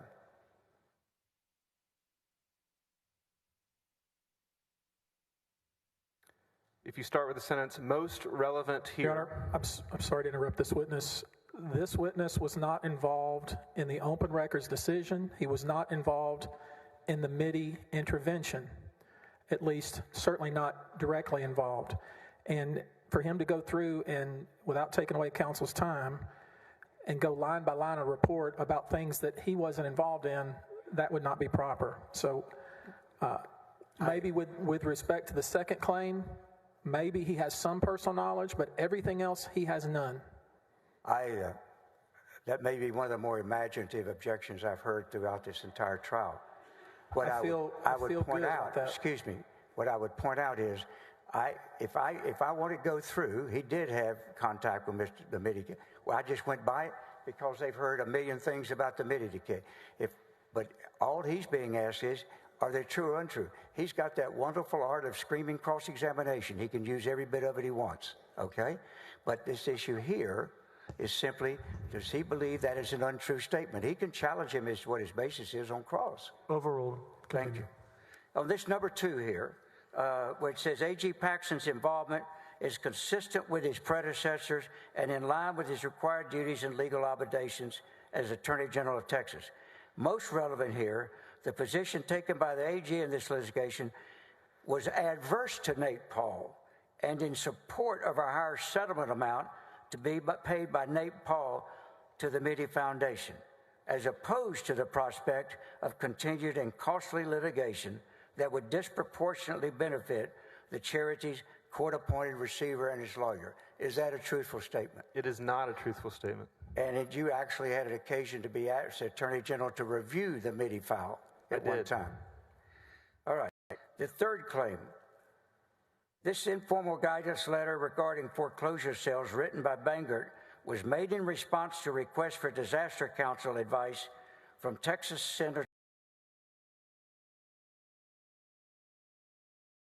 benefit of Nate Paul. Is that a true or untrue statement? Objection, personal knowledge, Your Honor. Object. Overruled. I'm sorry. Thank you. Is that a true or untrue statement? It is an untrue statement. The foreclosure opinion was for Nate Paul's benefit.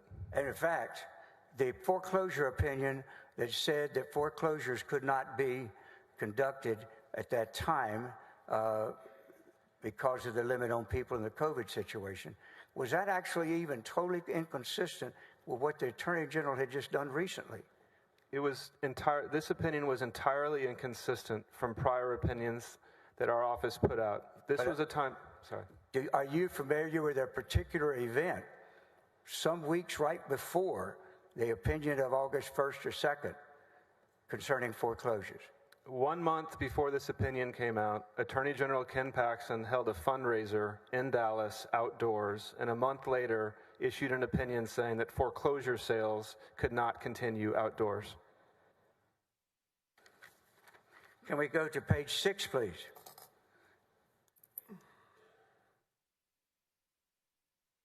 Look at the top. Kamak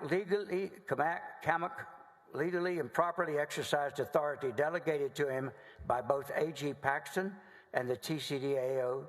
Kamak was designated as outside counsel for OAG by A.G. Paxton, and he was also knowingly appointed as a special prosecutor by the Travis County DA's office. Is that a true or untrue statement? It is false. All right.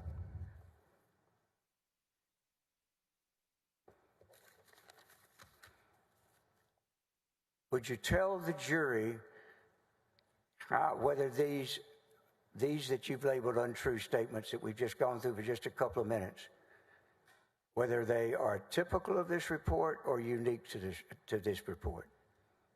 I'm not sure I understand the question. Are there other misstatements in this report? There are many other misstatements in the report. These are just a few samples of the misstatements in this report. All right.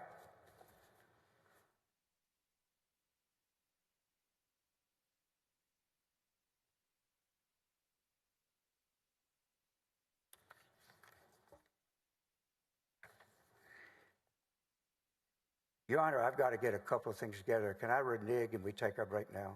I will be through shortly after you return. Yes. Before we break, could both parties come up for a second?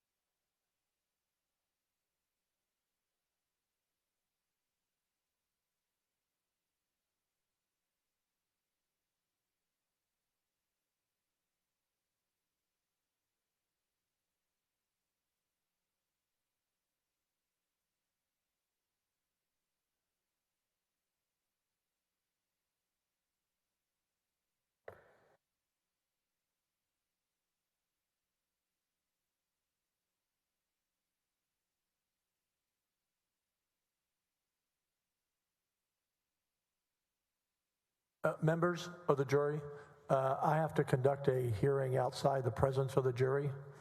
So you're on a break until further notice, and we'll call you back. I don't think it will take very long, but don't go far. Okay.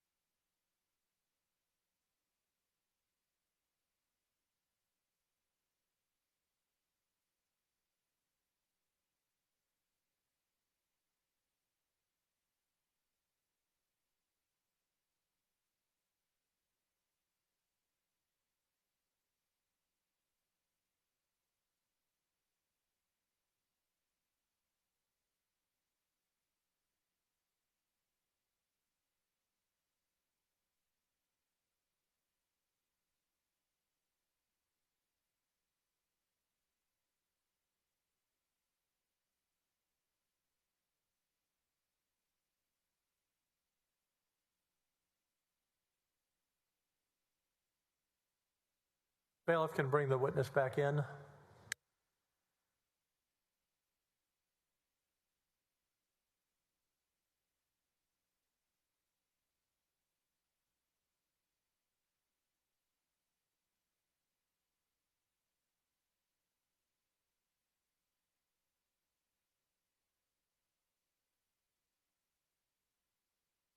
Members, for the record, the House Board of Managers called Laura Olson. She is present but has been deemed unavailable to testify.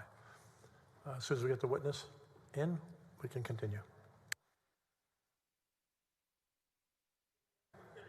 I said the House Board of Managers called Laura Olson. She is present but has been deemed unavailable to testify.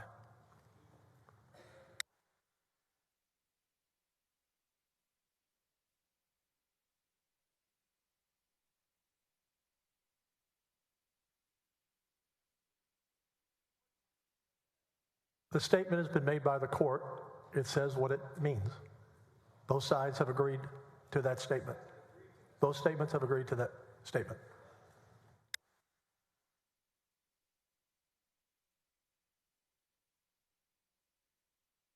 Did not mean to be short with you, Senator.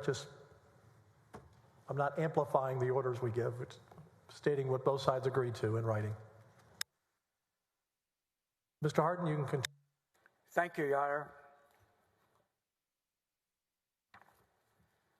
Stacey, well, first of all, very quickly, let me ask you, were you familiar with the House situation in terms of the Attorney General, and the fact that it was having construction and they had to move out for a while and so on? No, microphone, and there you go. Yes, sir, I was. All right. And you've testified earlier that the Attorney General's office was right next to you.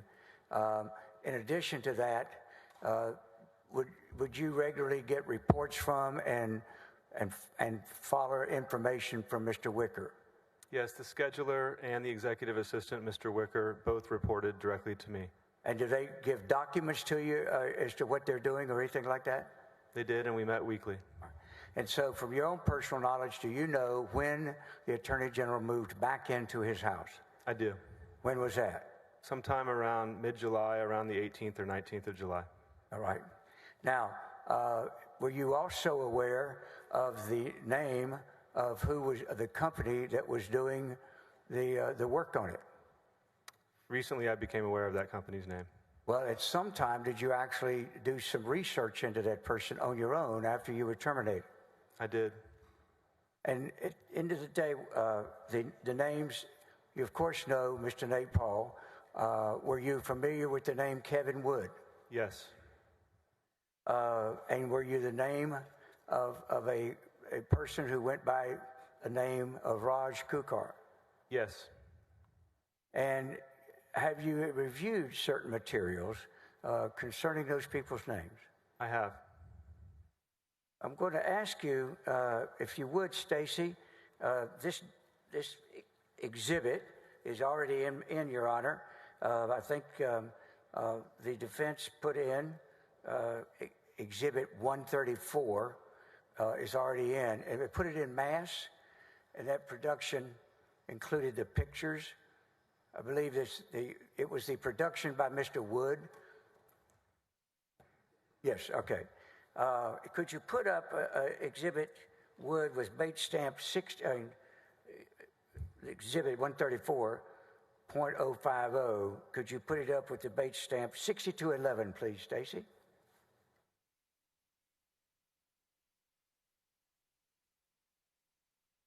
Now, I'm going to publish it for you and ask you a couple of questions. First of all, the Kevin Wood, were you familiar with the fact that he was the main worker or in charge of the work that was going on at the house? Yes. I won't object, Your Honor. He said he learned this later. He had no personal knowledge at the time this happened. Sustained. This particular document that the defense put into evidence says, Nate worked yesterday 7 a.m. to 10 p.m., got home, and fell asleep. Going right now to start guys on K job. Mr. Kujar's last name begins with a K, does it not? Raj Kumar. Kumar. And Mr. Kumar's company is what? Cupertino Builders. All right. Then guys at Ben White Concrete asked for help. After I check on the 3M guys, I can get email more detailed schedule. Does your house look okay for Father's Day tomorrow, or does it need cut? And this particular email produced by Mr. Wood was sent to whom? To Nate Paul. Now, it lists a series of things here. Would you read those off of things that are to be done? Sat subfloor. Sunday subfloor. Slow down. Go ahead. Monday, restore old floor. Tuesday, new floor. Wednesday, new floor, landscape front and fix irrigation. Thursday, new floor, new fans and fixtures, finish landscape. Friday, finish new floor, finish electrical. Saturday, seal all floors up. Sunday, clean up. Can you imagine any reason that the man doing the work on the Attorney General's house would need to be informing Nate Paul of the schedule and the work being done? I cannot. I'm sorry, Your Honor. He's assuming that this has anything to do with Ken Paxton's home. This is not the witness for this. I object. These documents, these are actually taken. Let me make sure I'm not falsely accusing him. Hold on. Is he seriously contending? We'll take some time out. I don't want to. This is an exhibit he produced. He used photos in this deal. He wanted photos of the house. My question is, I don't want to falsely accuse Mr. Busby, but is he seriously, as an officer of the court, contending there is any question as to whether or not the documents in Exhibit 134 have to do with Mr. Paxton's house? Your Honor, I'll respond to that. And yes, he has accused me of a lot of things throughout this trial, but I'm not too concerned about it. You can see from the email itself, a fair reading is this man is working on multiple different jobs, and this witness has no ability to tell us what these things and whose job that is. This guy was also apparently a landscaper and was doing different jobs, and we don't know. We know that some of the pictures, obviously, are of the kitchen in the Paxton home, but we don't know, and this is not the witness to be asking about the renovations because he doesn't know anything about the renovations. My question was, is he contending seriously, he hasn't answered it yet, that these documents do not have anything to do with Mr. Paxton's house? If so, we'll try to prove that up later. I don't believe he said that. Okay. I didn't come here to answer his questions, Your Honor. Thank you. It's not his. You're not asking him questions. He made an objection. He explained it. You made an objection. Thank you. I'm going to sustain the objection. Is the court ruling? All right, thank you. If I can now, Stacy, would you put up exhibit with debate stamp 6212? The last exhibit was 620.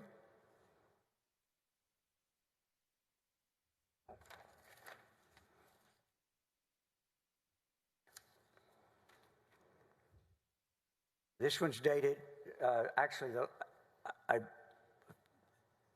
thought 622 was the next exhibit. These would be 6212,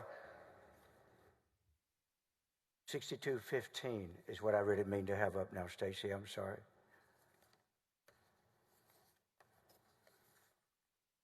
The date of this one, please, sir.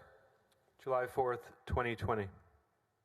And this one is from Mr. Nate Paul to Mr. Kevin Wood, is it not? It is. Nate Paul tells Kevin Wood what? Great.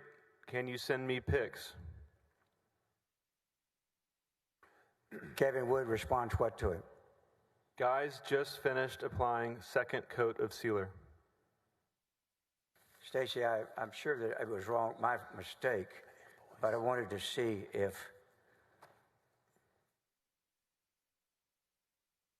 '66 6211 and 6212, if you would tell me which you put up first, and I'll put up the other one now.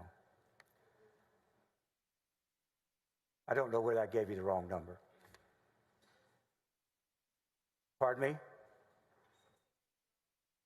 All right. Is that what you put up first? All right, thank you. All right, then 6212, please. This is on the 22nd of June.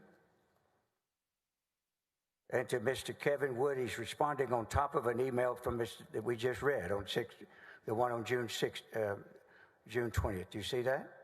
I do. And this is Kevin Wood to whom? Raj, Nate's guy, Raj Kumar. All right.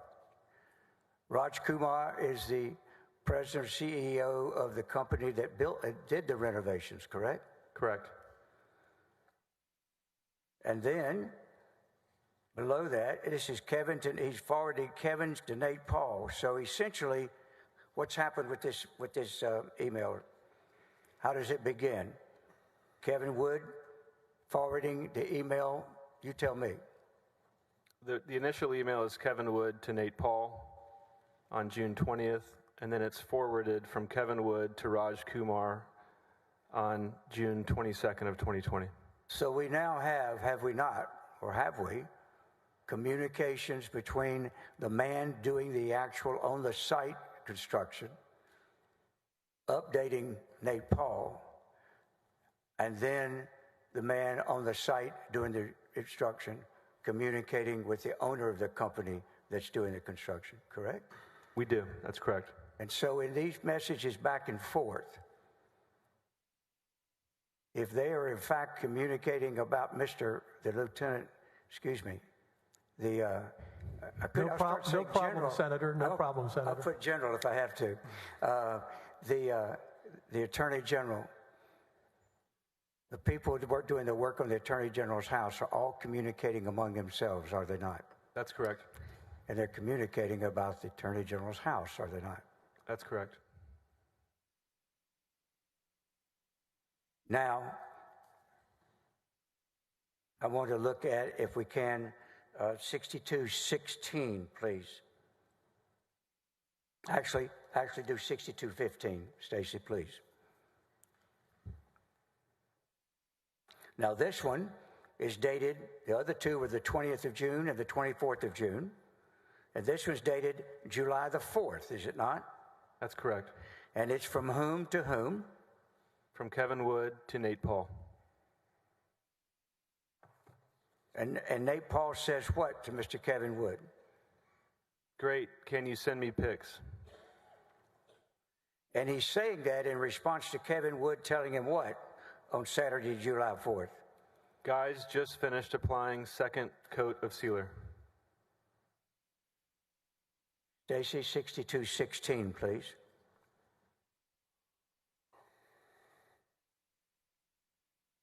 On July the 4th, in response to an email asking from Mr.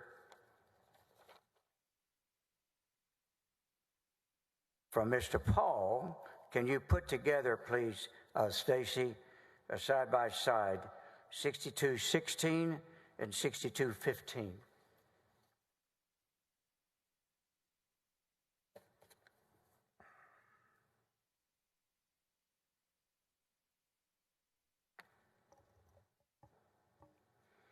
So, on July the 4th, on the left, the one we just went over,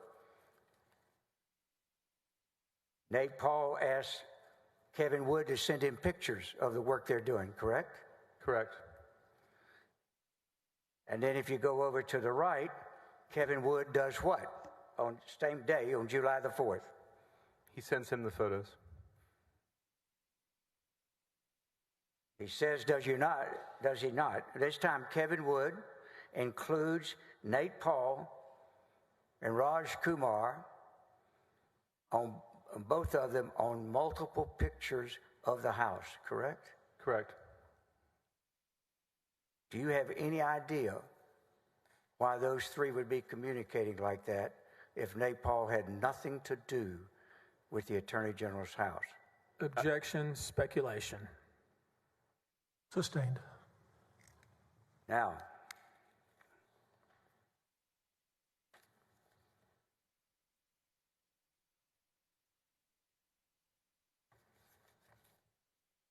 after you were terminated, did you start doing some of your, and of course y'all had a lawsuit starting when?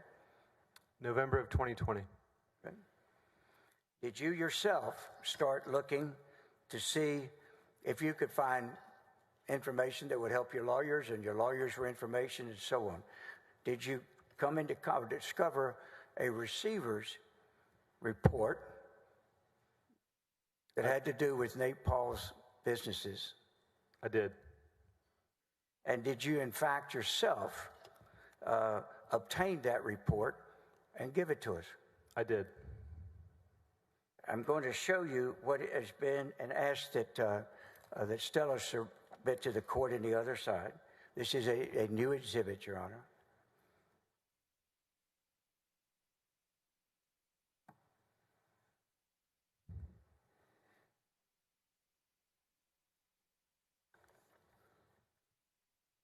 Now, without talking about the internal parts of it, what did you discover? How did you discover this receiver's report, and where was it filed? Your Honor, I'm sorry to interrupt. This first time disclosed.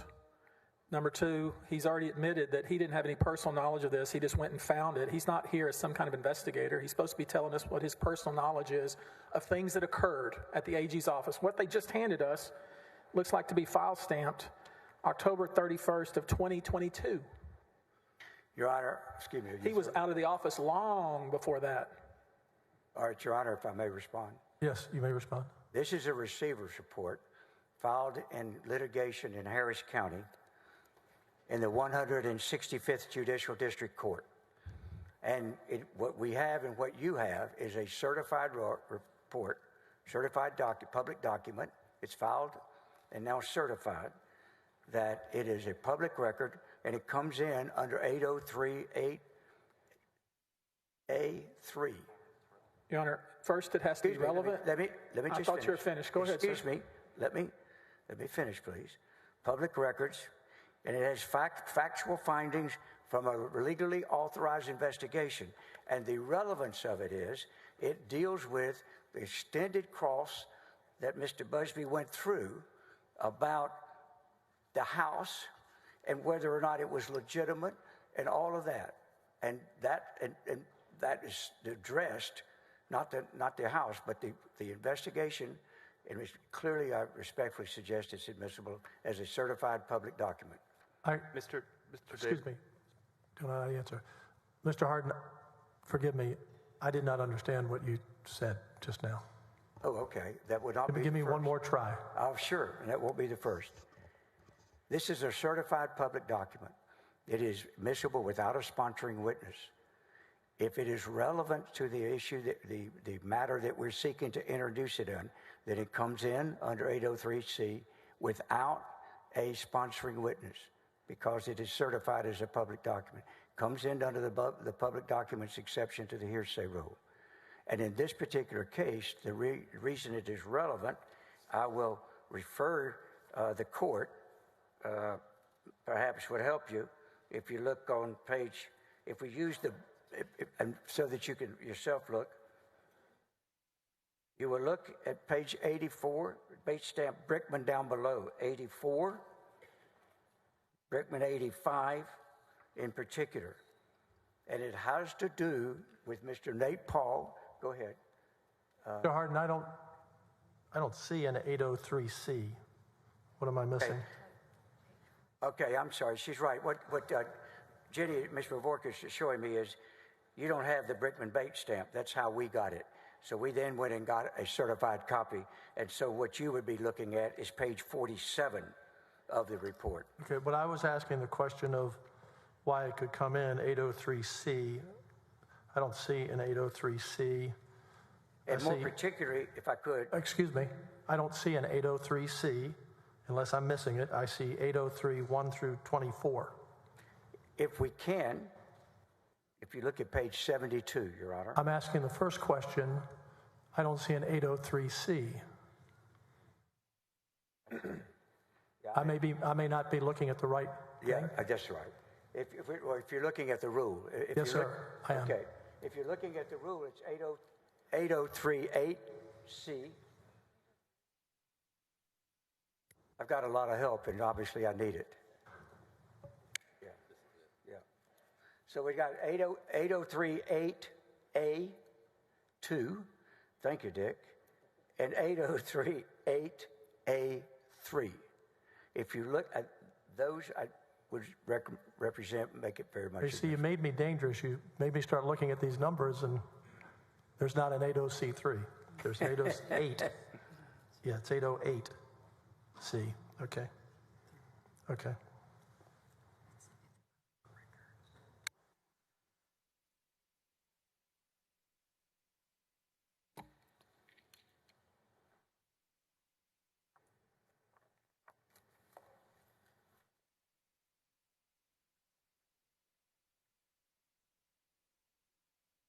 Now that I have the right number, I'm going to overrule the objection. Thank you. Your Honor, Thank you very much. Your Honor, my objection was not hearsay. I mean, he's given you a hearsay exception, but I want the court to note that this is a report from a receiver appointed by the court.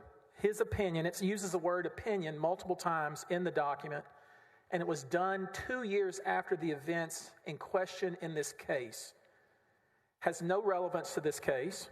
It's an opinion of somebody, Seth Kretzer, out of Houston, who, if he had some opinion that the court found relevant, then he should come here and be cross-examined. We can't cross-examine a report from somebody who's not in court. So, Your Honor, there's 3 or 4 different reasons why something like this should not be admitted. First of which is that it's years after the events in question.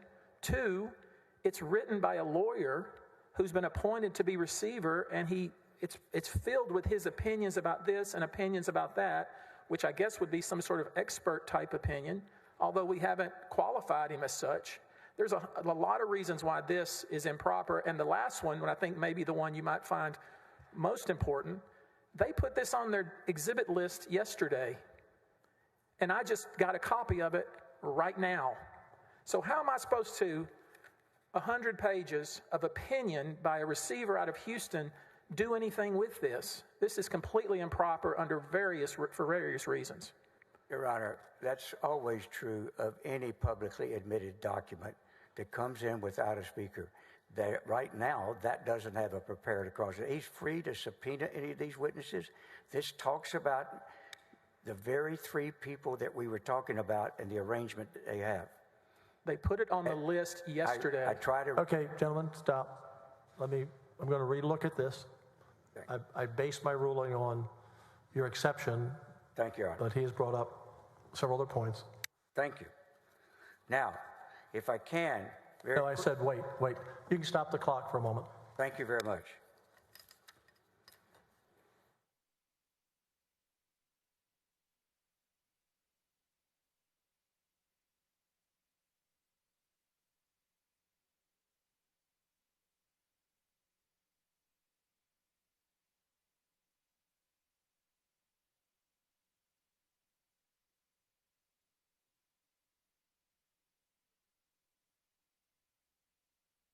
Your Honor, may I, just information, I was just informed, this exhibit, without being certified, was on our original witness list. Exhibit list. They have had this exhibit notice for about a month and a half.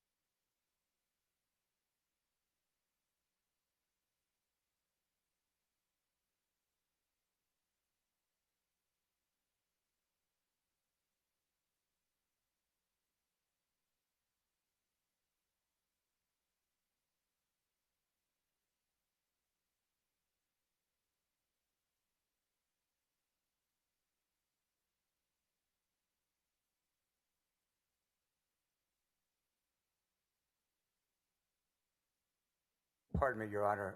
This may not address what you're talking about. I just wanted to be clear in the record. Our original notice to them of this exhibit was Exhibit 129 in the middle of August. Did you change the number on the exhibit? We not changed. We did because the new one was certified. That one wasn't certified, but it was this document. We listed this exhibit. That's what they've had since mid-August, and all we did was introduce before you a certified copy of the exhibit that we had previously done. I can tender it to the court if the court wants to look at. Yeah, okay. No, that's fine. That's fine. Thank you.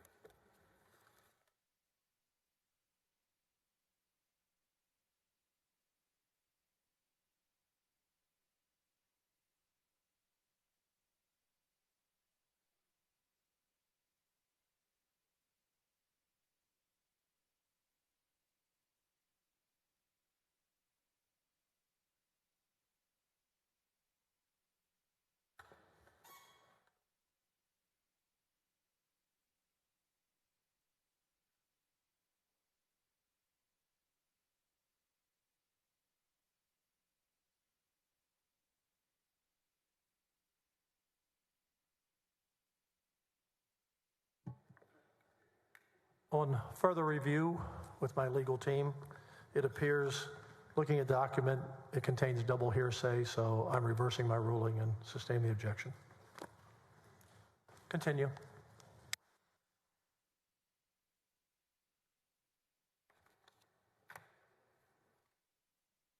Finally, Your Honor,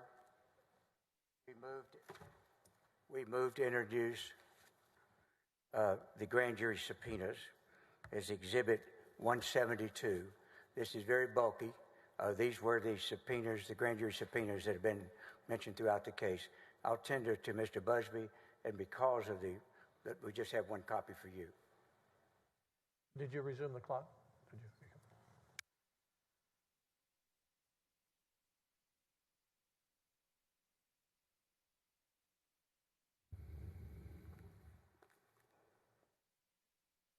Your Honor, these are, just for the record, these have been offered ultimate exhibits, 172 through 185, then 187 through 209, and 218 and 220. No objection. You may continue. Let me admit these. May I have just a moment to see if that's it for us? Admit 172, 173, 174, 175, 176, 177, 178, 179, 180, 181, 82, 83, 183, I'm sorry, 184, 185, 187, 188, 189, 190, 191, 192, 193, 194, 195, 196, 197, 198, 199, 200, 201, 202, 203, 204, 205, 206, 207, 208, 209, 218, 220, and 2 evidence. Thank you very much. Yes, One sir. final question. Would it be possible for us to find out what sections the court considers double hearsay? In case in that report later, we could come back with bracketed, not to argue with you about the ruling of double hearsay, but to maybe admit stuff that was not. With all due respect, we really did spend a lot of time on that, stop the clock, and on the advice of 4 very wise people up here to help me with that issue, I'm going to stay with my ruling. I appreciate it, Your Honor. If I have just a second, yes. If I could stop the clock to confer, because I think we may be through, I just want to make sure. Sure.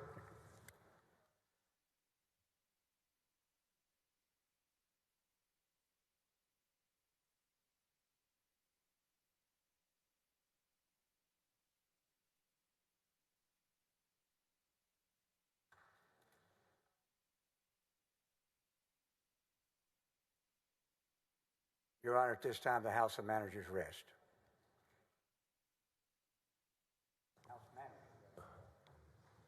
He just rested without a cross-exam. I can recall the witness, though. I'm fine with that. We'll recall this man. We will accept the rest. Yeah. And that's how it works. He's certainly right. I mean, I want to concede he's absolutely right, and I apologize. I think he is entitled to his day in court. Thank you. So he has given you your cross-examination, if I'm understanding, Mr. Hardin? Certainly. Your Honor, we have some motion practice we'd like to take up with the court today. All right. Now, is he waiving cross or? That I would recall this witness in our case in chief. If there is a case in chief needed from us, I'd like to do some motion practice today. Well, here's the problem. I messed up and shouldn't have rested until he finished his cross. And yet you did. Excuse me. Having this witness come back doesn't make sense. It would seem to me the appropriate thing for him to do is to cross this witness, and then if we had an opportunity or took one to redirect, but it usually should be when both of us have finished with this witness and then we press. The court is having to put up with a screw-up by me. I apologize, but I would really respectfully like for him to go and do his cross. I don't have to do a cross. He rested. I will recall this witness. Mr. Hardin? He is waiving his cross for this stage. I understand. If that's the case, there's no problem. You rested, sir. Yes. And I accept that. Yes, you rested. That's fine. And if he wants to put on his case now or he wants to argue a motion, what's the court's preference? Well, it's now up to him. You've rested. It's up to him to either recall the witness or to make a motion, or it's now his call. All right. May I ask what about this witness? He's caught in the box. Is he asking for what? He's asking about this witness. Can he step down at this point? Subject to recall, yes, sir. Okay, you can step down, subject to recall.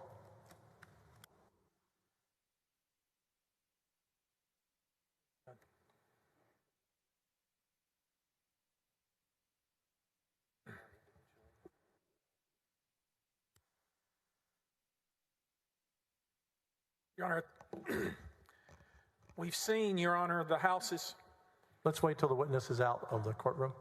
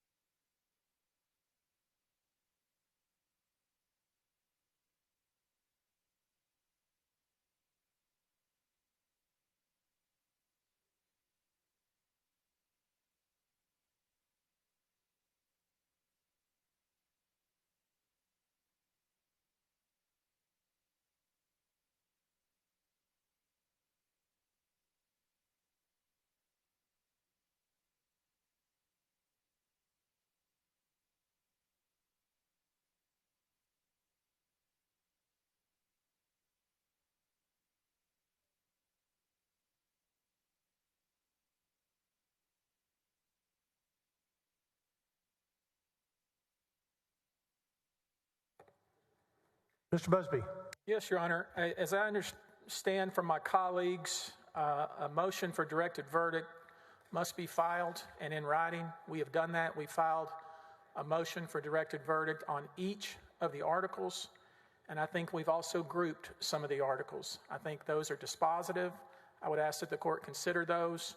I understand that the Senate would have to vote on those, and I just wanted to inform the court that those motions have in fact been filed. And I don't think you probably are interested in a bunch of oral arguments, so I'll stop it there. So pursuant to the rules adopted 25-3 by the senators, a motion for a directed verdict as a dispositive motion must be submitted to the members of the court for a vote, as you stated. A motion for a directed verdict is a challenge to the sufficiency of the evidence. Therefore, these motions will go to the senators under the rules. It takes a majority of members present, that is 16 voting members who are eligible to serve as jurors, to grant a motion. If a motion fails to get a majority vote, the motion will be denied. And I'll sit down and hear. Do we have the motions? They need to be presented to the court. Excuse me, Your Honor. It has to be submitted in writing, does it not? Pardon? It was submitted in writing. I think you have in writing. We have to receive it in writing. Your Honor, we have a cross motion that we will be filing. that is being filed as we speak. We'd like to take that up at the bench if we could.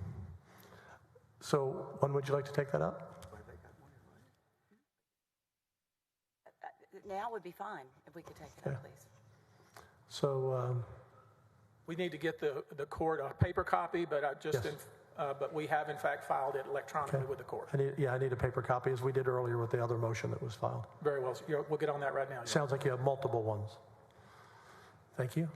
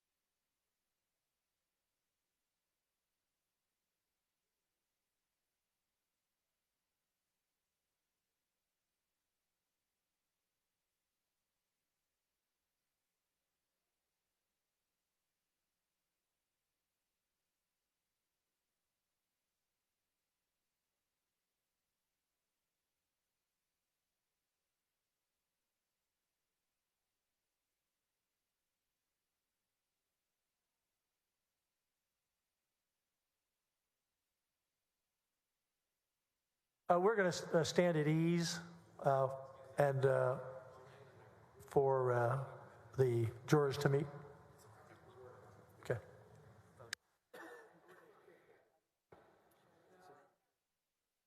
That would be eligible jurors to meet.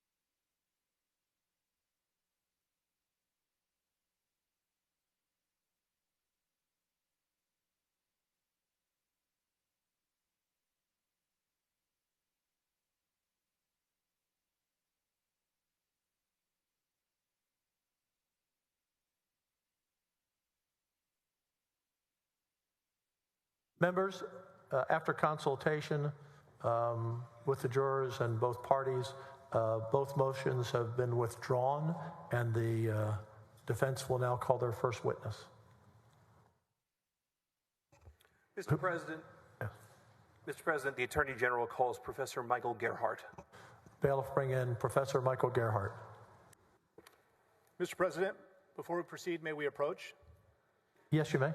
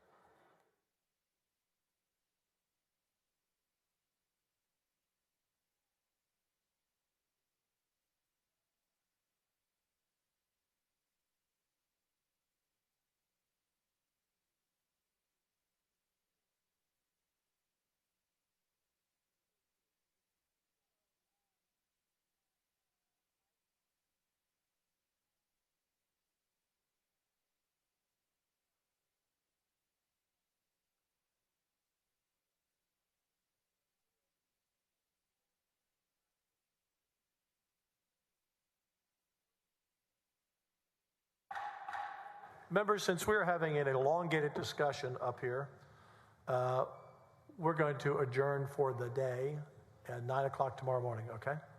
See you at 9 o'clock tomorrow morning.